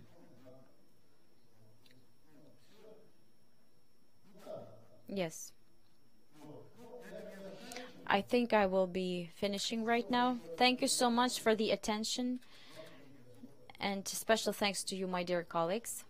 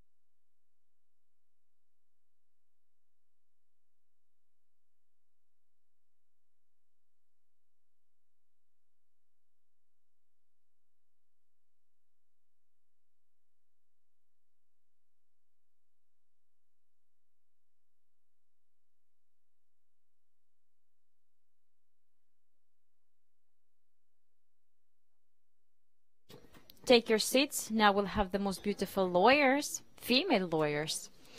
So this is the legal section. It's always very hot and interesting. And the discussion part of our conference. Welcome. The coordinator of this section will be Katerina Olinik. She will join us soon, and we'll start our session. I will introduce the participants of the section. So Charlotte Spencer, WIPO, Dejan Dukic, Serbian Registrar, Taras Kisli. So the WIPO domain name pane list, Elena Skasko, Imena UA, and Halina Dmitrichenko-Kuleba, Smart Solutions, the law group company.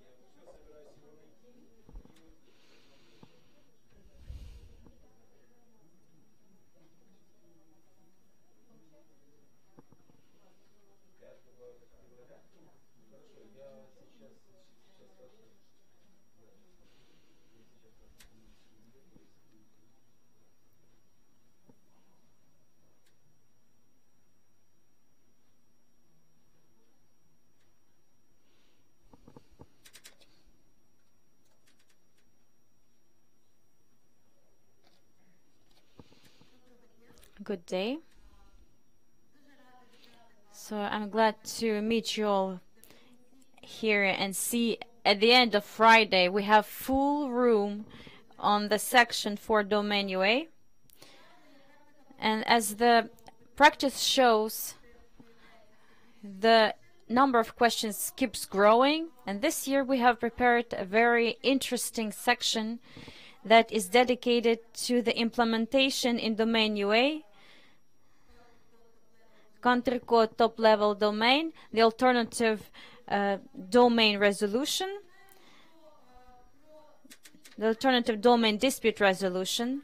And I think that we have discussed these questions like many years ago, and some of you might have a deja vu, like what are we going to talk about today, since a lot has been said about it.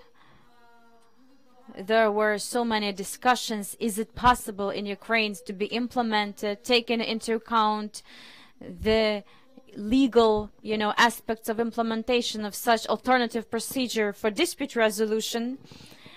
But today, I would like to say that despite all polar opinions, I'm glad to say there's a general position that alternative dispute resolution in domain UA is possible. This is going to answer on how the internet is developing. It also meets the requirement of time to protect intellectual rights, intellectual property rights on the internet, on the challenges this technological system sets, because you need first the operative litigation or consideration, plus include the processes for all actors, because these are the representatives of the domain industries, the users of the internet, which we all are, and of course also the intellectual property rights protection, preserving the consensus of what it is implemented for. These are the key grounds that we are discussing today, and on the basis of which we shall have our host masters as administrator of domain UA and the registrar of domain UA. So today there is a very close dialogue on the implementation of the alternative domain dispute resolution in domain UA. Since according to general trends and tendencies and regulation that has been established by Internet Corporation of Assigned Names and Numbers, domains which refer the specified countries, they have more authority to establish rules. First, the procedure of UDRP wasn't implemented in a country court UADRPA, but now we have got back to this alternative dispute resolution that meets the requirement of UDRP. That's why today's panel is constructed in the following way. In order to prepare all interested actors to the process of implementation of this procedure in domain UA, to tell about the consequences and the advantages which this procedure offers to all those interested, and to say why it's not painful, why it is useful, and in some cases even pleasant. Therefore, I'm glad that today we have representatives of the WIPO, Charlotte Spencer, who actually represents the Center of providing services not only for dispute resolution of the arbiters, but also provide well-grounded consultancy assistance for domains which want to introduce alternative dispute resolutions on their territories.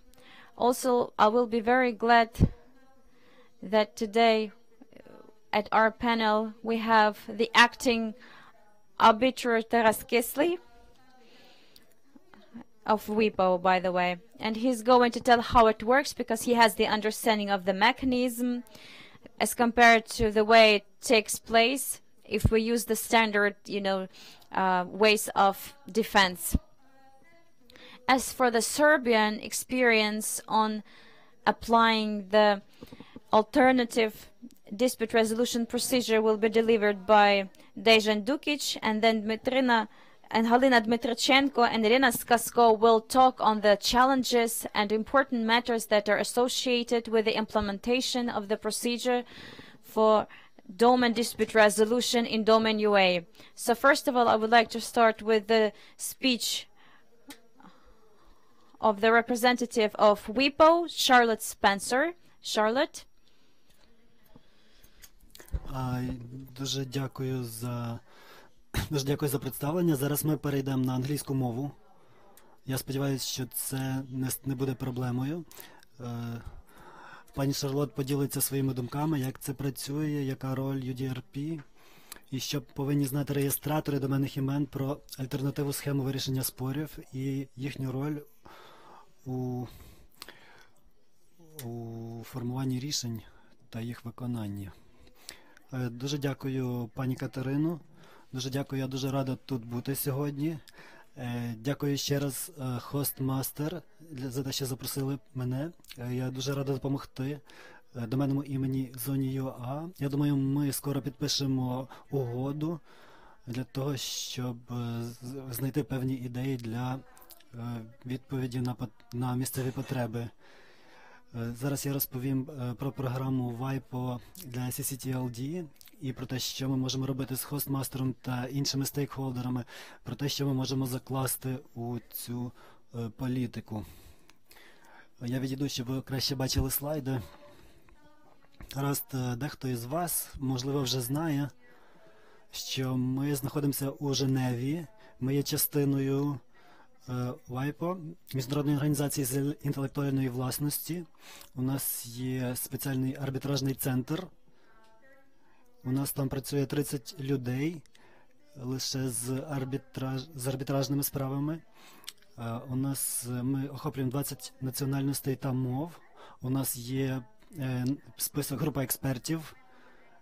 Тут до нас сюди входить 500 експертів. Зараз є лише 2 українські експерти, але якщо ми почнемо надавати послуги і у зоні UA, нам потрібно буде більше українських учасників. Щодо статистики, я не буду багато розповідати про UDRP сьогодні, але ми були першим надавачем послуг UDRP. Ми були акредитовані ICANN. Ми працюємо вже 20 років. Ми провели 44 тисячі справ, і це приблизно 10-15 справ на день ми розглядаємо. У цьому році ми вирішили більше 3 тисяч справ по UDRP. Скарги можуть бути і на одне ім'я, або одну скаргу може входити 1500 доменних імен. Сторони можуть походити із 170 країн, і ми працюємо більш ніж на 20 мовах. Ви можете знайти більше статистичних даних на нашій веб-сторінці. Зараз, щоб ви коротко зрозуміли, подивіться на цей графік, скільки справ ми отримуємо у рамках UDRP. Цей рік знову стане рекордним. Я не знаю, чи це хороша новина, чи погана, але люди використовують процедуру UDRP, і вона здається досить ефективним інструментом. Що стосується CCTLD, крім роботи по системі UDRP, ми також працюємо з доменними іменами країн, CCTLD, тобто реєстри приходять до нас і просять нас впровадити механізм EDR, і ми працюємо з 75 доменними зонами, і ми надаємо їм механізм вирішення диспутів, вирішення спорів. Ми вже провели більше 4900 справ по CCTLD. Із 2017 року ми працюємо з .eu та .ec. У 2018 році ми стали надавати послуги для Ангіли, Грузії та Парагвая. Тобто кожного року ми починаємо роботу з новими CCTLD. Можливо, у 2019 році ми станемо провайдером і для України. Також, щоб зрозуміти, скільки справ у нас є для кожної доменної зони, як бачите, найбільша кількість справ це .nl, це Нідерланди, Голландія, також Швеція, .se, Іспанія 46 справ, Колумбія, .co, Мексика, Австралія, Європа 31 справа, CH 18 справ. Тобто це залежить від кожної доменної зони, від CCTLD. Як бачите, у когось більше справ, у когось менше в якійсь зоні. Це приклад того, що ми маємо, коли до нас приходить якась справа. Можливо, ви тут помітите якісь відомі торгові марки, і ці доменні імена, вони перенаправляли трафік на фішинг або на якийсь спам. Тобто це може бути будь-який контент. Це наш веб-сайт, який відноситься до CCTLD. Коли ми стали провайдером по цих видах справ, у нас з'являється окрема сторінка, яка це все описує. Наприклад, у нас є реєстраційна угода, у нас є whois, політика вирішення диспутів, чи це UDRP, чи це якийсь підвид UDRP, модельні документи для подання скарги, критерії для включення вашої справи, критерії для розгляду вашої справи, наприклад, для Швеції чи для якоїсь іншої, а також символи, які підтримуються. Наприклад, чи можна реєструвати доменні імена не кирилицею чи іншими мовами. Як бачите, у нас є окрема сторінка для Європейського Союзу. Тут є уся інформація, про яку я тільки що згадувала. Зараз ми робимо, Крім цього, ми описуємо основну різницю UDRP та IDR. Ось тут, в доменній зоні .eu, у них є таке правило. Вони запровадили правила, які захищають не лише права торгових марок, але й інші права. Але ці права потрібно захищати у Європейському Союзі. Далі є база даних, загальна база даних не лише по CCTLD. Тут список 250 CCTLD або доменних зон країн.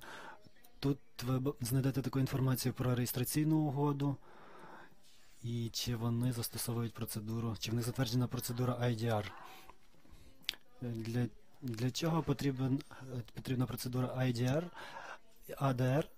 У вас вже була ця дискусія, але я трошки нагадаю. Перш за все, ми бачимо, що, як правило, ця процедура займає менше часу, ніж розгляд у суді. Тобто варіант UDRP займає 2 місяці, а розгляд справи у суді, як правило, займає рік або 2 роки, залежно від юрисдикції. Тобто багато сторін, які подають справи, вони розуміють, що процедура ADR набагато швидша. Навіть якщо результат буде не той, що ми бажали, ми все одно можемо ще звернутися до суду. Але через 2-3 місяці у нас вже буде рішення. Вона є дешевшою. Як правило, вважається, що ADR дешевша. Ну, важко сказати, що вона дешевша, тому що для декого вона є досить дорогою, але ви хоча б знаєте, скільки точно вона буде коштувати. Тобто це фіксовані ставки. Як правило, це $1500 США, і ви знаєте, що це такою буде оплата. А якщо ви йдете в суд, ви не знаєте, скільки у кінці кінців ви затратите на самий розгляд, а потім на апеляцію. У цьому випадку ви знаєте, скільки. Передбачуваність дуже важлива, і ми про це вже писали. Ви можете звернутися у юриспруденцію UDRP, і якщо ви знаєте критерії, ви вже можете передбачити результат. І це дуже важливо для ефективної роботи. Тобто, коли ви подаєте справу, ви більш-менш можете сподіватися на певне рішення. Нейтральність реєстру. Я думаю, це стосується CCTLD. Для чого використовувати ADR для реєстру? Реєстру не потрібно мати справу зі спорами. Спорами займаємося ми, спорами займаються призначені експерти, які надають рішення. І я думаю, можна привести як приклад шведського реєстратора, який раніше займався усіма диспутами. Зараз вони дуже задоволені, тому що диспутами займаємося ми, тому що це займає дуже багато часу і ресурсів. Тобто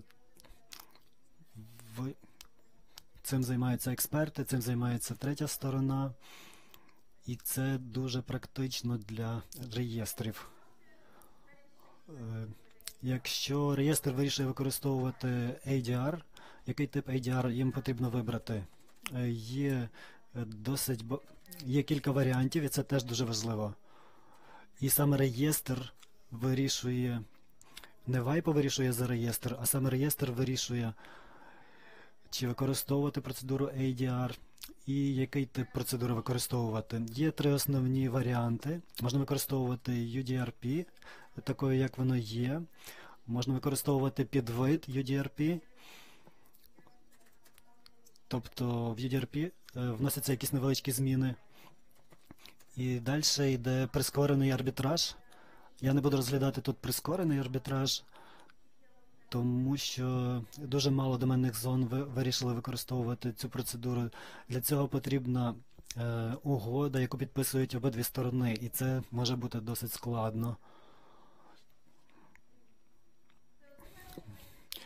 Хто вирішив використовувати UDRP? Як я вже говорила, ми надаємо послуги 76 зонам, і 40 вирішили використовувати UDRP. у тому вигляді, в якому воно є. Чому? Тому що UDRP досить ефективна і дуже відносно проста процедура. Вони просто приймають цю процедуру і вносять її у свою угоду про реєстрацію. І одною з переваг цього рішення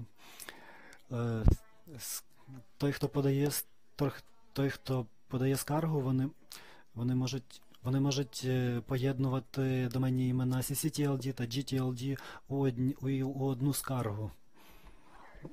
Далі 32 зони вирішили використовувати варіації UTLD.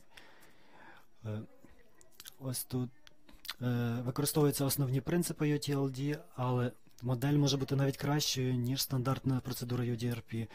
І вони підлаштовані під регіональні потреби. Наприклад, умова про юрисдикцію. Чи можна використовувати апеляцію? І, наприклад, кожна країна, деякі країни, у них є можливість в деяких країнах використовувати суд власної країни. Я не буду наводити всі приклади про типи відмінностей, але вони можуть бути різні. Я не знаю, чи ви знайомі з процедурою UDRP. Наприклад,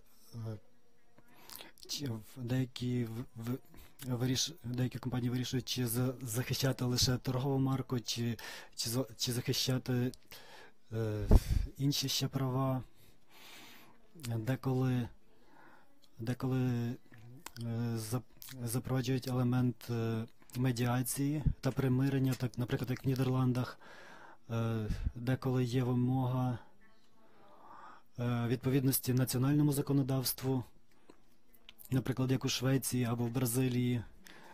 Це дуже сильно залежить від реєстру та від його рішення, та від угоди з WIPO. Давайте подивимося на zone.ua. Ми ще не підписали угоду, ми зараз розглядаємо умови, але що ми обговорювали? Ми розглядаємо підписання договору у першому семестрі 2019 року, який буде застосовуватись лише для доменів другого рівня. І далі у нас буде дискусія, чи застосовувати його до доменів третього рівня. Політика та правила доменної зони UA буде вноситись в кожну угоду про реєстрацію. Тобто кожен реєстратор повинен оновити свою угоду про реєстрацію, і усім повинно бути повідомлено про ці зміни перед підписанням. І це буде адміністративний процес, це не буде арбітраж, і завжди буде залишатися варіант звернення в суд. Тобто ви можете звернутися в суд до диспуту, під час диспуту та після розгляду диспуту. Саме тому все так працює дуже добре, тому що сторона знає, що вона може у будь-якому випадку ще звернутися до суду. Ми також про це говорили. Буде три умови для подання скарги в зоні UA. У вас потрібна торгова марка, потрібно довести, що торгова марка ідентична або схожа. Потрібно довести, що реєстрант не має прав, і вам потрібно довести, що цей домен використовується неналежним чином. Отож, як ми сказали, вже набір прав, тобто які можуть використовуватися при зловживанні торговою маркою, це також буде неправильна реєстрація або використання і спільна юрисдикція, тобто суди України. А також яким чином можна вирішити, це буде або переміщення, або скасування. Тобто вам необхідно буде показати, що ви відповідаєте правдоподібним критеріям CCTLD, і мови для цієї політики будуть лише англійська, російська та українська. А стосовно виплат, це $1500 США. Говорячи про процедуру, це буде дуже проста процедура UDRP, тобто це буде, яка триватиме 2 місяці. Ми отримаємо, наприклад, скаргу. Як тільки ми отримаємо скаргу, ми назвемо те, що ми називаємо верифікацією для реєстратора UA. Потім ми дамо запит на отримання інформації, тобто які є деталі по реєстранту, коли є дата закінчення дії, і також захочемо дізнатися назву доменного ім'я. Як тільки ми отримаємо інформацію від реєстратора, ми перевіримо зміст скарги і повідомимо офіційно про цю скаргу реєстратора. І в них тоді буде відповідь на задоволення даної скарги впродовж 20 днів. Якщо ми не отримаємо відповідь, ми тоді призначаємо експертну групу, і ця експертна група повинна прийняти рішення за 14 днів. Потім ми приймаємо рішення на основі роботи експертної групи і повідомимо про рішення сторони. І, як правило, реєстратора буде 10 днів для того, щоб здійснити, запровадити рішення, якщо тільки вони не отримають якісь докази з дій суду, які будуть говорити про те, що їм не варто впроваджувати дане рішення. Значить, ми, звісно, розуміємо, що є позивач-відповідач, і це буде хостмастер і український реєстратор. Хостмастер буде мати роль інформатора, тобто ми будемо вставляти хостмастера в переважну кількість повідомлень, але від них ми не запитуємо ніякої інформації, лише від реєстратора ми будемо.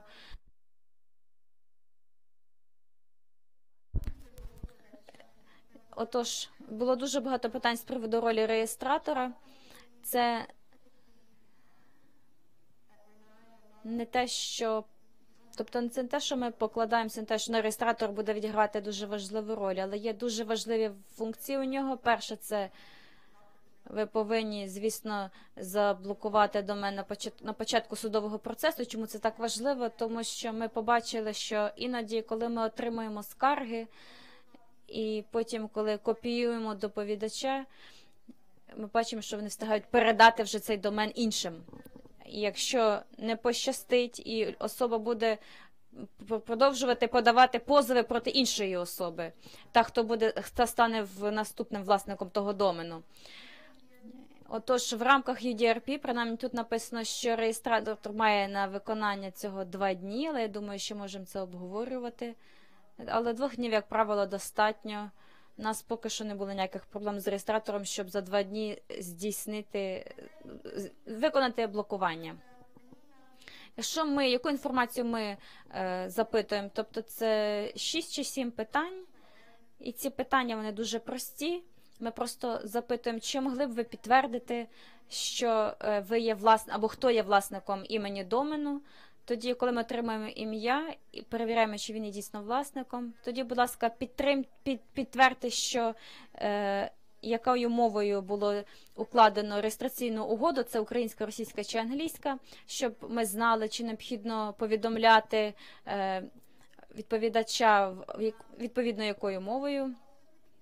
Ми також типічно запитуємо про термін закінчення дії. Тобто, якщо, наприклад, вже домен недійсний або скоро стане недійсним, то тоді у нас буде зовсім інший судовий розгляд. Але це от вся та інформація, яку ми запитуємо. Як тільки реєстратор отримує це, виконує це, вони просто чекають на рішення судового розгляду. Наприкінці судового розгляду, як тільки буде готове рішення, через 10 днів вони повинні здійснювати його. І здійснити або виконати це рішення, це або нічого не треба робити, або залишається ситуація так, як є, або ж необхідно передати це доменне ім'я, делегувати це доменне ім'я іншій особі. І знову ж таки, це основа. Якщо реєстратор не здійснює рішення групи експертів, люди тоді не будуть просто користуватися вже альтернативним вирішенням спорів. Ось тому це є настільки ефективною процедурою в рамках UDRP, тому що реєстратори, вони акредитуються ICANN, і вони знають, якщо вони здійснюють рішення UDRP, то щось може піти не так. І це саме застосується для CCLDs. просто для того, щоб було ефективне альтернативне вирішення спорів, і люди могли його використовувати, то на реєстратора покладається така важлива роль. Звісно, якщо є ще якісь питання з приводу ролі реєстратора, будь ласка, готова на них дати відповідь. І я думаю, що на цій ноті я готова завершити. Дякую. Ви за такий короткий період часу встигли дати нам дуже гарний огляд процедури ADR і ключових принципів альтернативного вирішення спорів. Моє питання, як на вашу точку зору, який у нас може бути, яка пропорція позитивних рішень прийнятих? Є у вас статистика, чи є лише загальна статистика по цифрам? В UDRP я б сказала, що це десь 80-90% це ті рішення приймаються, наприклад, на передачу доменного імені, але це все залежить від національного домену, так, від CCTLD. Але я б сказала, що передача це десь 70%. І дуже рідко вони запитують про ліквідацію або скасування. Тобто, як правильно, позивачі просять про передачу домену, про трансфер домену. Ну, як правило, це залежить від справи. Я б сказала, що може навіть і 80-90%, а говорячи про окремо взяти CCTLD, це буде переважна більшість. А є такі справи, які вирішуються за замовчуванням. Так, але не обов'язково. Тобто, навіть якщо це є дефолтна справа або справа за замовчуванням, ми все одно залучаємо експертну групу, але, звісно, є такі справи. Наступного року буде 20 років, як UDRP існує. І ми помітили, що інтерес до вирішення спорів все ще зростає. Так, нас це дивує теж. Я ж сказала, я не знаю, чи це хороша новина, чи ні, але це значить, що в нас ще є кіберсквоти. І сайберсквотер, він, звісно, відрізняється від того, який він був 20 років тому. Тобто, коли, наприклад, просто домени перепродувались комусь іншому. Зараз це вже індустрія. І у ВІПО, наприклад, ми бачимо популярний фішинг імейл-адрес або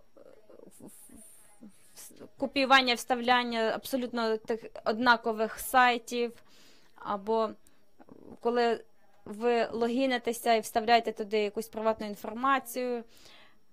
Тобто те, що передбачалося 20 років тому, і те, що ми маємо на сьогоднішній день, і, звісно, реєстрація доменних імен зараз вже автоматичною є, а не такою, як було раніше. Але 5 років тому в нас було дуже багато справ, пов'язаних з підробкою, з фішингом. Так? Тобто це не просто таке пасивне право власності доменами або, наприклад, вирішення справ, пов'язаних із зловживаннями або якісь зловмисними веб-сайтами. Are there any questions for Charlotte? Or not yet?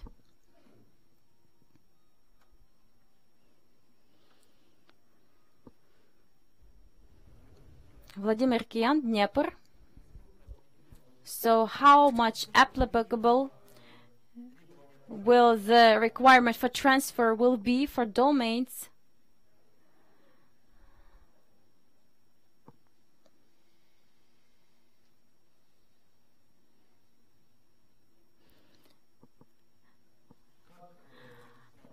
how does the registrar act if the domain was registered before joining the registry to WIPO?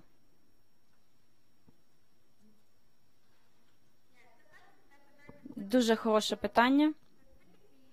Як правило, це те, що має вирішуватися з реєстратором, і дуже залежить від реєстратора. Вони або можуть вирішити всі імена доменів з якоїсь окремої дати, вони будуть вже відповідати новій політиці чи правилам, або можуть прийняти рішення, що вони будуть застосовуватися лише по відношенню до нових. Тому що, можливо, це буде несправедливим, якщо хтось зараз реєструє доменне ім'я і не знав про політику і правила, які вступають в силу теж десь скоро. У будь-якому випадку, що важливо, це те, звісно, що реєстрант доменного імені, він повинен знати все про нові правила. У нас є ще одне питання.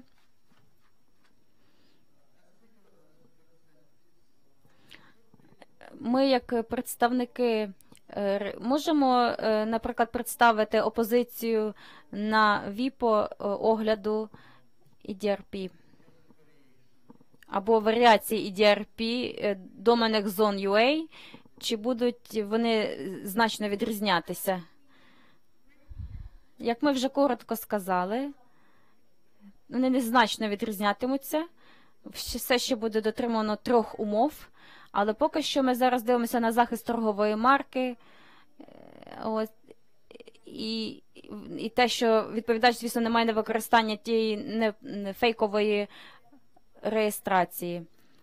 І, звісно, говорячи про UDRP, ви повинні звертатися до юрисдикції України тільки. Вона можлива лише в 3 мовах, як я вже казала, українська, російська і англійська. Але, як ви бачите, це та ж сама логіка. Це та ідея, що у вас є 2-місячна процедура, і по завершенню якої у вас буде рішення, яке буде впроваджуватись реєстратором. І більше 80% таких судових розглядів передбачають трансфер.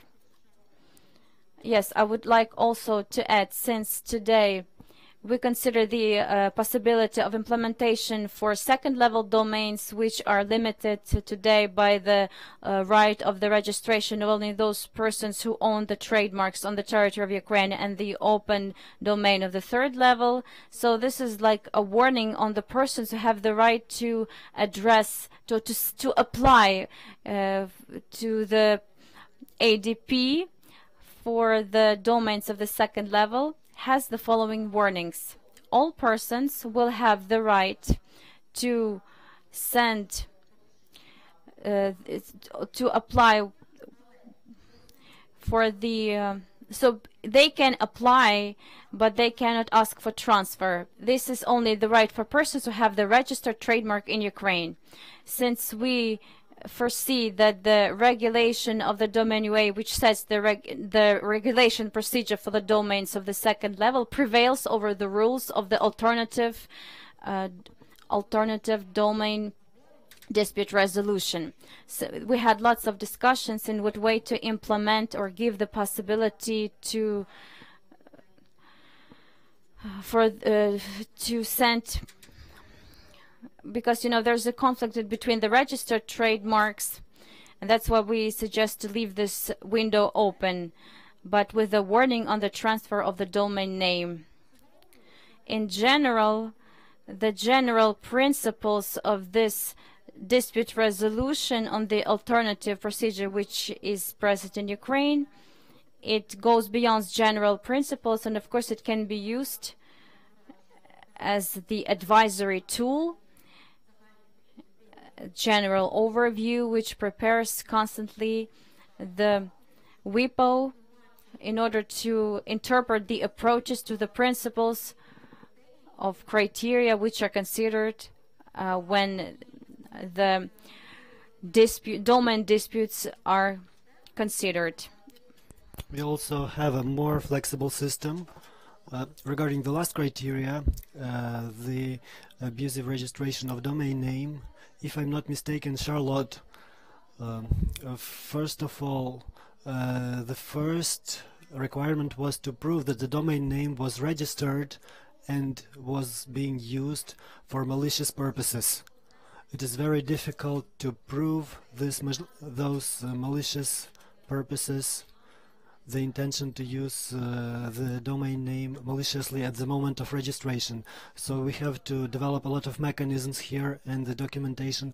So in those rules implemented, so we have this wording the registration or use of the domain name for malicious purposes. So this is a very good example of how we use this wording.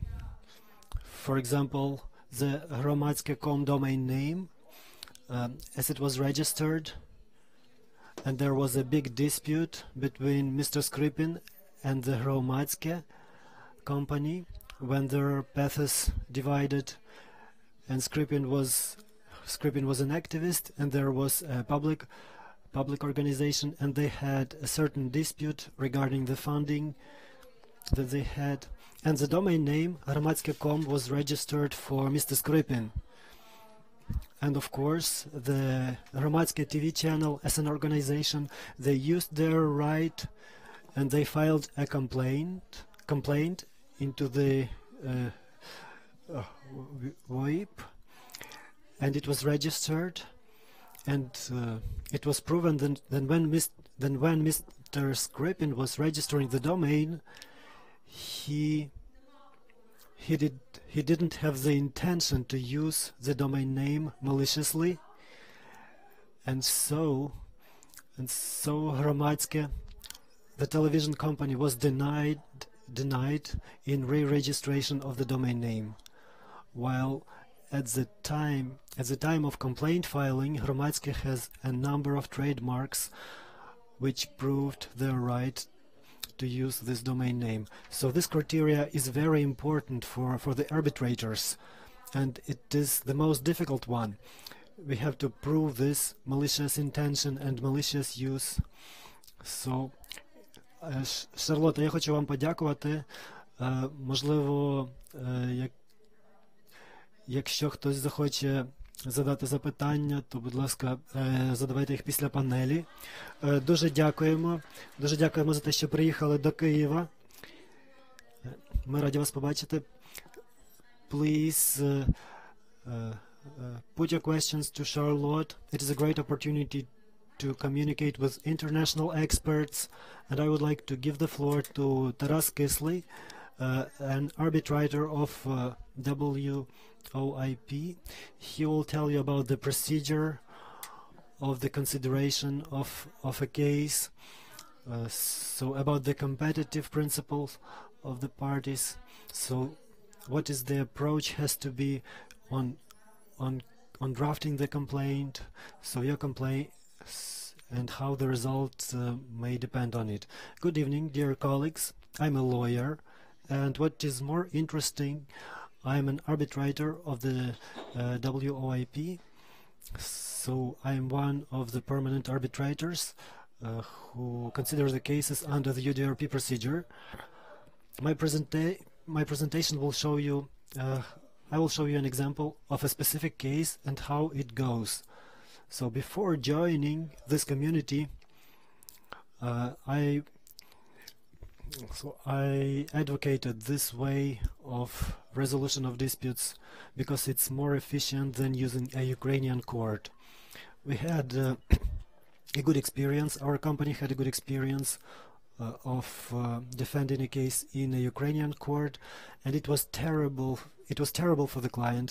The lawyers are making money, of course, it is interesting for them, but I joined the case at the stage of appeal and at the stage of the enforcement of the court solution of redelegation. I went to Cherkasy Executive Service to enforce the court decision, and we had a very difficult time working with the bailiff, and there is a great picture compared to the Ukrainian court, and I will use an example of a specific case I worked with this year. So it's more or less typical. In general, I have a record of about 17 cases. In one case, I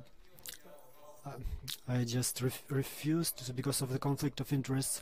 So this is one of the typical cases. It took 51 days from the very beginning until the end, until the dispute resolution. So you can see the main stages. Charlotte was talking about them. This is filing a complaint, notification to registrator, disclosure of the defendant, of the registrant, and after that it is necessary to amend the complaint. Then there is a notification of the defendant, and then the defendant, in 80% of cases, the defendants do not respond. In 20% of cases, the defendants have their counter arguments. Then the case is transferred to the arbitrator, and then we have a resolution. And now I will tell you a little bit more on each step. This case was initiated this year. This is for the year 2018. At the bottom you can see the details. So all those cases are open for public. You can Google this. You can Google this line, and you will see the resolution and the decision. So in the end of the May, the plaintiff, a well-known international company dealing with chemistry and oil, so they came to us with a complaint, and they provided their arguments, saying that they have this trademark Clariant. It was registered in the year 1995. The company works in most of the regions of the world. They were complaining that there was a domain clariantoilserve.com which was used for a malicious website. And I will tell you a bit more about this malicious element, but this element is encountered in about 50% of cases. So part of the cases is fraud, another part of the cases are connected with the rules of domain names and trademarks, and other part is a classical cyber squatting for reselling. So after contacting the registrar at the same day, WIPO, after the complaint was filed with WIPO, and then they turn to the registrar and they notify that the dispute was initiated just to lock the domain so that the domain wouldn't change its owner. And one of the points, WIPO was made an inquiry about the identity of the registrant. So if you have encountered those situations, in most cases the registrant's name is hidden, or the identity of the registrant is changed for some unreal name. But for the dispute resolution, of course, we have to know the identity of the defendant. Depending on this, we will build up our arguments about the rights of interests and about the abuse of domain. So we don't have this procedure streamlined in the Ukrainian court, and it is unreal to get this information before a court proceeding. But in WIPO it works like a clockwork. So WIPO is addressing the registrar on the same day, and usually on the same day the registrar provides the information. On June the 1st, on the 1st of June, like in 3 or 4 days, WIPO is notifying the plaintiff about the real owner of the domain. There is a disclosure of information, there is an address, and they suggest to amend the complaint. So then the complaint is amended, it is provided to the WIPO, and on June the 4th they launch a full-fledged procedure. They notify the defendant that the dispute was initiated. They provide the defendant with the case materials, and they give the defendant 20 days for a response. It is an ample time. 20 days is more than enough to formulate, to prepare your position and to explain your position, if you have it, of course. On the 28th of June, in 20 days, WIPO states that there has been no response from the defendant, and then it selects an arbitrator from its base. So it offers the case to the arbitrator and to confirm the absence of the conflict of interests. So the arbitrator knows the parties, knows the essence of the dispute, and whether the arbitrator has no conflict of interests. So if there is a conflict of interests, then they choose another arbitrator.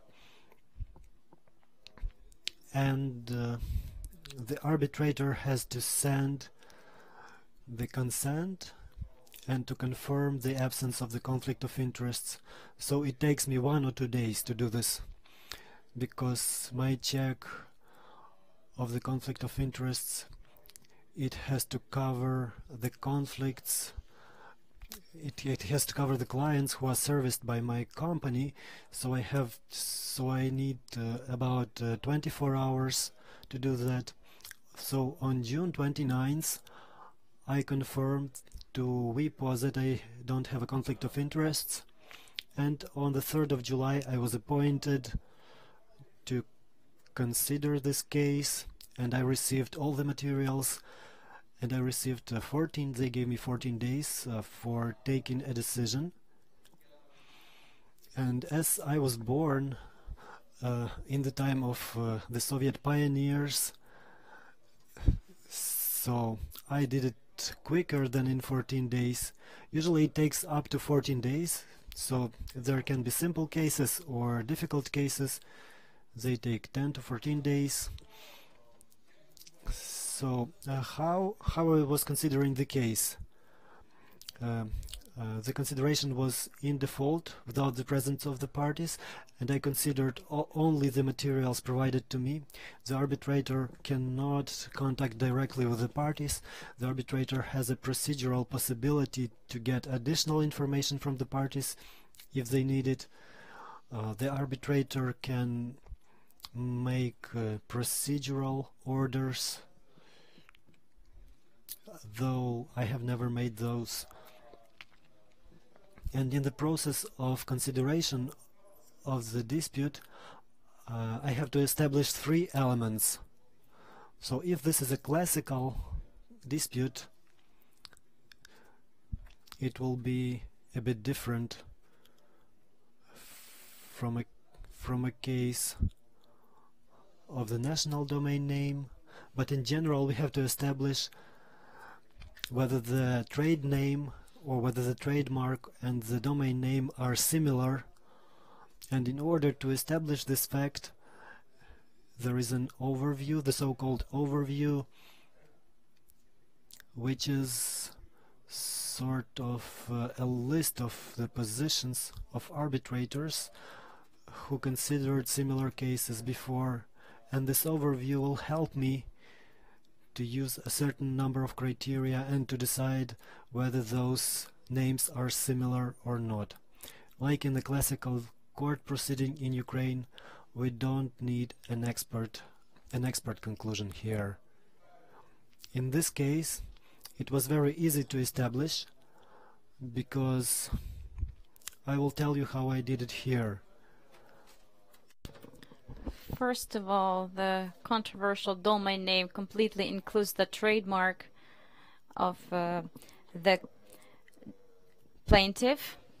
Also, the words that were added, like oil and surf, they are in the given case are descriptive, because as you remember, this company is processing the oil products and provides certain number of services. That's why these words, they indicate to this company. And com, so after the dot is never taken into account when the comparison is done. So the trademark is completely included, 2 descriptive words that do not add any differentiative capability to this domain name. So correspondingly, the conclusion is that this controversial domain and trademark, they are similar. Second element is absence of the rights or legal interests on the controversial domain. In the given case, I came to the conclusion that in the owner does not have such rights or interests because he first of all was not known on this controversial domain name, and so he had no connection with it, and the plaintiff informed that he gave no permissions so that the registration took place, didn't provide the license or did not give his agreement. And also you have to specify here that on details of the case, this controversial domain name was used for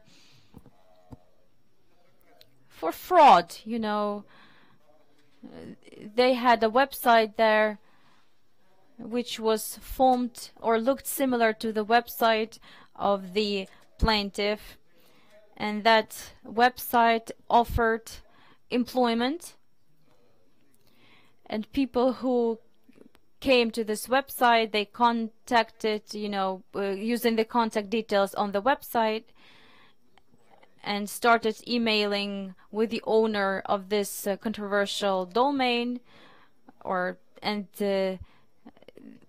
they were to provide the personal information, personal data, and some payment, of course, for the services of, I don't know, Visa, I don't know. I think they suggested the employment in the Emirates, and the plaintiff found out about the situation when there were people who, were the victims to this play, informed him and started sending him these emails. And correspondingly, the third element, the defendant, the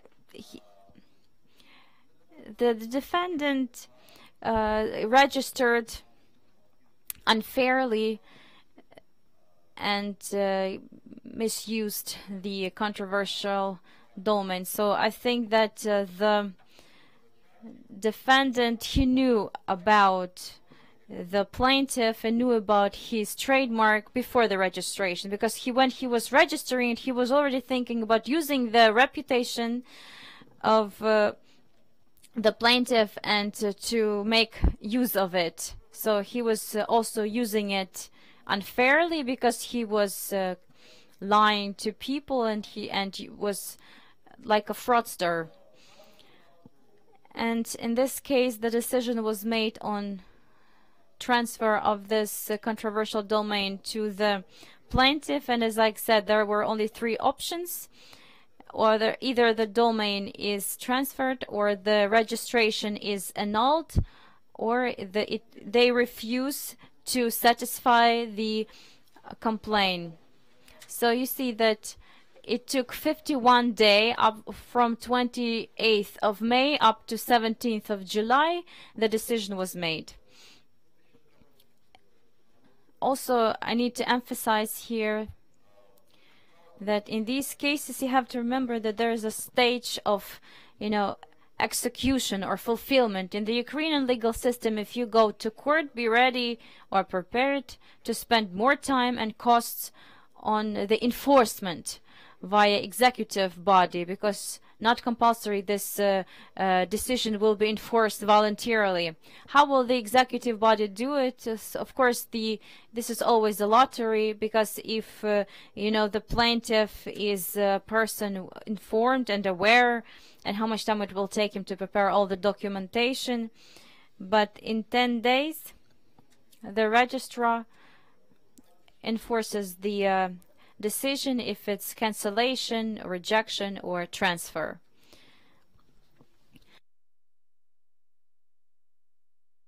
That's why, as for me, the option as compared to the Ukrainian realities, 1 year, 1 or 2 years of the court proceeding, I wouldn't even take how much time it will take, because if you go to Pechersky court, they can appoint the preparatory session in 9 months. Yeah.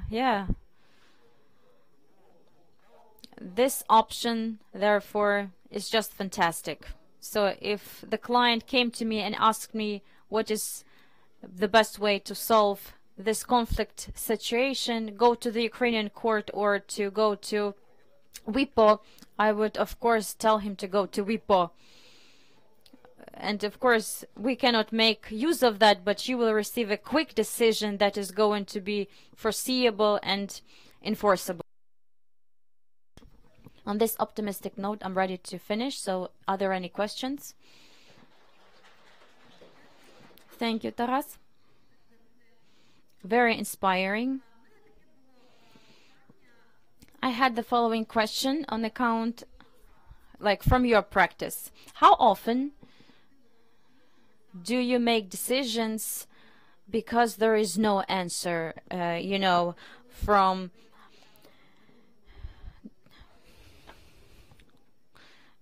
defendant?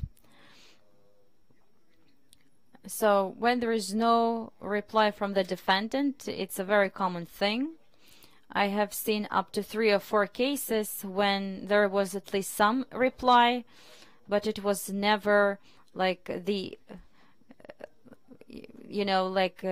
the full-scale evidence-based answer.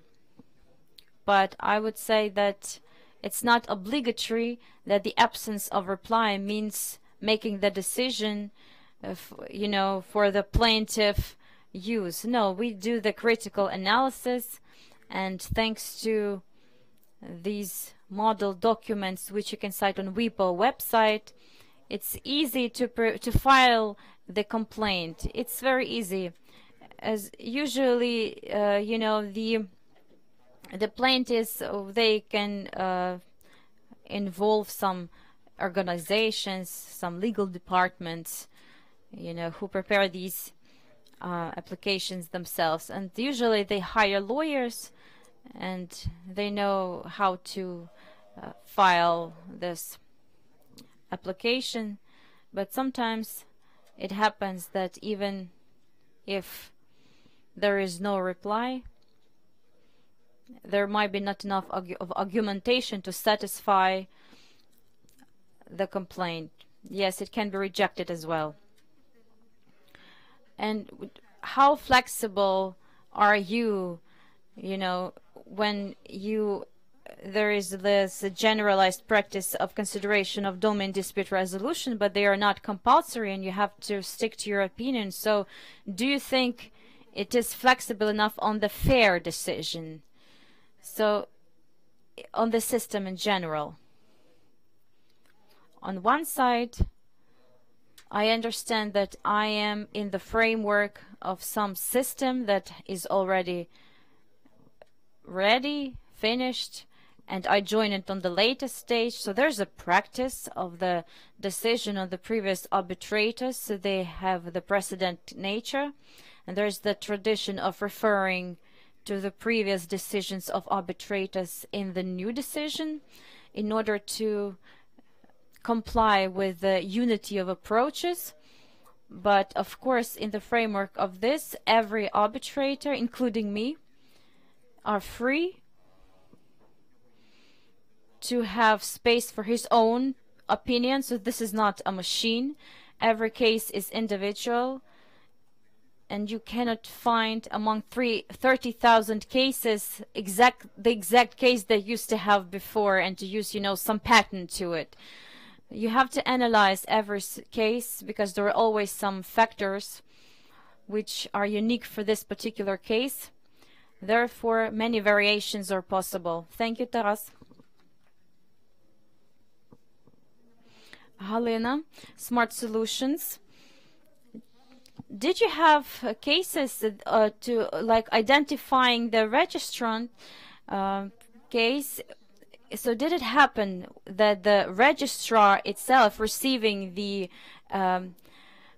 inquiry from you realized that this was the data, but those were fake data? Because, for example, the passport is not required when the delegating domain name is exercised. How did you fight it? Yes, I understand it. I think this is this could have been a problem if it was considered in the Ukrainian legal system. But technically it's possible. But I don't see any problem in this. As a rule, the data on the registrant are closed. But when WIPO addresses the registrar always have the data according to which the applicant provided. And in some cases it is obvious for me that this is non-existing person, you know. It might be, I had cases when it was indicated the city in Nigeria that does not exist, and that was the address. So it was clear that that was the, you know, made up data. So you can see that you have to prepare it on the basis of what you have. WIPO takes all possible measures in order to fairly inform the registrant using all contact addresses, fax, phones, and so on. The messages are sent on the process or the suggestions to join the process to provide visa.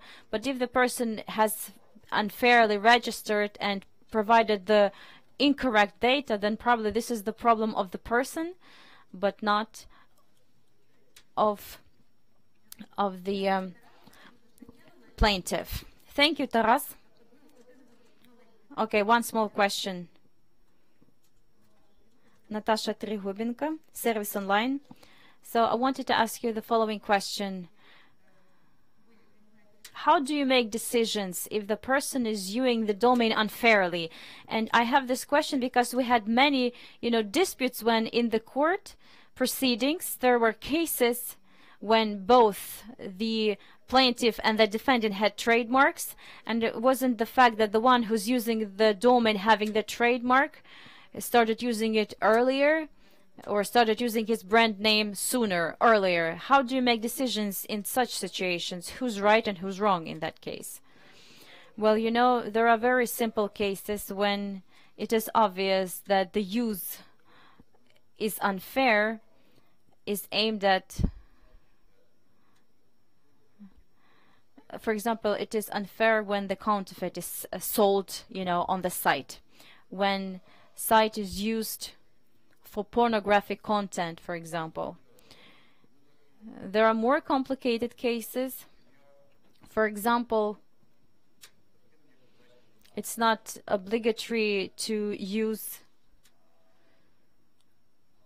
names of the name of some brand is going to be unfair if at the same time there will be fulfilled a number of conditions. There is, for example, OK data test, and this is the test that was made up when giving the decision on one of the cases, and there is the list of criteria according to which the site has to function on the domain of the registrant. For example, it has to sell only original products, so like mono brands, yes. Or for example, it has to have clearly open the connection between the reseller and the owner. And if you see no contact between or no connection, you have to, or it says that we are just reselling and we are not connected to it. There are also cases when, for example, fun sites like sites of fans, and it is okay, can use.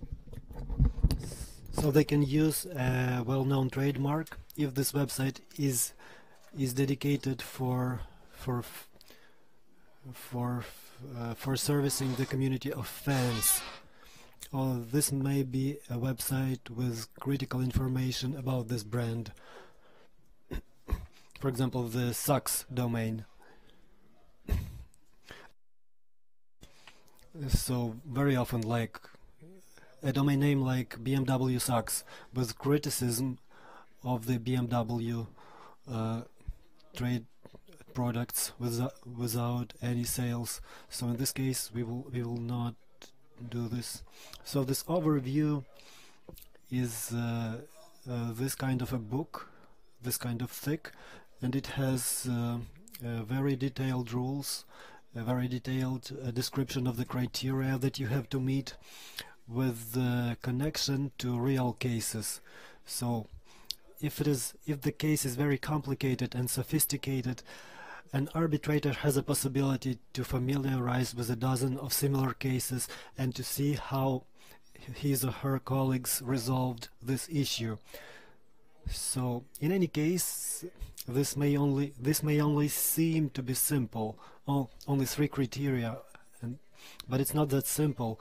So thank you, Taras.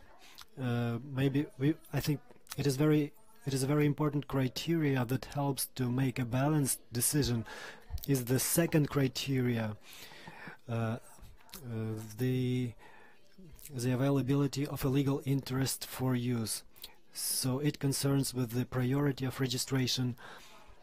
So the Taras has been talking about the sites with criticism and defense sites, or if there is a conflict between the trade name and the company name. So it is very interesting to read those decisions. They are very interesting. Taras, thanks a lot.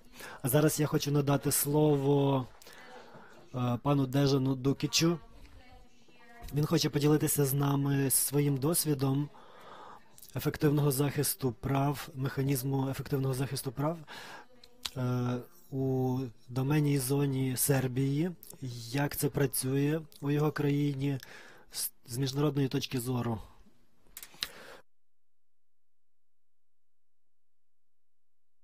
Дуже дякую. Мене звати Дежан Дукіч. Я працюю з сербським CCTLD. Я хочу поділитися нашим досвідом з розвитку системи вирішення спорів щодо доменних імен. Кілька фактів про наш реєстр. Це приватний фонд,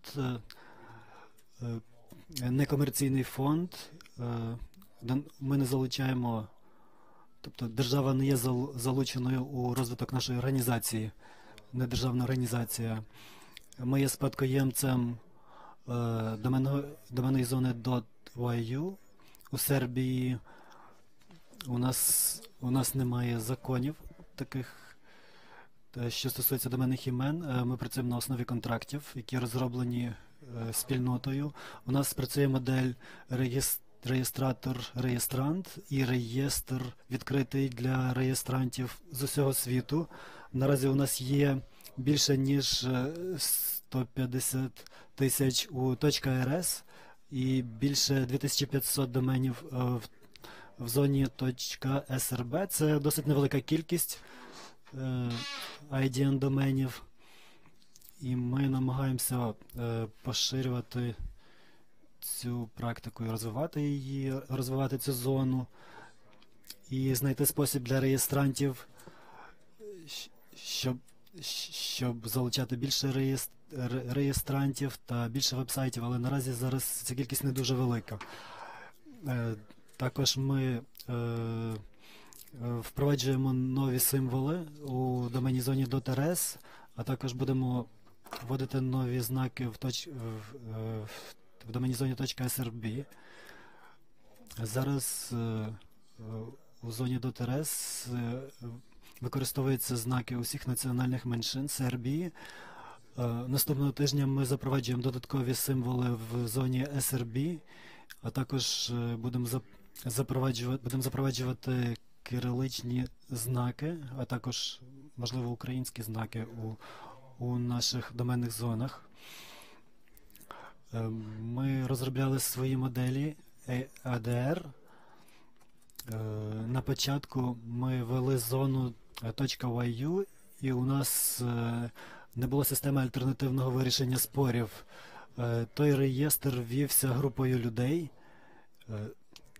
Це не була організація.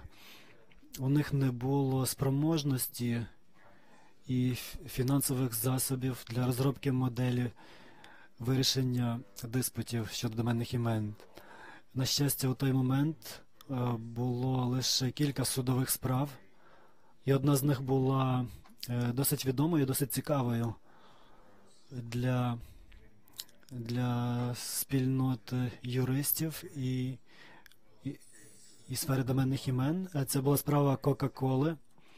І у цьому випадку юрист, котрий подав позов, він також судився із реєстром, як з другою стороною, як з однією з сторін.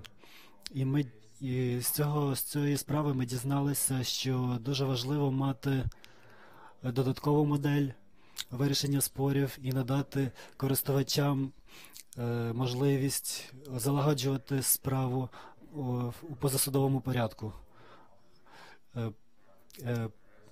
Коли ми почали доменну зону РС, ми почали застосовувати класичну арбітражну модель на основі місцевих законів про арбітраж.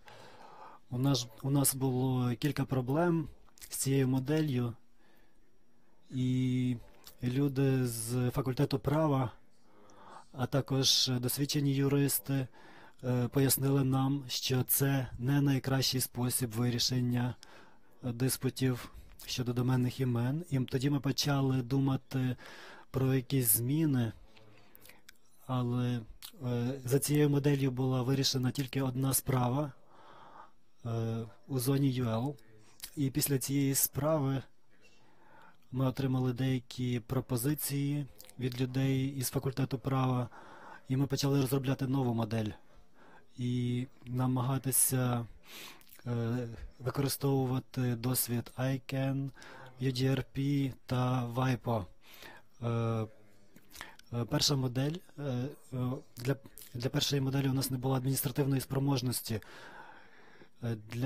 У класичній моделі потрібен письмовий та підписаний договір, є дуже суворі арбітражні правила та є дуже жорсткі арбітражні умови, і потрібно мати спроможність усе це виконувати та усьому відповідати. Тоді ми розпочали робочу групу і почали намагатися знайти найкращу модель. Перша ідея була відділити реєстр та панель, і, наприклад, наша комерційна палата у Белграді, це було найкращим рішенням використовувати її, тому що у них є дуже хороший досвід арбітражних процесів. І для доменних імен вони відкрили спеціальний арбітраж, спеціалізований по доменах. І, звичайно, панель була відділена від реєстру. Вона була зовсім іншою організацією. І в цій моделі правила були відділені від національного законодавства. І, звичайно, в цьому випадку підписується договір про арбітраж. І модель є дуже схожою на UDRP організації ICANN. На момент реєстрації реєстрант приймає юрисдикцію панелі, і заявник приймає юрисдикцію у той момент, коли він подає скаргу. Це є незалежний орган, і там є 3 учасники панелі.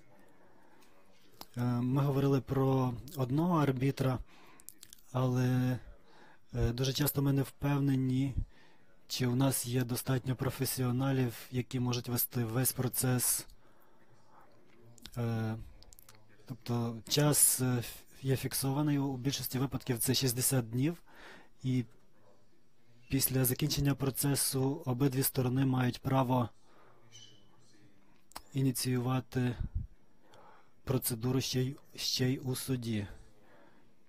Також, як і у правилах UDRP та WIPO, у нас доменне ім'я блокується. Коли панель отримує скаргу, вони надають інформацію у реєстр, і ми блокуємо цей домен. Він отримує спеціальний статус на час арбітражного процесу. Тобто у нас арбітражний процес пройшли деякі дуже відомі бренди, і для яких панель ця прийняла рішення. У більшості випадків домен був переведений до власників бренду, але деякі скаржники не отримали того, чого хотіли. Наприклад, такі як Отель Хаят, реєстрант зумів довести, що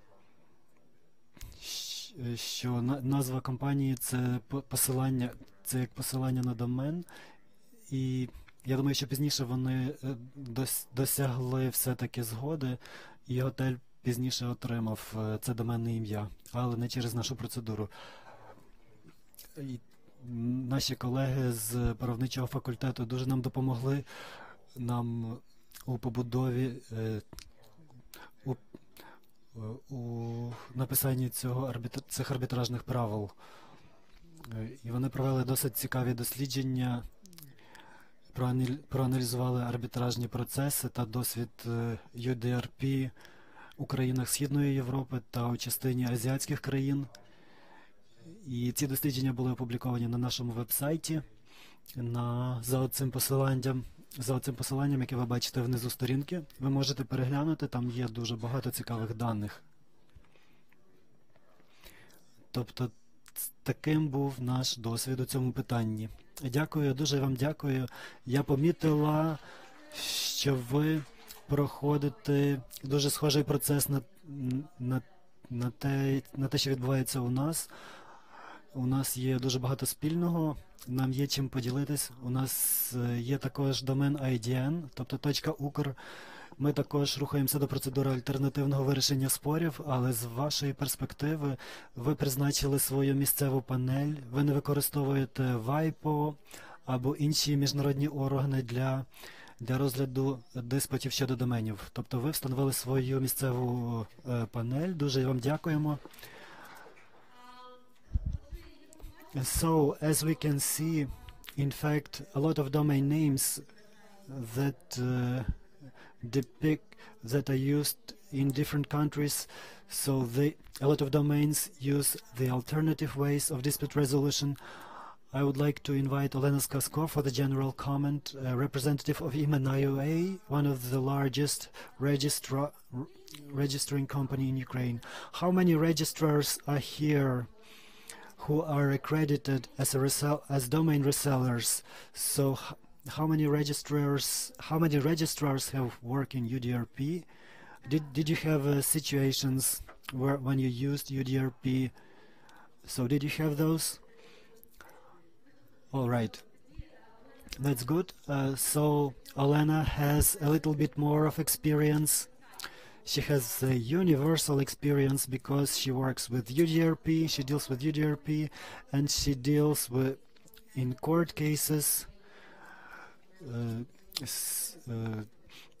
So where the registrars are engaged as a co-defendant, so she can share her thoughts about the court resolution of cases, out of court resolution, and what you think about it.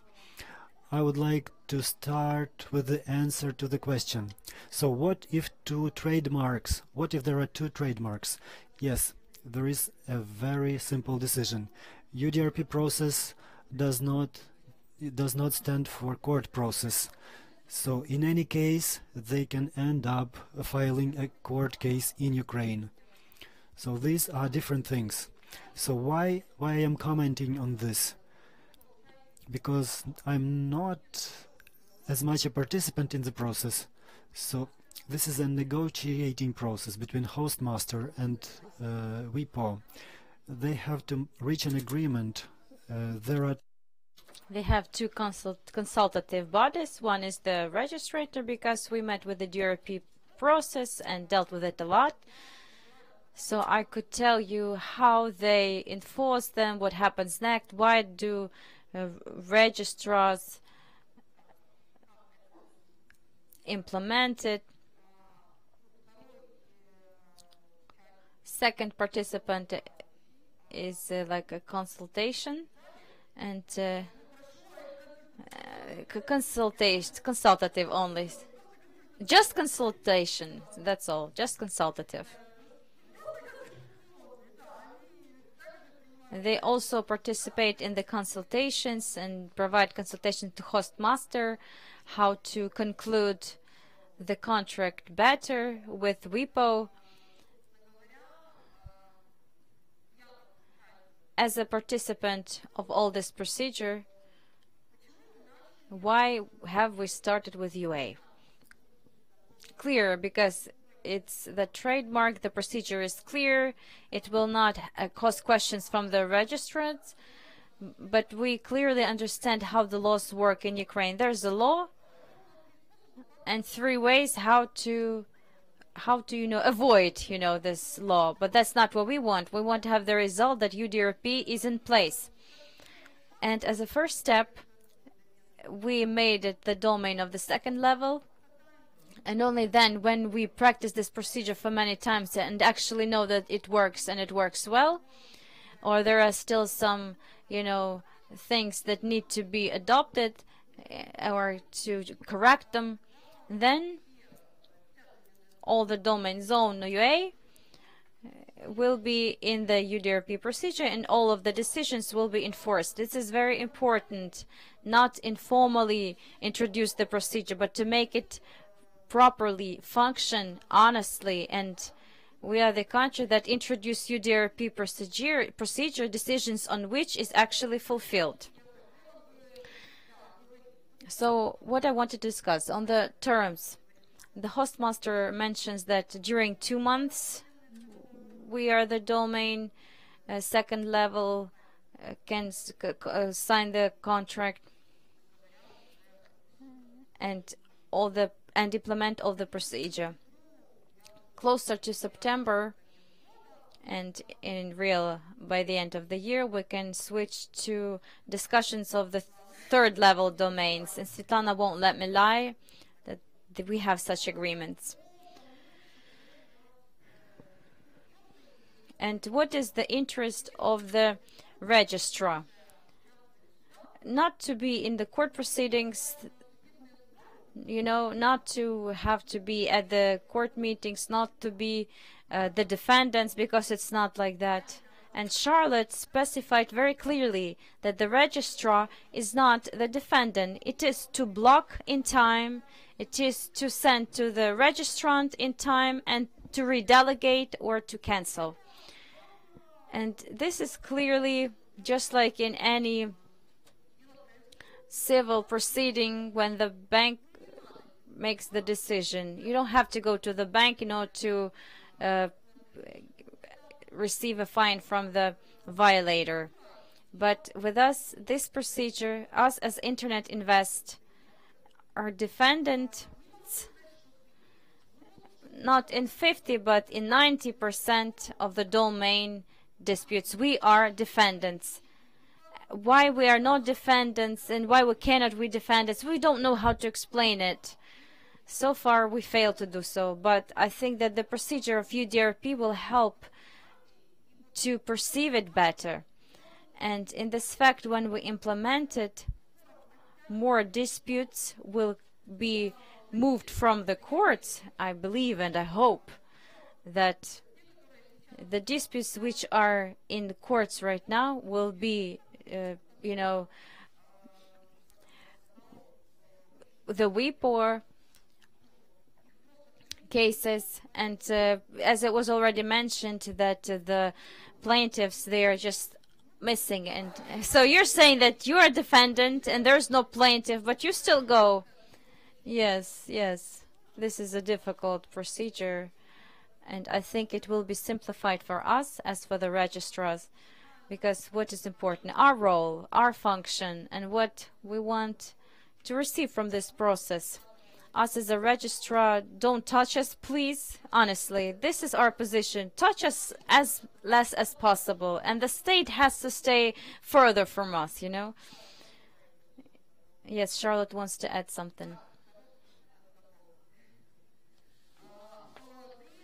At the same time, the person whose rights are violated will have the way to protect his rights and the effective right to protect his rights.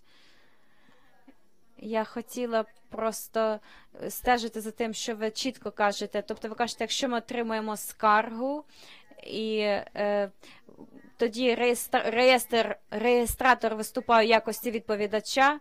Ми повинні зрозуміти, що ніколи реєстратор не повинен бути частиною судового розгляду, судового процесу. Yes, that's right. This is our key goal and our key result, because I had, for 5 years, I tried to form court practice that we are the third party, and that in all cases, when you are trying to make us defendants, we're going to follow till the end until you receive the rejection. We're not going to stop. I did manage to do so. I failed. But I was still like a maniac because they're still turning us into defendants. Maybe this way will help to put it all in order. Questions?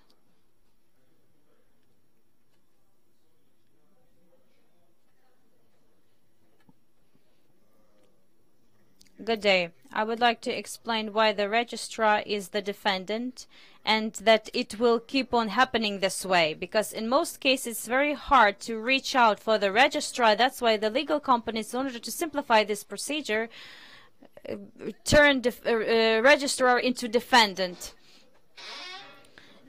Well, you know, this is a problem, you know, I can't.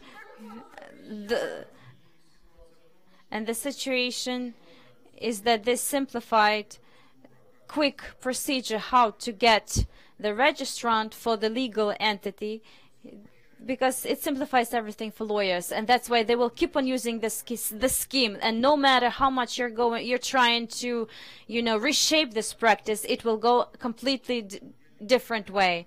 I know this very well because on Monday I will have to go to the court on one of our clients who's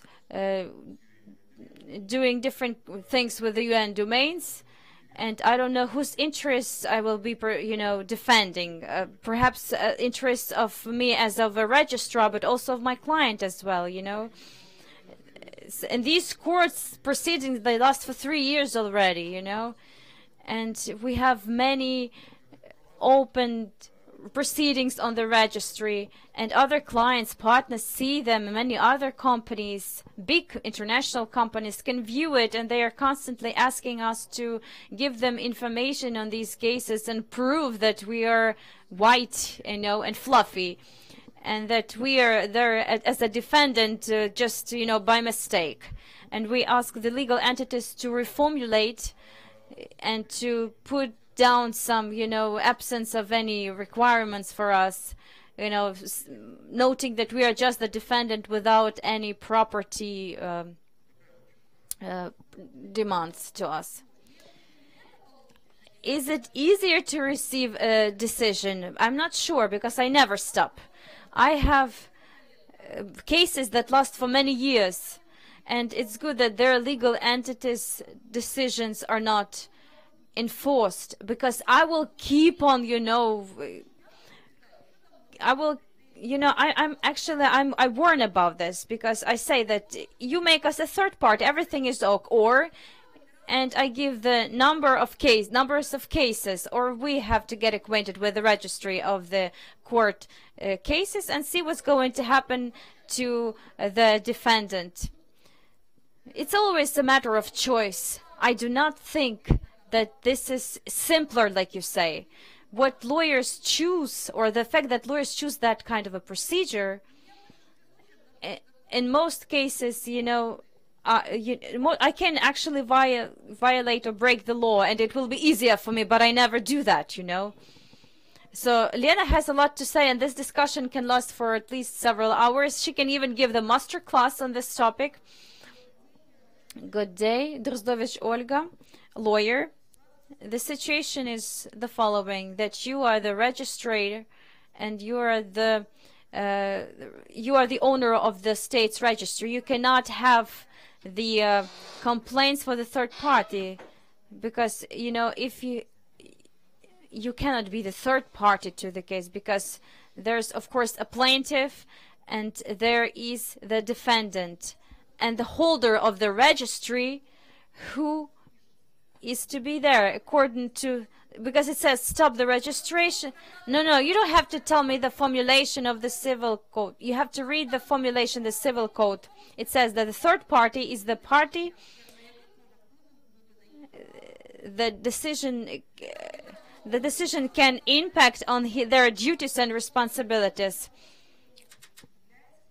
In the lawsuit, it says that you are to do active, you are to participate actively.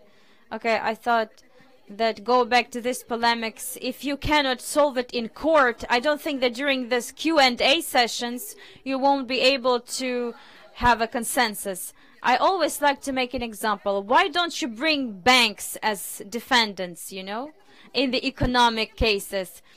If you demand from your defendant to give him a fine of 1 million because he does not fulfill the agreement, it will be provided to the bank. And then there's no point to turn him into defendant, because the enforcement agency will put it into enforcement even if it doesn't say the decision of any bank. Trust me, because they come to us. They enforce these decisions not to the, you know, anyone else, but to us.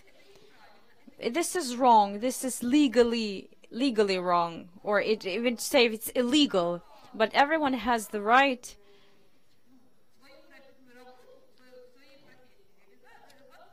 to do his work in the way he thinks is right. If he thinks that this way is effective way of protection, and say it at once, this is ineffective way of defense.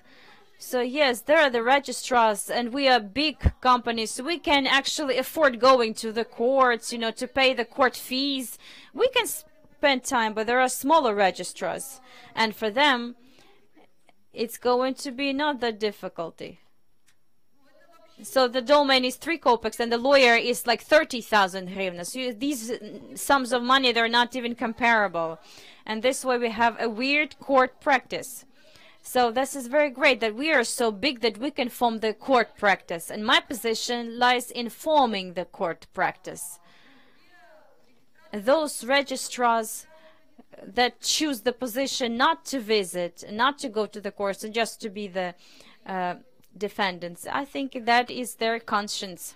I mean, they just don't have means, you know, to hire a lawyer. In this case, the URB procedure does not, you know, touch the rights of the registrars in no case. For us, it's a good story. Yes, of course, the question lies in the fact how the host master signs the documents and how will this procedure be implemented if all of the domains are going to be our responsibility when we have only 2 arbitrators who have who know Ukrainian language, and will be like buried in these cases. But if we, you know, step by step introduce this and start using it, then we will receive some real you know, results. Elena, thank you so much. I think there will be more and more questions for you in the court and in non-court order. I know that you meet the president in many platforms, but I hope that you will form your position on how implement alternative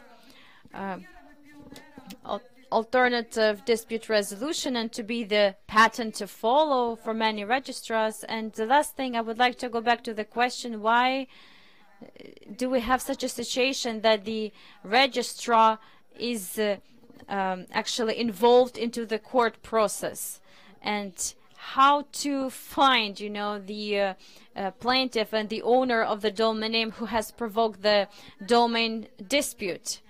And the insight will be given by Halina Dmitrichenko-Kuliba, Smart Solutions.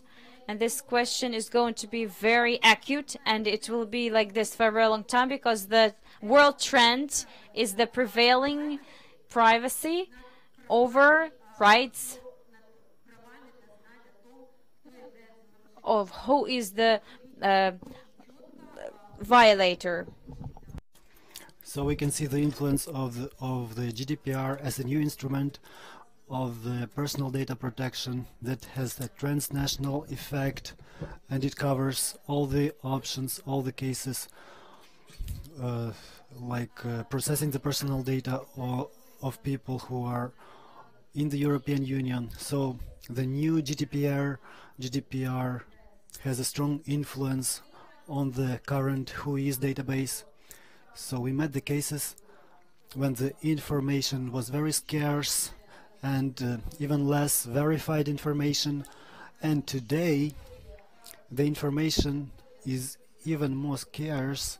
The data is being closed about the registrants because ICANN has introduced the temporary policy of the WHOIS service that presupposes full closure of information on the registrants, or by way of anonymizations, or by another ways. So Galina will tell us how the WHOIS data is appearing today and who can get the WHOIS data today. Good evening. I'm glad to welcome this big number of participants who have bared it until the end of our event. It's very pleasing. Let's talk about personal data processing, which is topical for different types of business on the example of the domain name delegation services, and I will also touch upon the GDPR clauses, the rules of GDPR. So the legal framework, if we are talking about personal data, we are talking about services to private persons. So if the registrar is a resident of Ukraine, if the services are provided to the citizens of Ukraine, we use current Ukrainian legislation, the law of Ukraine, and a typical procedure on personal data processing. If the Ukrainian registrar is processing personal data, if they are servicing to the residents or citizens of the EU, they have to use GDPR, the General Data Protection rules. So in general, the processing is the same in Ukrainian legislation and in the GDPR, and all the subjects have to undergo it.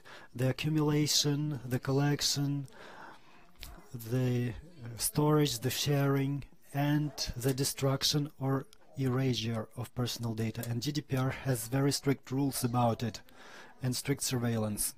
So the first is collection of personal data. An individual provides personal data to the registrar. What is personal data? This is any data that provides the possibility to identify the registrant.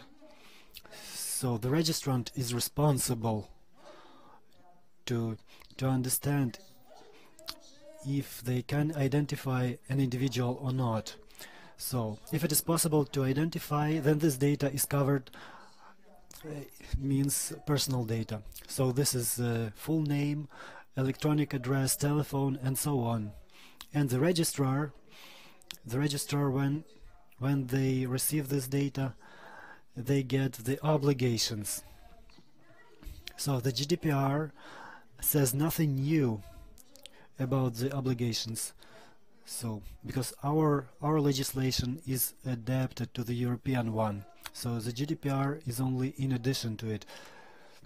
So we have to inform about the owner of the personal data, about the composition, the aim, the rights of the subject. So the typical procedure, which is rarely known by the economic agents. So the procedure entails the obligation to store the information during the period of processing. And the GDPR says, in addition, that we need to think about the legal rationale for processing. So the legal basis for data processing, they are the same. There is nothing new in GDPR. So this is signing and performing of a deed to which a personal data subject is a party or concluded in favor of a PD subject for performance of actions that are preceding signing of a deal upon request of a PD subject. So they need no additional consent. So, but if we have if we are providing the delegation services and then we are providing the data to an insurance company, then we need a consent of the personal data subject. So necessity to fulfill the obligations envisaged by the law. So it is actively used when the law wants us to disclose certain type of information. And also a permission for personal data processing provided by the law. So protection of vital interests of the personal data subject and interests of the owner of the personal data. The first stage was that. The second stage is accumulation and storage of data. So you are accumulating the data and you need to provide their security. The law of Ukraine clearly states that it is necessary to ensure the safety of data against loss or destruction. The GDPR says that there are organizational and technical measures, and GDPR says that there are obligations inside of leakage, certain obligations in case of leakage of personal data, that you have to inform the controlling body and the personal data subject in case their personal data has leaked and it has consequences for their rights during 72 hours. So what are the organizational measures? They have to be adopted with the economic agents who is processing the personal data. So this is determining the access mode to personal data for employees. So those employees who work with personal data, they have to be limited. They have to have their job instructions, job description, and if they are leaving their jobs, you have to guarantee that this person will not take away the personal data and that those persons who leave your company will not have access to the personal data after they stop working at your company. And so you have to structure this personal data. You have to have this technical possibility to record the operations related to personal data processing. So you have to record the metadata and you have to store this data for 1 year after the end of the processing according to our national legislation. So GDPR also says that records lies with the controller or the processor of data. It is necessary to develop an action plan for cases of unauthorized access to personal data and to regularly provide trainings to the staff who are working with the personal data. We have to explain them the risks and so on. As for the technical measures, they are not detailed in our legislation. It only says that it is necessary to take special technical measures to avoid unauthorized access. The GDPR has some more details on organizational and technical measures. So they presuppose pseudonymization and cryptographic protection, continuous confidentiality, integrity, accessibility, and stability. So you have to have an action plan. For example, if you change the volume of data or objectives for data storage and collection, we have to define the mode of access to the personal data and approve the norms of behavior. So it is viewed as one of the criteria that can guarantee the assurance of organizational and technical measures.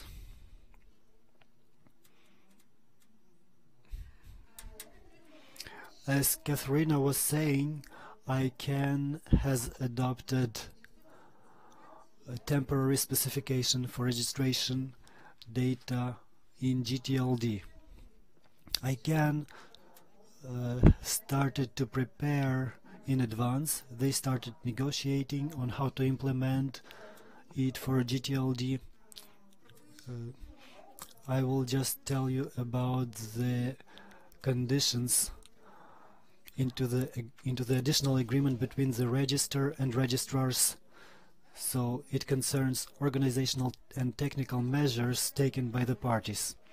The proper use of passwords, provision of antivirus protection with certain equipment, the threat assessment and tests, and the necessity to inform all the participants about their rights and obligations.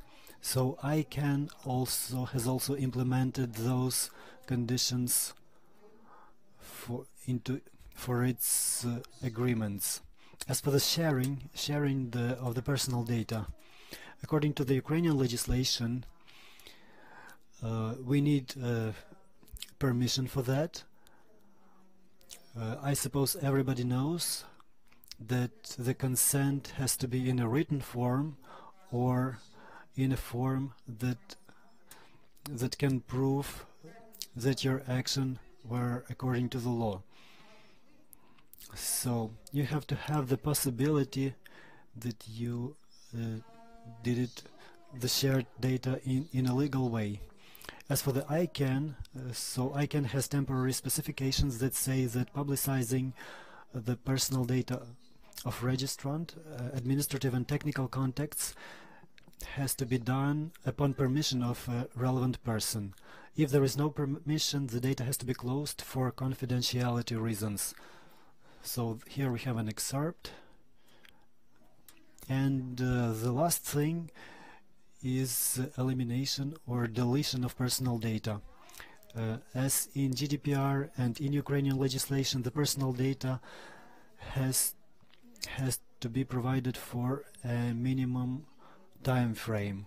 So the time frame has to correspond to the objectives for collection of the personal data. And the moment of elimination and destruction of the data, it depends on the legal basis for data processing. So if so after you have finished performance of the deed, after you stop any relations with the person, you have to delete the personal data and destroy it. And you also have to notify the personal data subject. So if the personal data subject provides a consent for processing, you can stay 10 years or 20 years. And if the subject is so, of course, the subject has the right to cancel his permission. So, but you can write those time frames in the permission form. So, order. You can also there is also a possibility of an order of an authorized person, order of a court, and the right to be forgotten according to the GDPR, or a motivated request of the public data of the personal data subject if the data is processed illegally or is incorrect. So, and the responsibility. The responsibility is very different. So everybody was in panic because there are €1 million fines for violation of GDPR rules, but in fact the administrative responsibility according to the GDPR is not lying in these figures, and they take into account the different circumstances, the aggravating circumstances, and so on. And they take into account the organizational and technical measures taken by the personal data processing subject to avoid violation of GDPR norms, how the data subject is cooperating with controlling agencies, to what extent they fulfilled their obligations on notification about the data leakage. So there are so many criteria, and the fine can be used. They can use no fine. They can just require just to stop processing personal data or limit processing of personal data. So you shouldn't hide from the process anyway. so anybody can be found. So last month we started active efforts to adapt the GDPR requirements into the Ukrainian legislation, because we are on our way to the European Union. We have the association agreement. Of course, those fines are big and the market is afraid. And of course, our ombudsperson, our parliamentary ombudsperson, is also a little bit intimidated, because there are so many requirements and we have to do so much. So we shall see the next year. Thank you. I have a question. Please tell me, what do you think is personal data? Is there information that is provided by the registrant and that is called the personal data? You know, I asked in understanding of the Article 8 on the personal data of the law of Ukraine, which was adopted in 2011, on enforcement of the article on Constitution of Ukraine, number 32. Personal data is the data that help to identify. And in the law, it says that you ask the question, can I answer? But you're answering incorrectly. It doesn't meet the norms of the law. Let's just open the law. Which are identified. No, it says which are identified or which can be identified. Okay, then maybe you should answer the question. You just listen to my position and then I will hear your answer. So these are the data that allow identify the individual. And if in the law it says that the primary data on individual is the passport data and the data which the individual provided about himself. This is envisaged in the law. So I said this especially for you, so that if the registrar is to identify himself and if he only received the email address, if you cannot identify the individual by his email, if for example if there is like the site Smart Solutions, and you see that there is Halina Dmitrichenko, okay, you identified. And we also have practice of our courts when there was a proceeding with Ukrzaliznytsia and asked them to delete the name and the surname from the database. The court decided that it was not the personal data, because this data does not allow us to identify you from another Galina Dmitrichenko. Because in every case, the person who's processing is also at risk of whether or not this person is to follow the law of Ukraine on personal data processing. GDPR, nobody is going to come to you. It's going to be either the controlling body or the subject that will say that you are illegally processing my personal data. And if he says that I provided this and this is my personal data, I doubt that the court is going to take the position of the processor who's going to say, no, this is not personal data. This is my position. But you will express yourself. Yes, you said the right way, that this is the court there is the court practice which says that the name and surname is no personal data. And the information which is filled out into the registration form is no personal data, because this information does not help to identify. Since we have more registrars, and you know there are such big fines and responsibility, administrative responsibility, when GDPR, when there is GDPR, where to run, what to do. But in reality, honestly, frankly speaking, these are not personal data. And if we go through all this procedure, and another question, how will it be realized? I mean, these fines, which fines? On GDPR. What is the procedure? We are adapting it right now. And all of the authority will be given to the Ombudsman on Human Rights Office, of who is going to be expanded. And perhaps Katerina will comment something on GDPR. No, I would like to say that I was told that persons who check the personal data, there are 8 persons of them. One of them is taking care of her child and another one is in ATO. So they're shocked. As for the fines, lots of debates going on, because in Ukrainian market to implement these big fines, you know, high fines, it's like to destroy them, because although GDPR says that the fine is like the extra measure, but it's quite flexible on it. Thank you so much. I would like to draw attention of the listeners and participants that right now we heard a very interesting thing from Lena. She said that the data of the registrants, in her understanding, is not personal data. So then there's a question: if Lena is so principled and is ready to follow till the end, not to become the defendant, so why does she say that there's a rejection, that there's on the personal data on legal entities? This is my question. So one remark, not to be buried in the garden, just one little remark. So we have a situation we know about for many years, and it cannot be solved. We have a great number of non-verified registrants, because we have these, like, you know, Peter Piper, and they're all over the world. But if you look in the direction of the personal data and all this complex, we don't know how many verified data we have. And when there is digital ID in other countries used for the registration, it's easier that way. But with us, for example, in many zones and GTLD zones, so we have a lot of non-true information, and sometimes the situation gets worse, because when the registrant, when having some problems, just says that he didn't register it and someone else used my data, I did not violate anything, I had no idea, I heard it for the first time, it wasn't me.